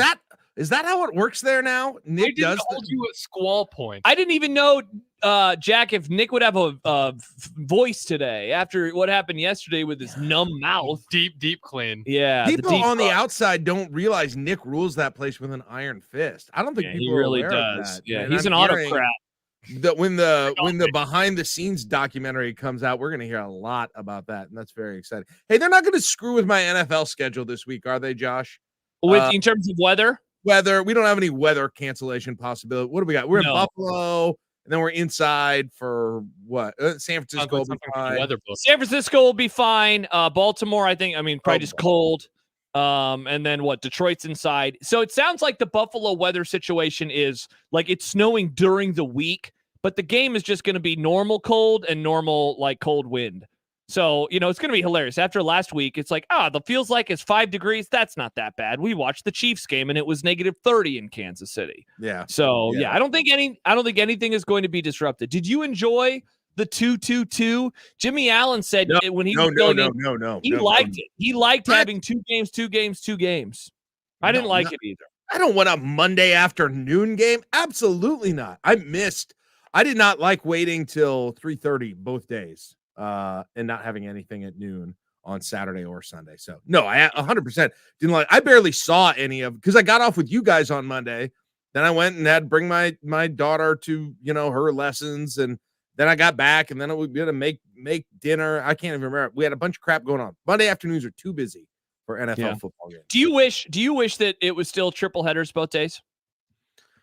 So remember, we did that one time because the expanded playoffs is only a 2020 thing, but then the very next season is when they added in the Monday night game. So I was to go back, this isn't answering your question, but I hated it when there was not a game on Sunday night. What round did that used to happen in? Did that used to happen? It would happen in the first round. So like in the wild card round? Yeah. So and actually like when I was growing up, even the divisional round, we would have a point where the games would be Saturday afternoon and then Saturday evening and then Sunday at noon and then Sunday at like 3:25. Yeah. Yeah, before they expanded, that was just what they did before they expanded it. And then I remember they had that one time where they had to postpone the Chiefs-Steelers game. They had to move it tonight. And then of course they started doing that after that. And that night, I was so happy. It was I remember that night weirdly enough because I stayed overnight at the radio station that night because that was another bad. It was the weather was it was not a snow thing, but it was like a freezing rain ice skating thing. So like we were so worried I wasn't gonna be able to get in. I actually slept in my office that night. So we just got some snacks and got some drinks and we watched the game in our green room that game. But I hated when they didn't have those games. So But the Monday night versus the other, I don't know. I could take or leave the Monday night game, Josh. Like, I like it. At first, I really liked it, but then when we were actually watching it at that point on last Monday night, I was like, I could take it. I could take it or leave it. As someone who's had my team play in the Monday night game, I didn't like it last year for Dallas. Like, I like it in theory, like, oh, hey, another game to watch. Like, this is really enjoyable. Yeah. But I think you're right. Like, in the moment, now part of this too was this weekend. Sunday, we were supposed to have a triple header. We were supposed to have a noon game. And so not having a noon game on either Saturday or Sunday, it was weird. I think you're right. And one of the sneaky things that is a bummer about football season coming to an end is, like, by 10 o'clock on Sunday, there will not be a football game. There will be no more football on at 10 o'clock. And, like, I think that hits me hard every year. And it really used to hit me hard in the old days of the divisional round and the wild card, because you'd get to dinner time and it's like, so what am I supposed to do now? Like, even tonight, there's no football. And I know for 2 weeks, but I look, Thursday night football, I don't think it's like the best thing, but I miss going home and having a Thursday night game to watch. Josh, we did the NBA in-season tournament. Why can we not have a postseason NFL, like, bowl games, basically, right? We got, like, the Titans and the Panthers coming up tonight, Thursday night football on Amazon Prime. You love bowl games. Famously, I do love bowl games. Big bowl games, guy. Big. I'm glad they exist. Mm-hmm. I'm glad they exist. That's all. I'm glad they exist for more content instead of having nights like this with no content. I mean, there's some Big Ten basketball on, but I'm not even in the mood to even watch that anymore. Like, no, sports are out for me tonight. I'm not watching. I think the Minnesota Timberwolves are on in the NBA, but I'm not watching the NBA. Like, just, Josh, we're on the verge. You are on the verge of being out on sports for a while. Sports viewing, once we get through these next few weekends, is kind of done for you, and weeknights are already done for you. You know what I'll be doing. I'll be watching Formula One at the end of February. Don't we be doing that? I'll be watching college basketball. I'll just be doing so begrudgingly. It'll be like in the movie where they hold the guy's eyes open, and that's what I'll be doing. Okay, will you watch anything other than Creighton and Nebraska, like actively? Absolutely not. I didn't think so. And you're doing that. You're doing that so you just can talk in a way that you can. And then there will be that random weekend in February where ESPN calls it like rivalry week, and I'll learn that, that's the week where North Carolina plays Duke. And so maybe that'll be on a Saturday night. If I go out to dinner at a restaurant, with TVs, and I'll be like, oh, hey, Wake Forest is playing, Clemson. I'm like, oh, wow, what a huge basketball game this is. Yeah. We're truly getting into one of the two worst times of the sports year, February and July. February and July. And it is post Super Bowl, but Josh, but let's be honest, like, the Super Bowl is one moment. Like, there's a 2-week break between AFC NFC championship.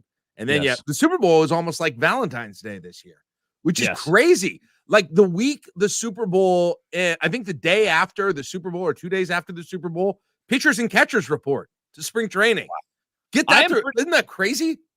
I am pretty sure that at some point in time, we are going to have okay, here we go.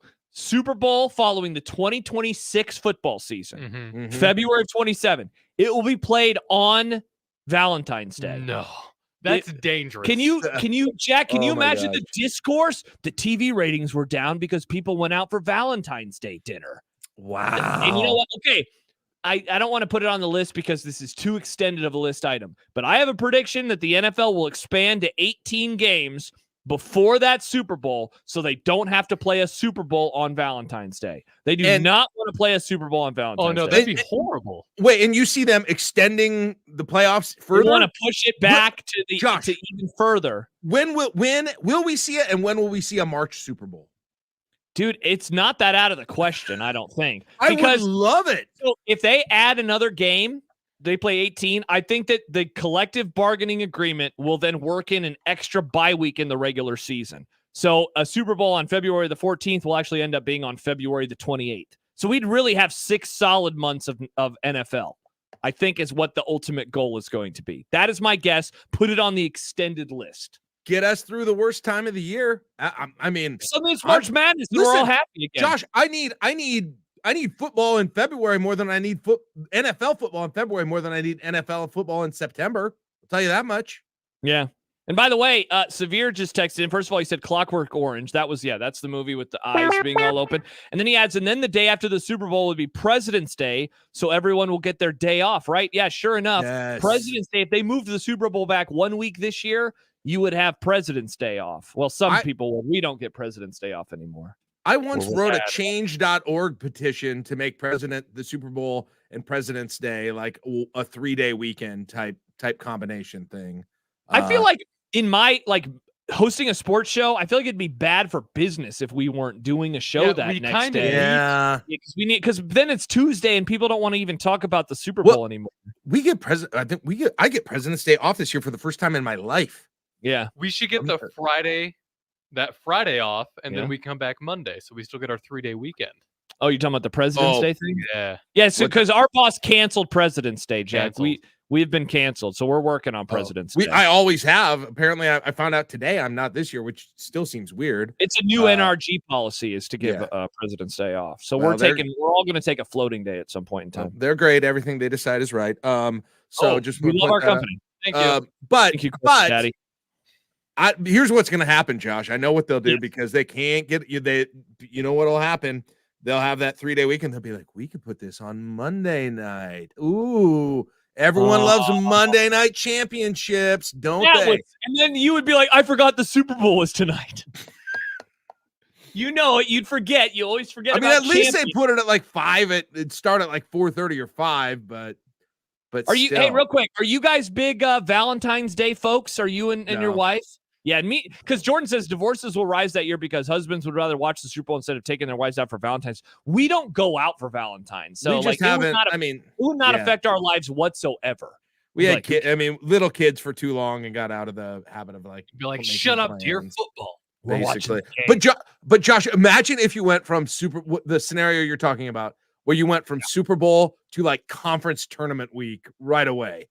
Like the Monday afterwards, you're starting to have the early conference tournaments.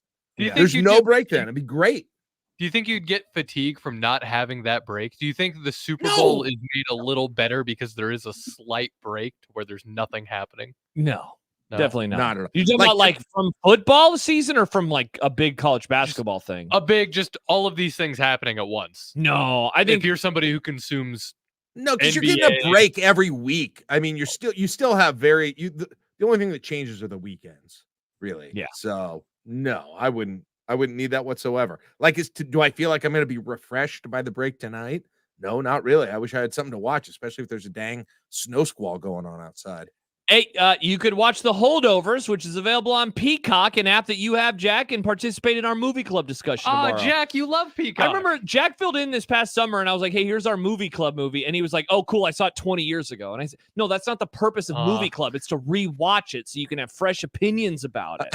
That was like sitting down for 2 hours. That was right. We did The Jerk, and you know what? I didn't rewatch it, and I relied on my memory of watching it in like 1992. It wasn't 20 years ago. It was like 30 years ago. Jack will sit down and watch Nebraska basketball for 2 hours, break his heart, but he won't watch a movie. While making food for his wife. Crying into it. And tweeting. And by the way, another comment, Jack, on you and your Twitter habits. KD writes, Jack is the Oscar the Grouch of Twitter. He lives here permanently. The Hotel California for Jack. It's like what you said. It's your home. Twitter is where Jack. Some guy got on me on Twitter last night and he was like, could you make a separate Twitter account just for after Nebraska loses? Because I love following you at all times except for that moment. And I was like, call it Sad Jack. And it was just after a tweet where something like I said, like, I'm emotionally broken or something very dramatic like that. And I responded back to him and I was like, man, they just carried a bawling dude off the field. Give me some freaking slack, man. Give me some slack. All right, when we return, it's time for some content, including Nick apologizing, Taylor Swift and Travis Kelce and differing reports on their current relationship, and more. That's coming up next. I didn't know which one I wanted to go with, so I just decided. Okay, and an incredible LeBron James stat. How about that? That's more. We have some content when we return here on 1620 The Zone. Big names, big games. We've got them all. 1620 The Zone. Margot felt quite exquisite as she dipped her fries in mayo, gracefully extending her pinky to the sky. See, she had just saved by getting Cox Mobile for her family. Yes, more lines, more savings, Margot. Brilliant. She finished her cherry slush drink with a triumphant... Exquisite indeed. Visit a Cox store and pay as low as $30 a line for 4 or more unlimited lines. 4 lines required for $30 per line price, max of 5 lines. Prices exclude taxes, device activation, and other fees and charges. Other restrictions apply. The Blackstone Meatball is where casual charm meets culinary excellence. Our diverse menu offers comforting pastas, fresh salads, hearty sandwiches, and of course, meatballs. Elevate your experience with a craft cocktail or a glass of wine from our well-curated selection. Whether it's a laid-back lunch, a cozy date night, or a catered celebration, the Blackstone Meatball promises upscale flavors in a casual, welcome setting. Visit us at one of our 2 locations, the Blackstone District or just west of Village Point on 180th and Dodge, or visit theblackstonemeatball.com. Got the happy hour blues? Get to Cops for happy hour relief with 2 happy hours from 3 to 6 p.m. and 8:30 p.m. till close Sunday through Friday. Cops serves 24-ounce domestic drafts for just $3 and 24-ounce craft drafts for only $4, plus $2 off appetizers. The restaurant that offers great pizza, burgers, and tasty charred wings now offers 2 great happy hours. Visit Cops today at 180th and Center, the Shadowland Town Center, and 72nd and Jones, or click copspizza.com. Cops, pizza, and so much more. Rock from the darker side. Disturbed live. You're not among it down with the sickness. Take Back Your Life Tour, January 29th. CHI Health Center Arena. New album, Divisive, available now. With special guest, Falling in Reverse. And Plush. Tickets are on sale now at Ticketmaster.com. Don't miss Disturbed live. Your neighborhood is more than blocks of buildings. It's the people who live there that make it special. At Union Bank and Trust, we're not just creating home loans, we're making neighbors. We're not just small business lenders, we're small business shoppers. We don't just live in your community, we help you build it. Because our people are your people. Visit ubt.com/neighbor to learn more. Union Bank and Trust, member FDIC. I'm just like so gross that my immune system is pretty great. I'll eat something off the ground, 5-second rule, like 5-month rule. I don't care. Like sometimes I get jealous of my Roomba, to be honest with you. I was gonna get that. Nikki Glazer, The Good Girl Tour, April 28th, Steelhouse. Tickets on sale Friday at 10 a.m. at steelhouseomaha.com. Don't miss the hilarious Nikki Glazer live. 1620 The Zone's Unsportsmanlike Conduct is brought to you by Union Bank and Trust. Now back to the program. Look, I made you some Unsportsmanlike content. Unsportsmanlike content. Unsportsmanlike content. Content that's unsportsmanlike. It's time for some unsportsmanlike content. And today, Nick will get to read all of the questions, which will be nice. Yep. Hello, Nick. Hello, I can talk today. That's good. Members of the Philadelphia Eagles want their head coach back. Jack, you're a neutral third party. What do you think of old Nicky S? Man, talk about a late season meltdown like you rarely see from the. I mean, at one point, Josh, I felt like I was like, they're going to the Super Bowl, right? Like I really felt pretty good, even though they were. It's tough to go back after you go a season. We've seen that before. At like one point, they were probably the odds-on favorite. They looked like it, and I just remember watching that Giants game in the last week of the year, and where they still had something to play for in that thing. And man, that team checked out. Holy cow! And they've got all these like supposed character guys on the team. Mm-hmm. I don't know, man. That seemed like such an egregious, and I know we had him in the Super Bowl, but it seemed like such an incredibly egregious fall from grace. I'd have a hard time. I'd have a hard time rolling that back. Yeah, it's funny too, because it seems like a lot of the players are very supportive of him, as Nick said at the beginning of the question. But yet a lot of the discourse surrounding them late was that he had lost the locker room. I think the bigger issue is who he replaced his coordinators with. I don't know. I go back Yeah, and forth yeah, on it. I think he's going to get fired. We're all the way to Thursday, though. You know, we learned what today? Or was it today that we learned about Mike McCarthy or last night? Time is a construct. Last night. Okay, yeah. So we learned about that. So and the Eagles played the next day. So I guess in theory we could learn by today or tomorrow. I think he might be coming back though. I think that's going to be my take, folks. DeAndre Ayton, yes, missed last night's game in Brooklyn. Why? He tried for hours to combat the sheet of ice leading out of his neighborhood, and the team sent people out to help as well. But they were unable to clear the ice. Hey. See, we should stop making fun of John and Josh for doing the show from home on bad weather days. Or I don't apologize because I still have to come in. Nick, that's not my fault. I can't help you out, but we can acknowledge that, like Jack Mitchell today, I could do the show from home. Oh, do you want me to turn into DeAndre Ayton? I don't know, Nick. I mean, he's still with us, so sure, you can stay at home too. I don't care. First of all, maybe we need to ease up on public works in Lincoln and Omaha. There are other cities apparently that also can't get the ice and snow off the streets as well. Where is he at now? He's not Brooklyn. Oh, in Brooklyn. Okay. Yeah.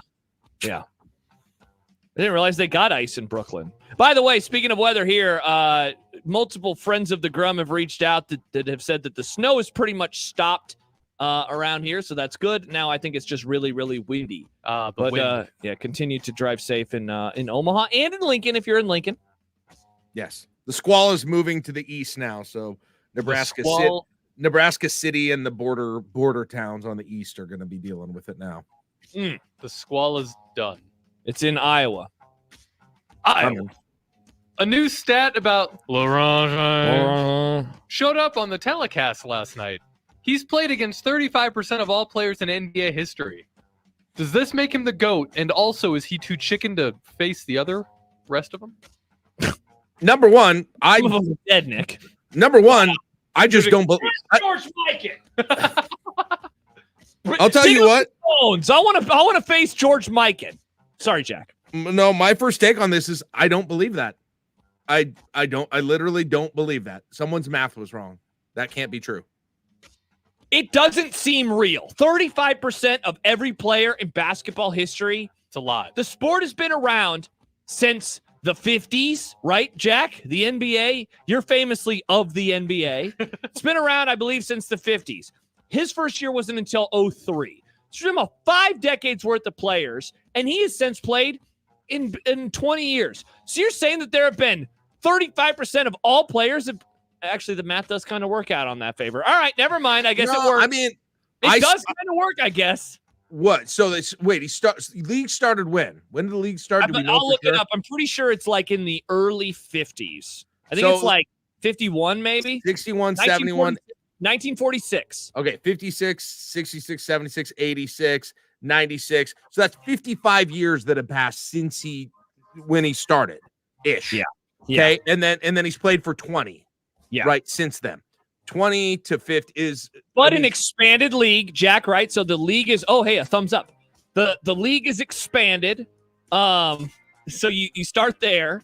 And then on top of that, you add in a lot of the roster churn that we have today versus in the old days. And don't forget about this. Just because he started in 2003, that doesn't mean he missed players that played in 2002. Anyone who rolled over into that time, that's how math works, Jack. That's how math works. All I'm saying is I think there was an error, and I don't believe that. That's all. Okay. I choose not to believe that. It's if that makes me like some kind of an NBA flat earther, so be it. It does. It kind of does. According to Martin, don't call me Lipton Tea, AT&T Stadium in Arlington will host the 2026 World Cup Finals. Are we surprised? Kind of. I don't know when I imagined it. I think I imagined it outside, Josh. Yeah. Like, wouldn't you have? I mentioned I love the sunset at the Rose Bowl. You guys know that. I kind of pictured it someplace like that, right? Honestly, I thought it'd be on the West Coast and one of those places. The issue with it being at the Rose Bowl, which is where the final was for both the men's and women's World Cups in the 90s, right? Is that I know the women's, yeah. The lack of suites is a big problem there. Whereas in Dallas or in really any other modern stadium, they're filled with suites. I'm a little shocked that it's not in California, though, that it's not at SoFi. So, right. If you're going to indoor stadium and you want suites, they got them there, right? Yeah. If you want to do that. Dallas, having been to Dallas once for a game there, they've got all these on-field suites, Josh, and you've seen them, I'm sure, on TV and when you've been there. Yes, and heard about them. They look like a terrible place to be. Like they are below ground level and like behind the sidelines. I think the only thing you can do there is watch either the big screen or the TVs in your suites to see anything. It otherwise is not like you're watching a football game live. Correct.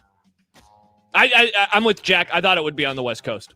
Yeah, surprised. I don't like the idea of indoor. I want sun. I want the elements in that thing. It's summer anyway, right? It's back in summer. Yeah, they're gonna have to roll the grass in, and they're gonna have to do that at a lot of these stadiums because they all have field turf. It's back in summer.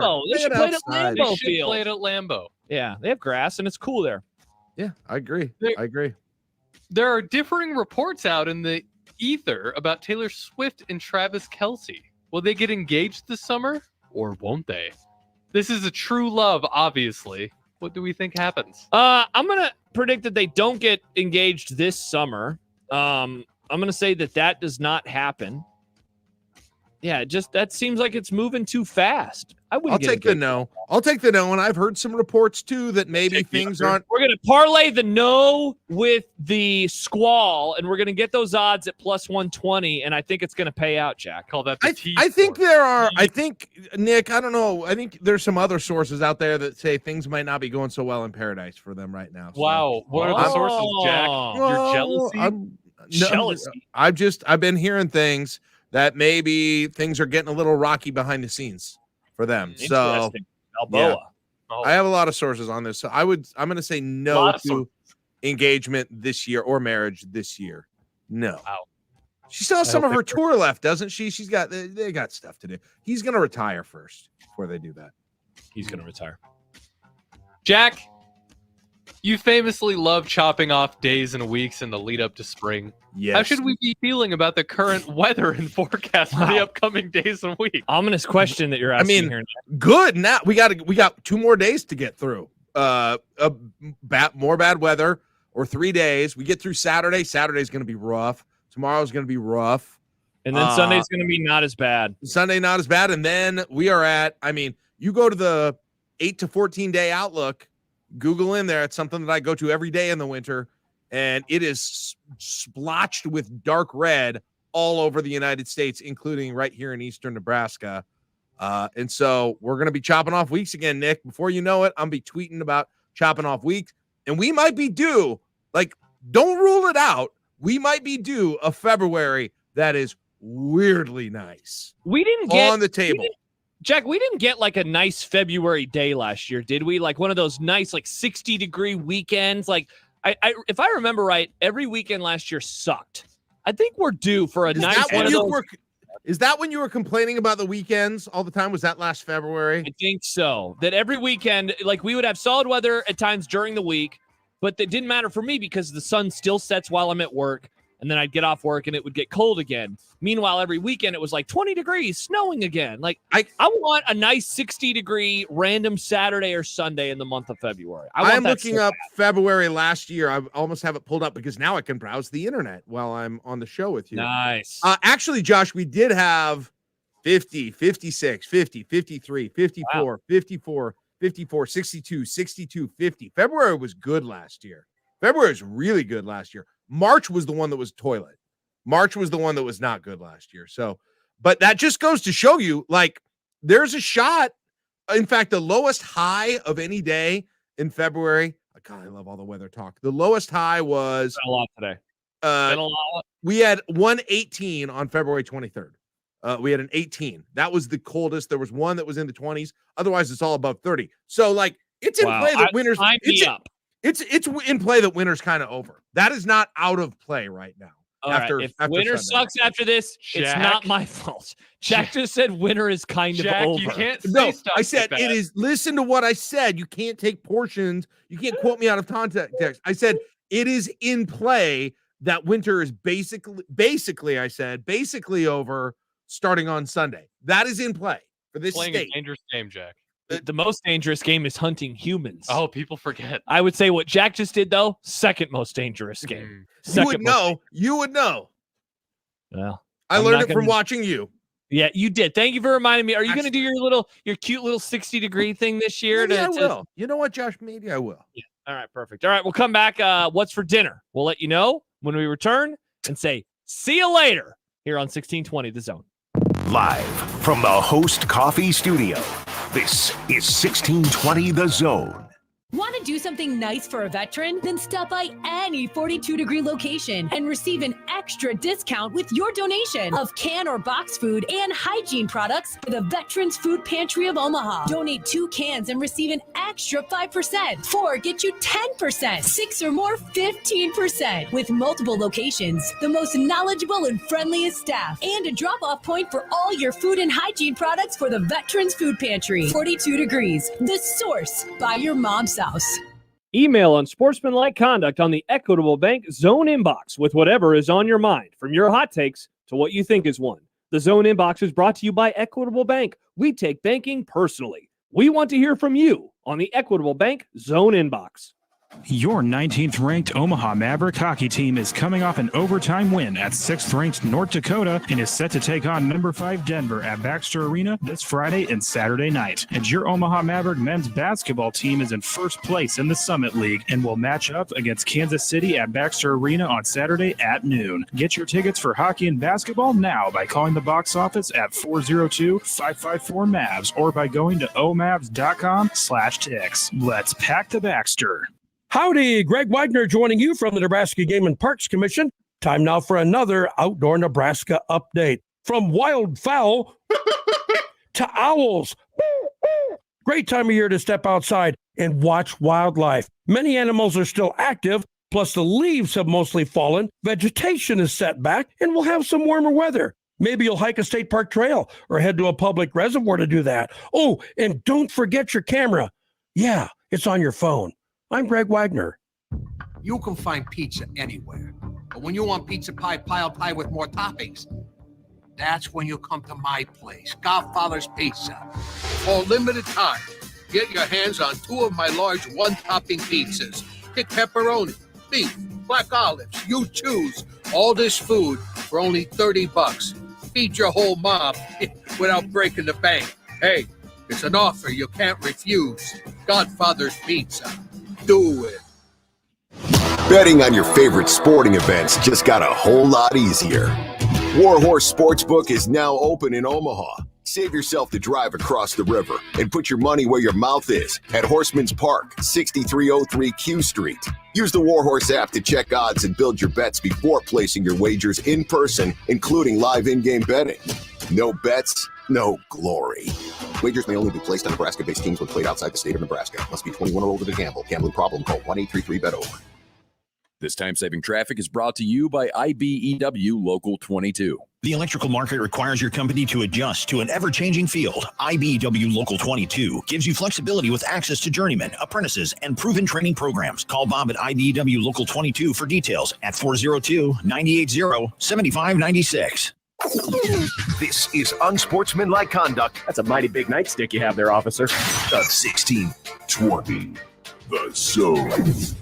When you knock us down, we're going to get up. And on the way up, we're going to bite a kneecap off. Crust is good on your pizza, not your ass. I will eat your ass first. He's tough as a Woolworth steak. And then it's going to take 2 more shots to knock us down. All right. And on the way up, we're going to take your other kneecap. I'm ready to hang them up, gut them and skin them and chop them up. You know what? I'm ready. My daughters aren't starving to death. I'll eat my neighbors. And we're going to get up, and then it's going to take 3 shots to get us down. And when we do, we're going to take another hunk out of you. Cliff, what are you going to take away as your best memory from playing basketball at Boston College? Probably just like going out to eat. It is indeed time for What's for Dinner. Hurt Husker fan says, pretty sure Jack just said he learned all about hunting humans from Josh. This What's for Dinner segment is about to be wild. Jack, you're the guest of honor today. What's for dinner? I have no idea, and I probably have to figure it out. This is doing the show tonight has put a severe wrench in the family routine on weeknights. So I don't know. My wife's still squalled out. My wife is still squalled out at work, so I have no idea what's going to happen tonight. There are no plans at this point. It sucks. This seems like a let's order pizza night to get delivered, but I always feel bad. Yeah. Yeah, I don't want to do that. And it's like I would tip well, but it's like I'd rather not buy a $50 pie. What you could do is you could order it now and then pick it up on your way home. I could do that. Yeah. That way it does you're feel only like paying that. for your own life.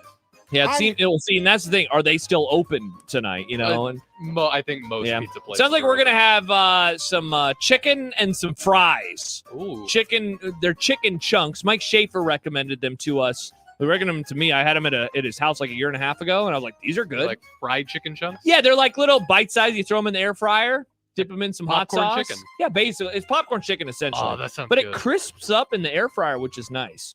So it sounds like that. And then we're gonna watch the movie. I'm gonna try to talk her into some popcorn for the movie. Nick, rice? Is it rice time? Well, sorta. I was gonna get Chinese tonight, but I don't know if it'll be that's open. gonna happen. Yeah.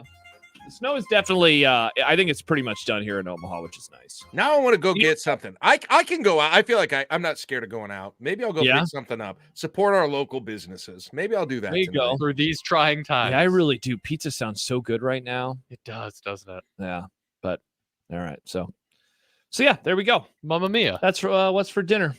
Jack, we appreciate you for hanging out with us Thank you, today, Jack. man. Thanks for having me. I had a blast today. I always enjoy it, and I think I'll probably be coming on again here pretty soon because John sounds like he's getting into some. Oh yeah, you some never more responded travel. to my text from yesterday. I know gave I you never some- do. Gave you some dates. I'll look at him. I'll look at him. Give you some dates. Chance asked, did Josh just say the snow is done? For today, for right now, hopefully. Omaha. I'm just saying No. hopefully. It's not a declarative statement. Oh, yeah. I'm Josh. just hoping it's done. Okay.